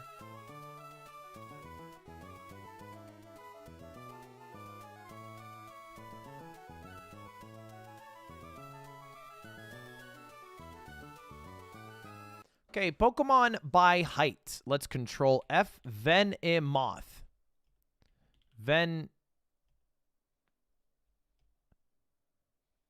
Moth. 4'11". Interestingly, the same height as a Pidgeot. Now let's do a little bit of backwards math. If it's 4'11", let's take a look at Pidgey, which comes in at a staggering 1 foot. All right, let's go back to Venomoth, because maybe it's the weight. Maybe it's not the height. Maybe it's the weight. Oh, really, really good thought there.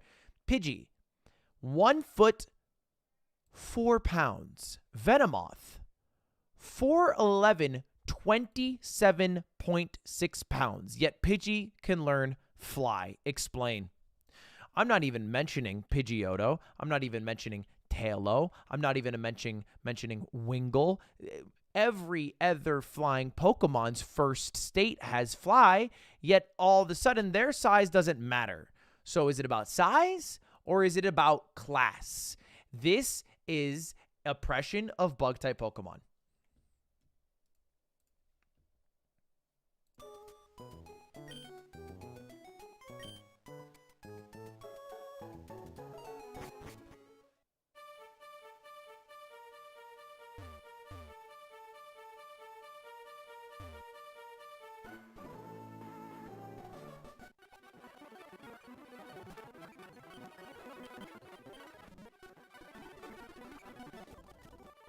Go back in the fucking box, Jeff.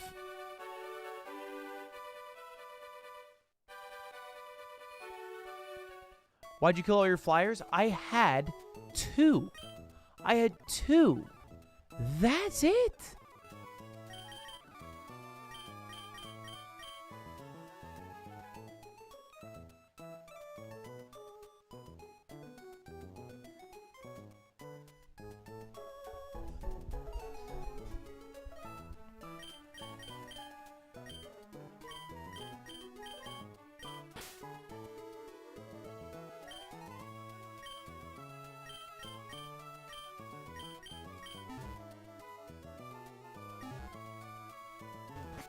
Where the hell is freaking Barney?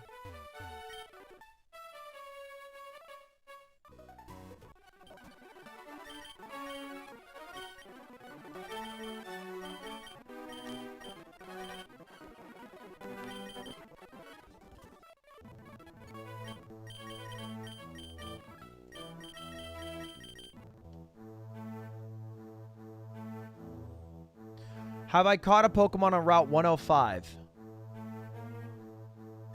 No. Okay. This is our next chance. If I catch a 105 Pokemon, I'm fine.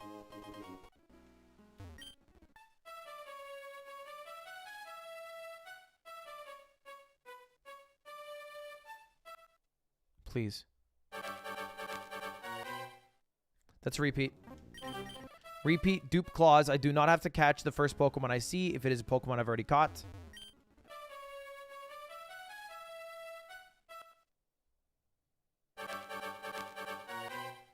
Dupe clause.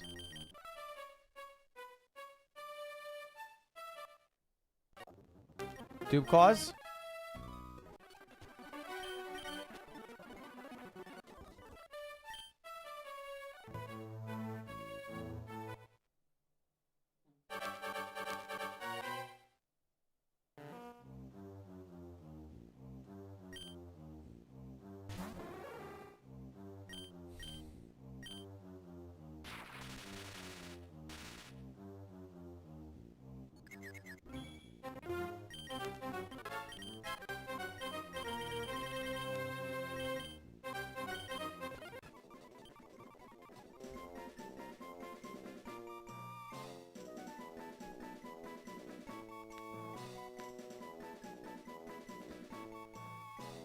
Oh, man. I'm going to call him Slow Chode after Cheetos. Wait, Cheetos. I think you have a Pokemon. Right? I'm going to call him Slow Buff after Zero Buffalo.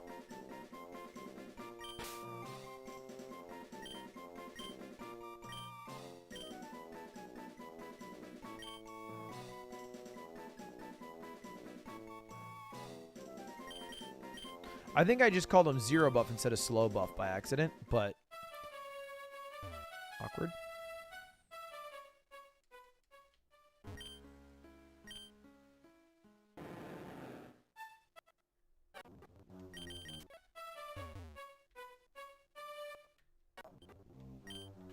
Dude, why did you guys remove all the Wingles? You're so cringe. Drewsome. I played your freaking mod. Why are you cringe?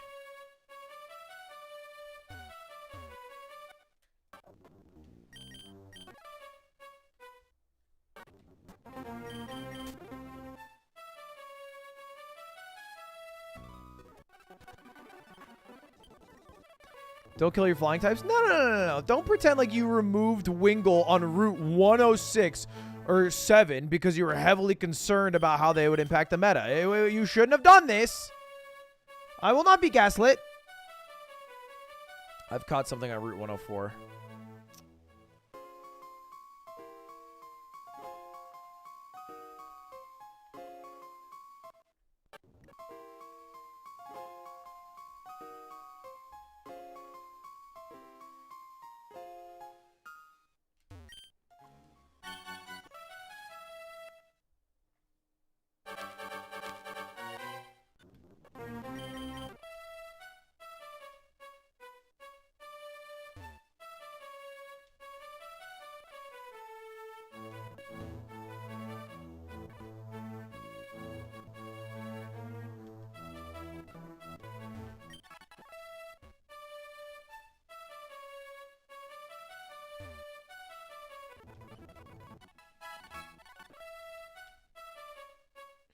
You caught something in Petalburg? Oh, I caught a Magikarp here.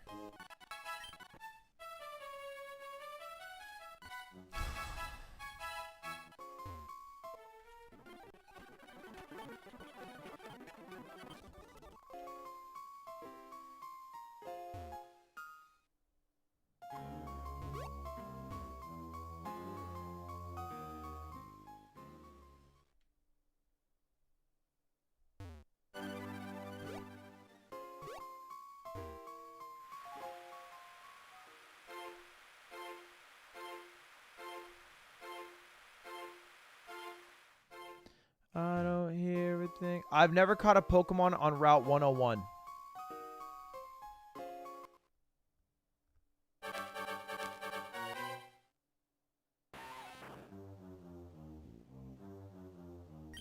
Does this guy know how to fly?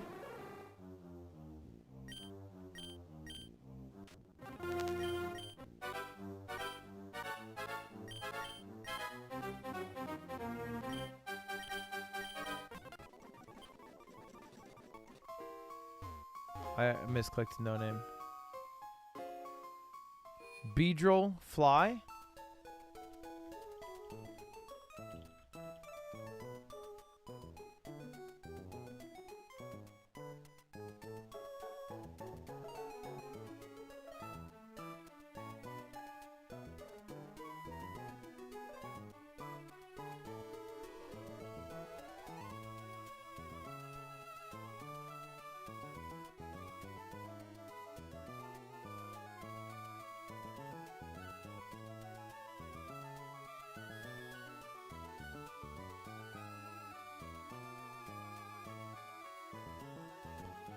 I can't learn fly. This is so cringe.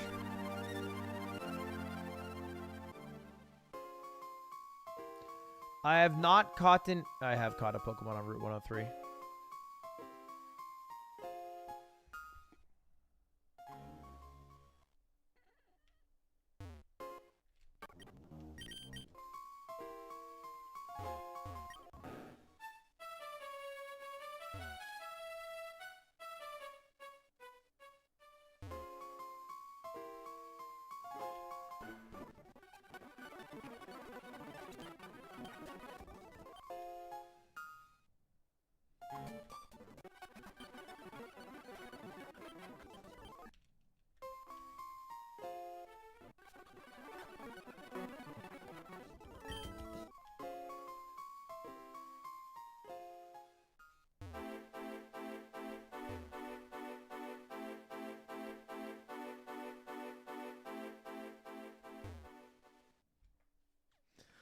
Oh man, my head hurts.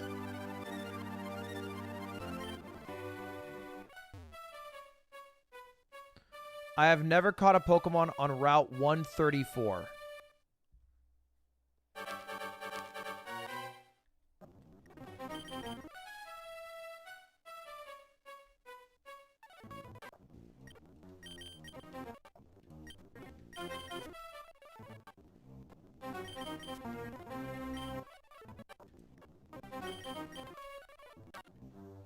Yes!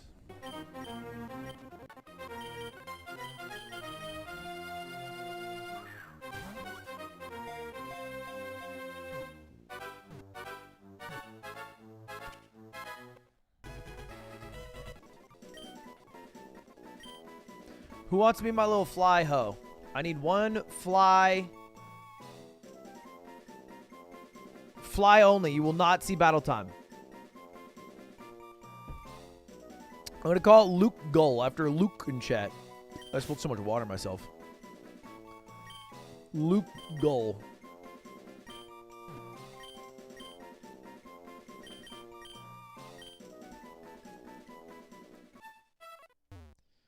Oh man, that took so long.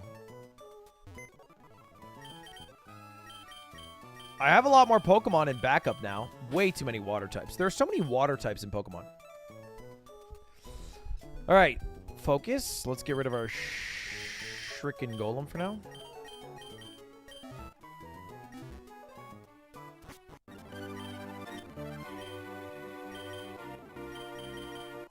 I know Lucaul's not going to see battle, but I would rather evolve Lucaul. That way, it doesn't mistakenly die.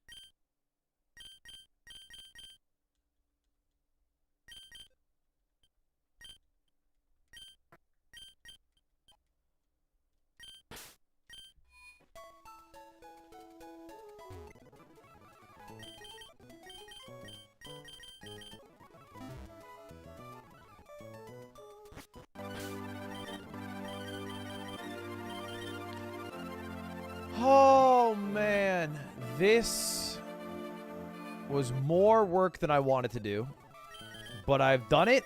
I did not cheat very much.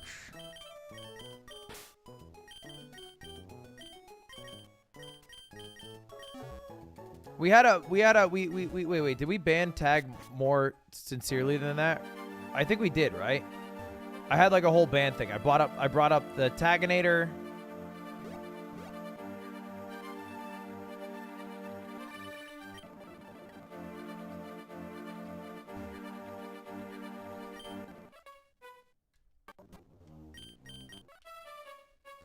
Finally, we are in Team Aqua's hideout. They're no longer guarding the front. We can go through. We can get our Master Ball. And get the story moving. And then we're going to wrap up for the day. So this is going to be the final thing we do. 100% left.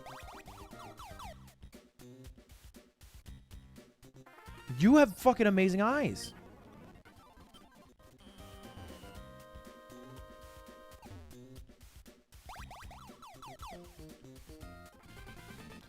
I just ran into a double battle.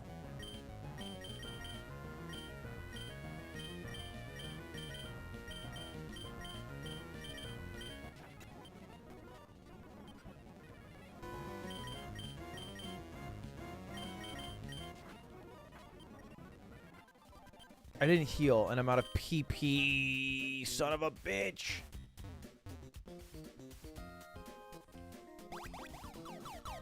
There's a place to heal in the hideout, if I remember.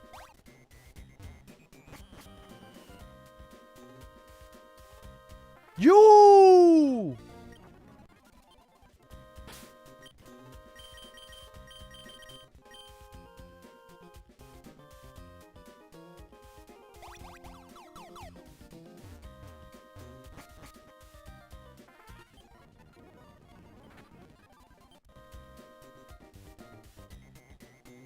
So many goons.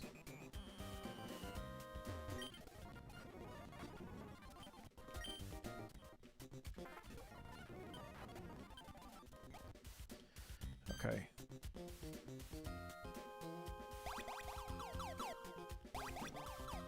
What? What?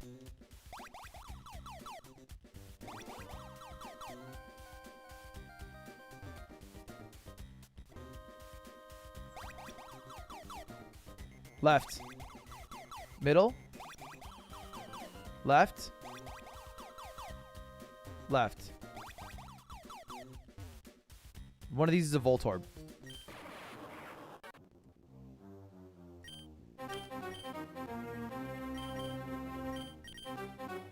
I can catch this.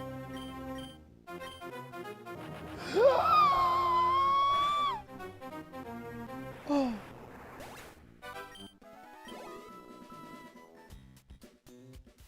All right, one of these is a Voltorb.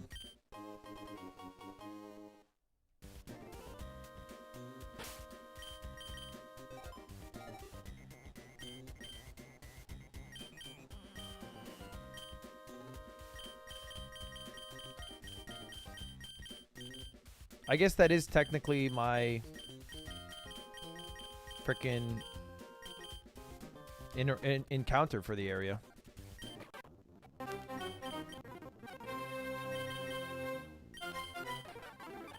Why the fuck did I just do that again?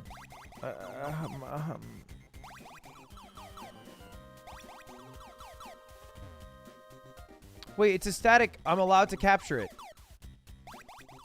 I don't need to capture it. Fuck it.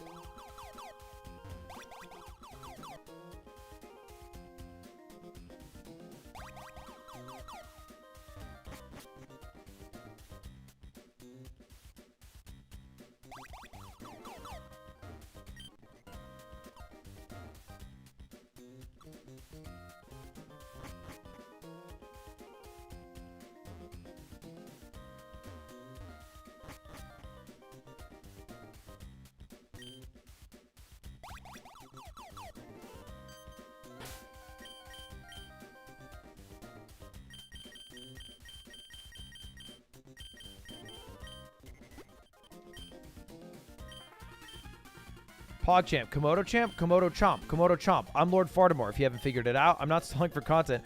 I'm stalling for content. PogChamp.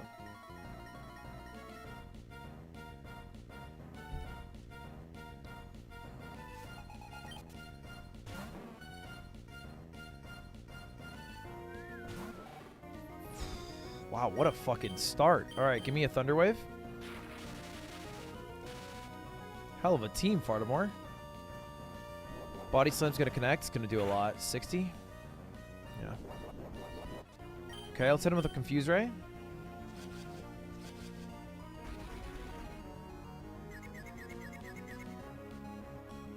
Yeah, they were banned, like, very early in this run for this thing. Another 60. Down to 30. Alright, swap me Gyarados for an Intimidate. Okay, give me a Strength. Okay, he has Thunder Punch. That did 60. 50. I do die if he gets a crit on Thunder Punch, so I should swap.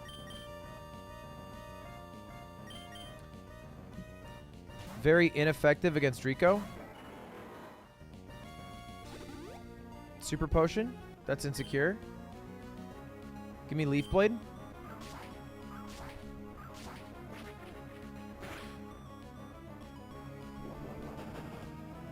I didn't do shit. Let me swap back into Gyarados.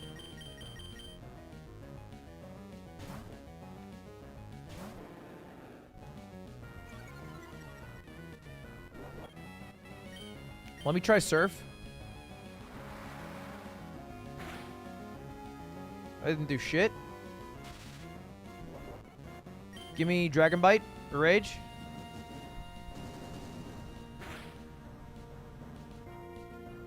Fucking love a triple paralyze. I love a triple paralyze. Hello. Oh my gosh. That looks amazing. Wow. Oh my god. And a whoa. This is a jackpot. Chat, look at this food. It's still steaming.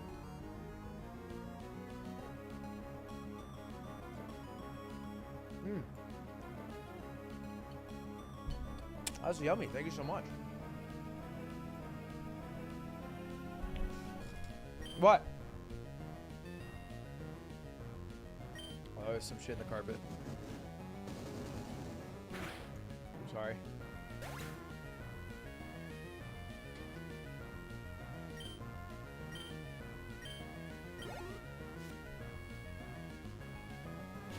I'm fasting? Wait, fast is over. No, it's night. Or are you UK or something?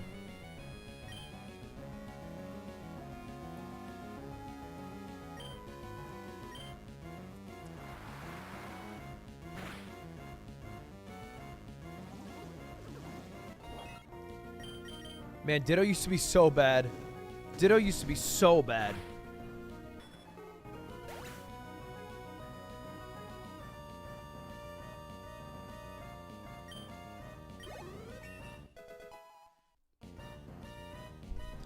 Can't he fast in general? Yeah, but if you're fasting in general, I think you have less credence to go into a chat and be like, don't eat, I'm fasting. Because you're like self-imposed fasting, as opposed to like, yeah, I'm fasting because of this religious holiday for like a whole, you know, month or whatever. Because then I'd be like, oh, you know, damn, my bad, you know, I'll try not to eat on cam.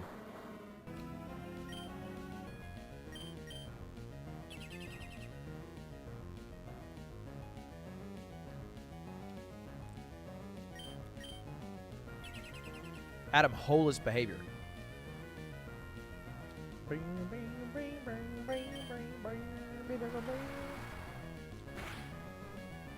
Ugh.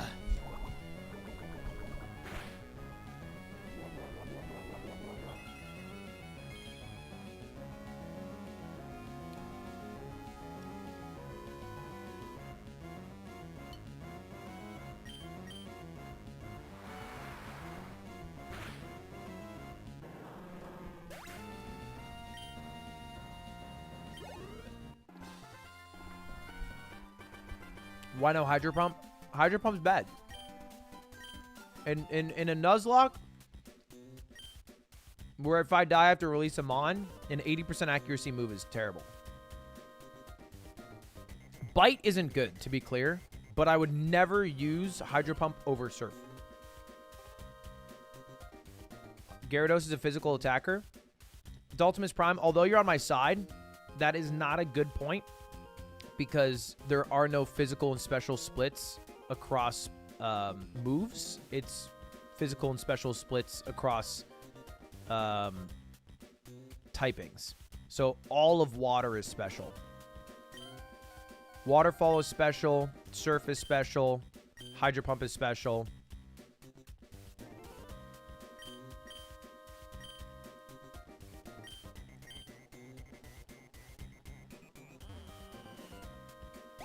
For real? Yeah. So Gen 1 and 2 had no physical special split. Gen 3 added it, but per typing. Gen 4 was like, oh, wait, that's dumb. We should do it per move. And that's where Pokemon is today.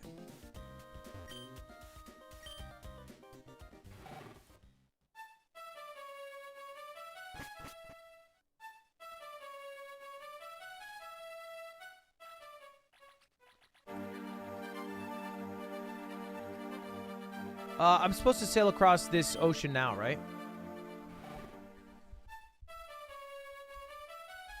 What time is it? I actually might wrap right here. I feel like I've actually made no progress today, but I know I did.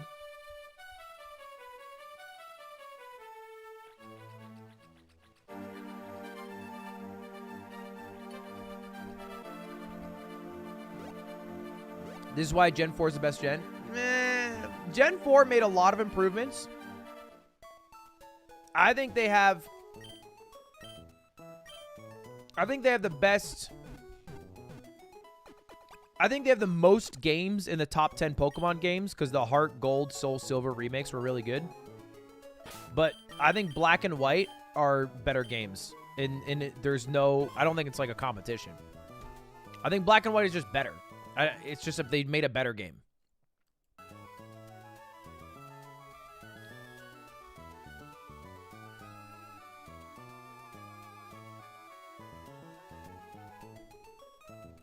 Black and White's great.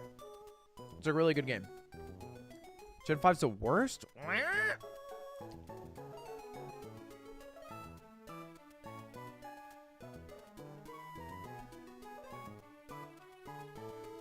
you like Black and White or Black and White 2? I like Black and White. I think the story of Black and White 2 kind of sucks.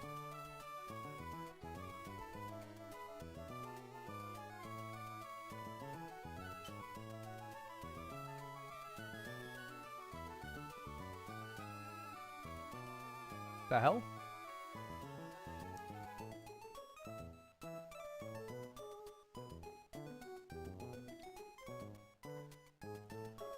All right, chat.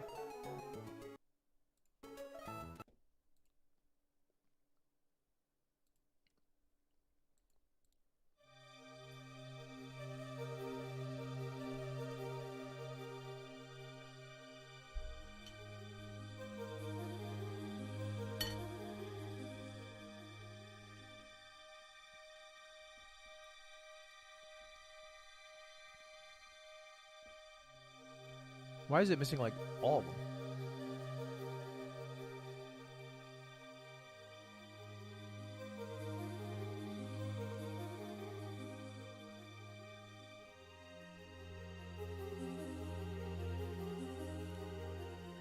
All right, hold up. If I'm ranking all the mainline Pokemon games, excluding Scarlet and Violet because I've not played them. In fact, I should add a haven't played category. S, A, B, C. And then I'm going to throw in F. Bad. F. F, A, C, B, F. Okay, hold up. So I think, first of all, let me change his color.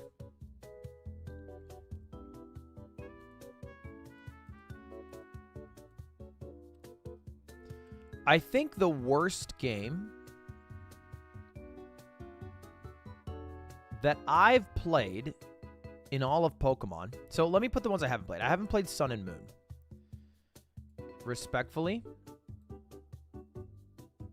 I haven't played Ultra Sun or Ultra Moon. I can't find Moon in here. I haven't played those. Haven't touched them. I also haven't played Omega Sapphire or Omega Ruby. Haven't touched them. Everything else in here I have beaten or played briefly. The worst Pokemon game that I have played, to me, is Gen 6. Pokemon X and Y. I think they are trash. I think they look ugly. I think they're not fun to play. I think they're all in all bad products. And they're such a huge, massive step down than Gen 5, which I think was the best gen. Black and White. I think Pokemon Black and White, best game all time. It expanded upon everything that made Gen 4 amazing, while also having what I think is the best story of any Pokemon game. Now, some might think from that logic, Black and White 2 should be S as well. I don't agree. I would put those in A tier. I think they don't offer too much more than Black and White. It's just more of the same. So I want to give a special extra step to the one that made the foundation. This one, nothing's really different. It's just a slightly new Pokemon. And also the story was worse. So I didn't love it. The only thing they had that was kind of good, yeah, like, is hard mode, but I played Nuzlocke anyway, so I do a self-imposed hard mode, but I put Black and White 2 as A.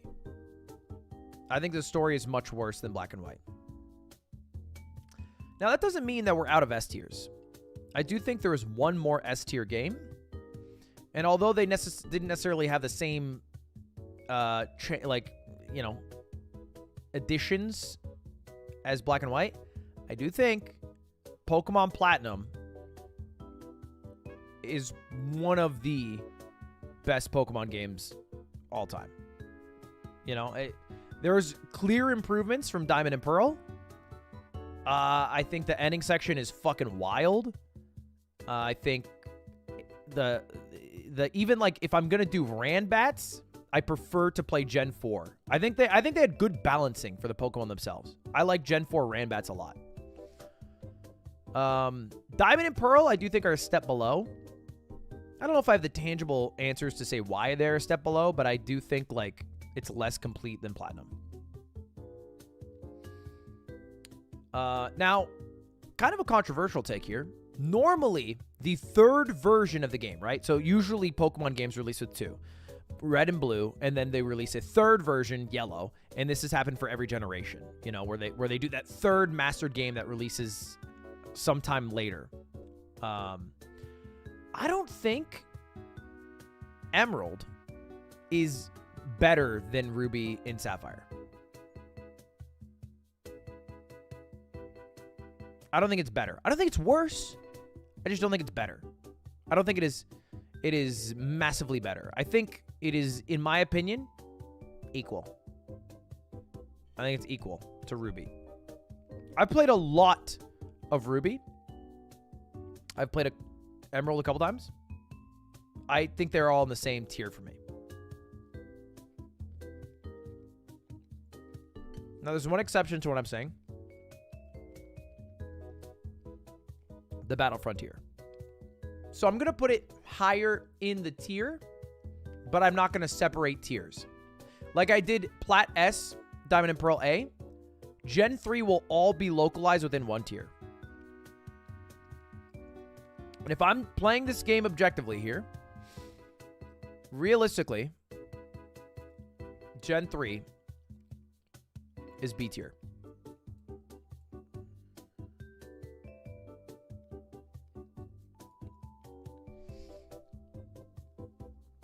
I love Gen 3. I have rose-tinted glasses on.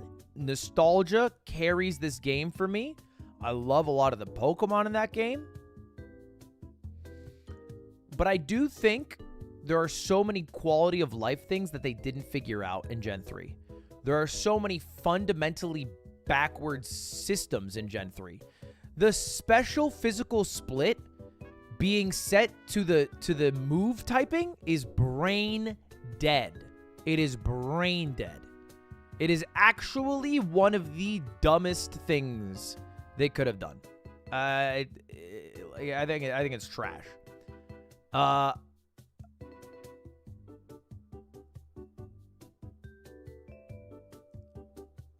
I like the game a lot. They did introduce a lot. But I don't know. Am I making this tier list on who has paved the way the most? Or am I making the tier list based on which game holds up the most? And in my mind, if I'm making the game on who has changed the most, well then throw Red and Blue up in S tier. They made Pokemon. You know what I mean?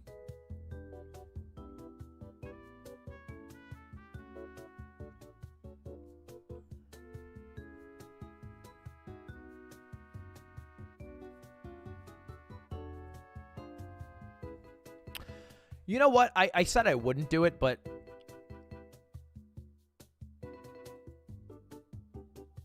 that's a nostalgia play.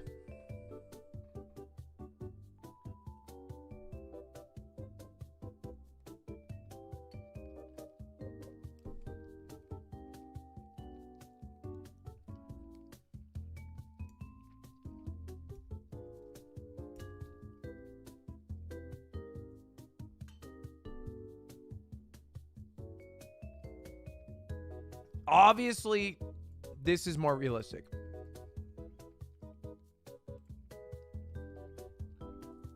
All right.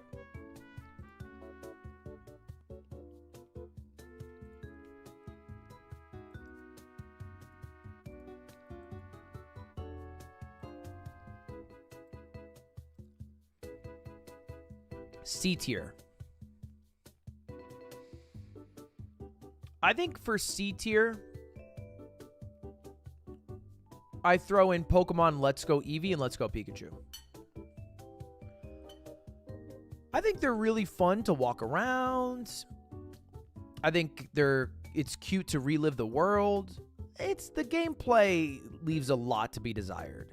I do not find it fun to play. I find it fun to relive the game in a different vantage point. You know, it's a C tier as it gets. I don't think it's F or D. I think F tier is like too hatery. Like, I think this is clearly an experimental game that's trying to do something different. But I really didn't love it that much.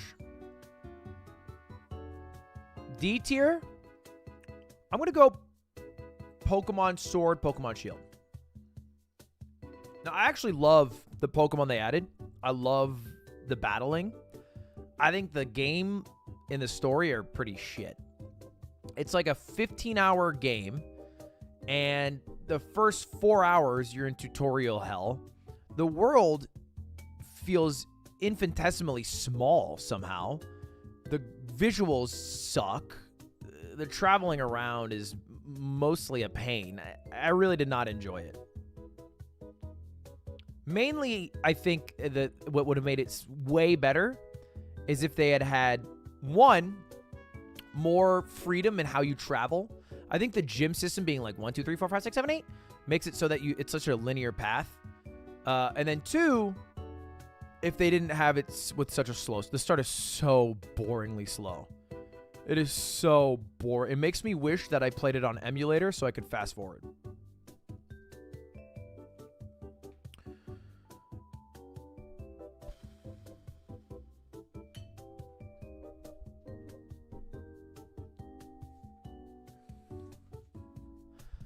Heart Gold and Soul Silver are pretty goated games.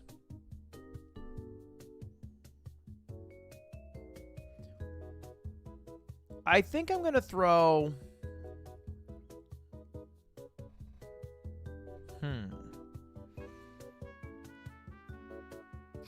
kind of a tough call. I think I could throw Heart Gold and Soul Silver into S tier.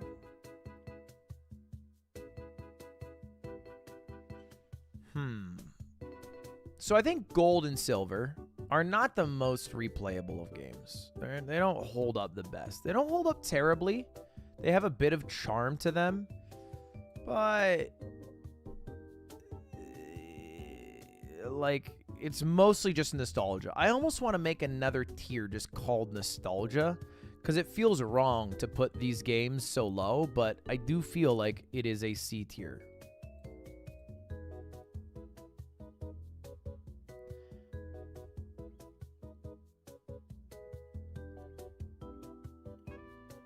Is Crystal here?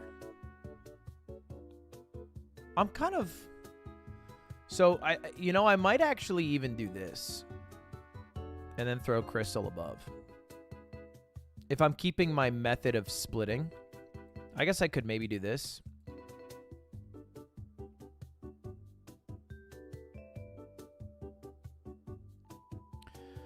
But I do think Heart Gold and Soul Silver to me belong in S tier.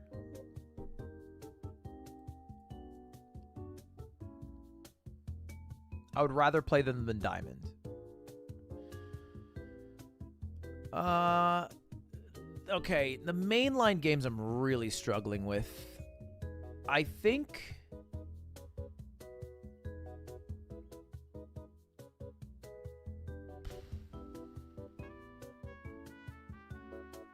they're, in their current state, damn near unplayable for me. Like, I just would never, ever replay red or blue. I would never do it. I would never do it. It would be miserable. No quality of life that I've come to expect in these games. I have to throw it F tier. I'll throw yellow in D tier because Pikachu follows you around and that's cute. But it is not fun to replay. But however, there is a lot of nostalgia. So controversial here. I think Red, Fire Red, Leaf Green are actually S tier games. This is very controversial because Emerald in Gen 3 is my most nostalgic generation. I do feel like Fire Red and Leaf Green, however, controversially, are S tier games because they let you live what created Pokemon with all the quality of life you come to expect in more modern Pokemon games. Now, the Emerald is making me drag them down. I feel like I can only actually put them in S tier if Emerald's also an S, and I don't want to do that, so this is where I end. I haven't played these ones. I'm pretty sure I would probably put Sun and Moon in, based off what I've seen, in F tier. I'd probably put Omega and Alpha Ruby in D tier. I don't know. I'm making it up. I haven't played them. That's my tier list.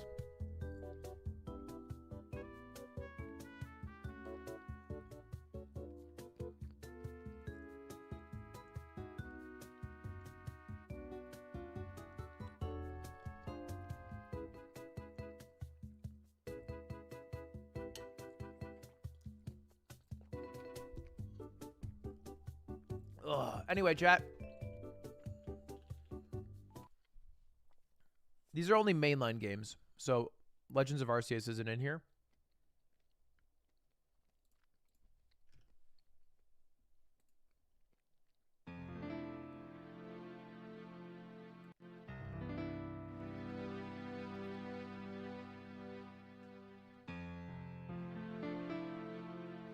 Or actually, maybe it should be in here, but it just didn't come out when they made this tier list.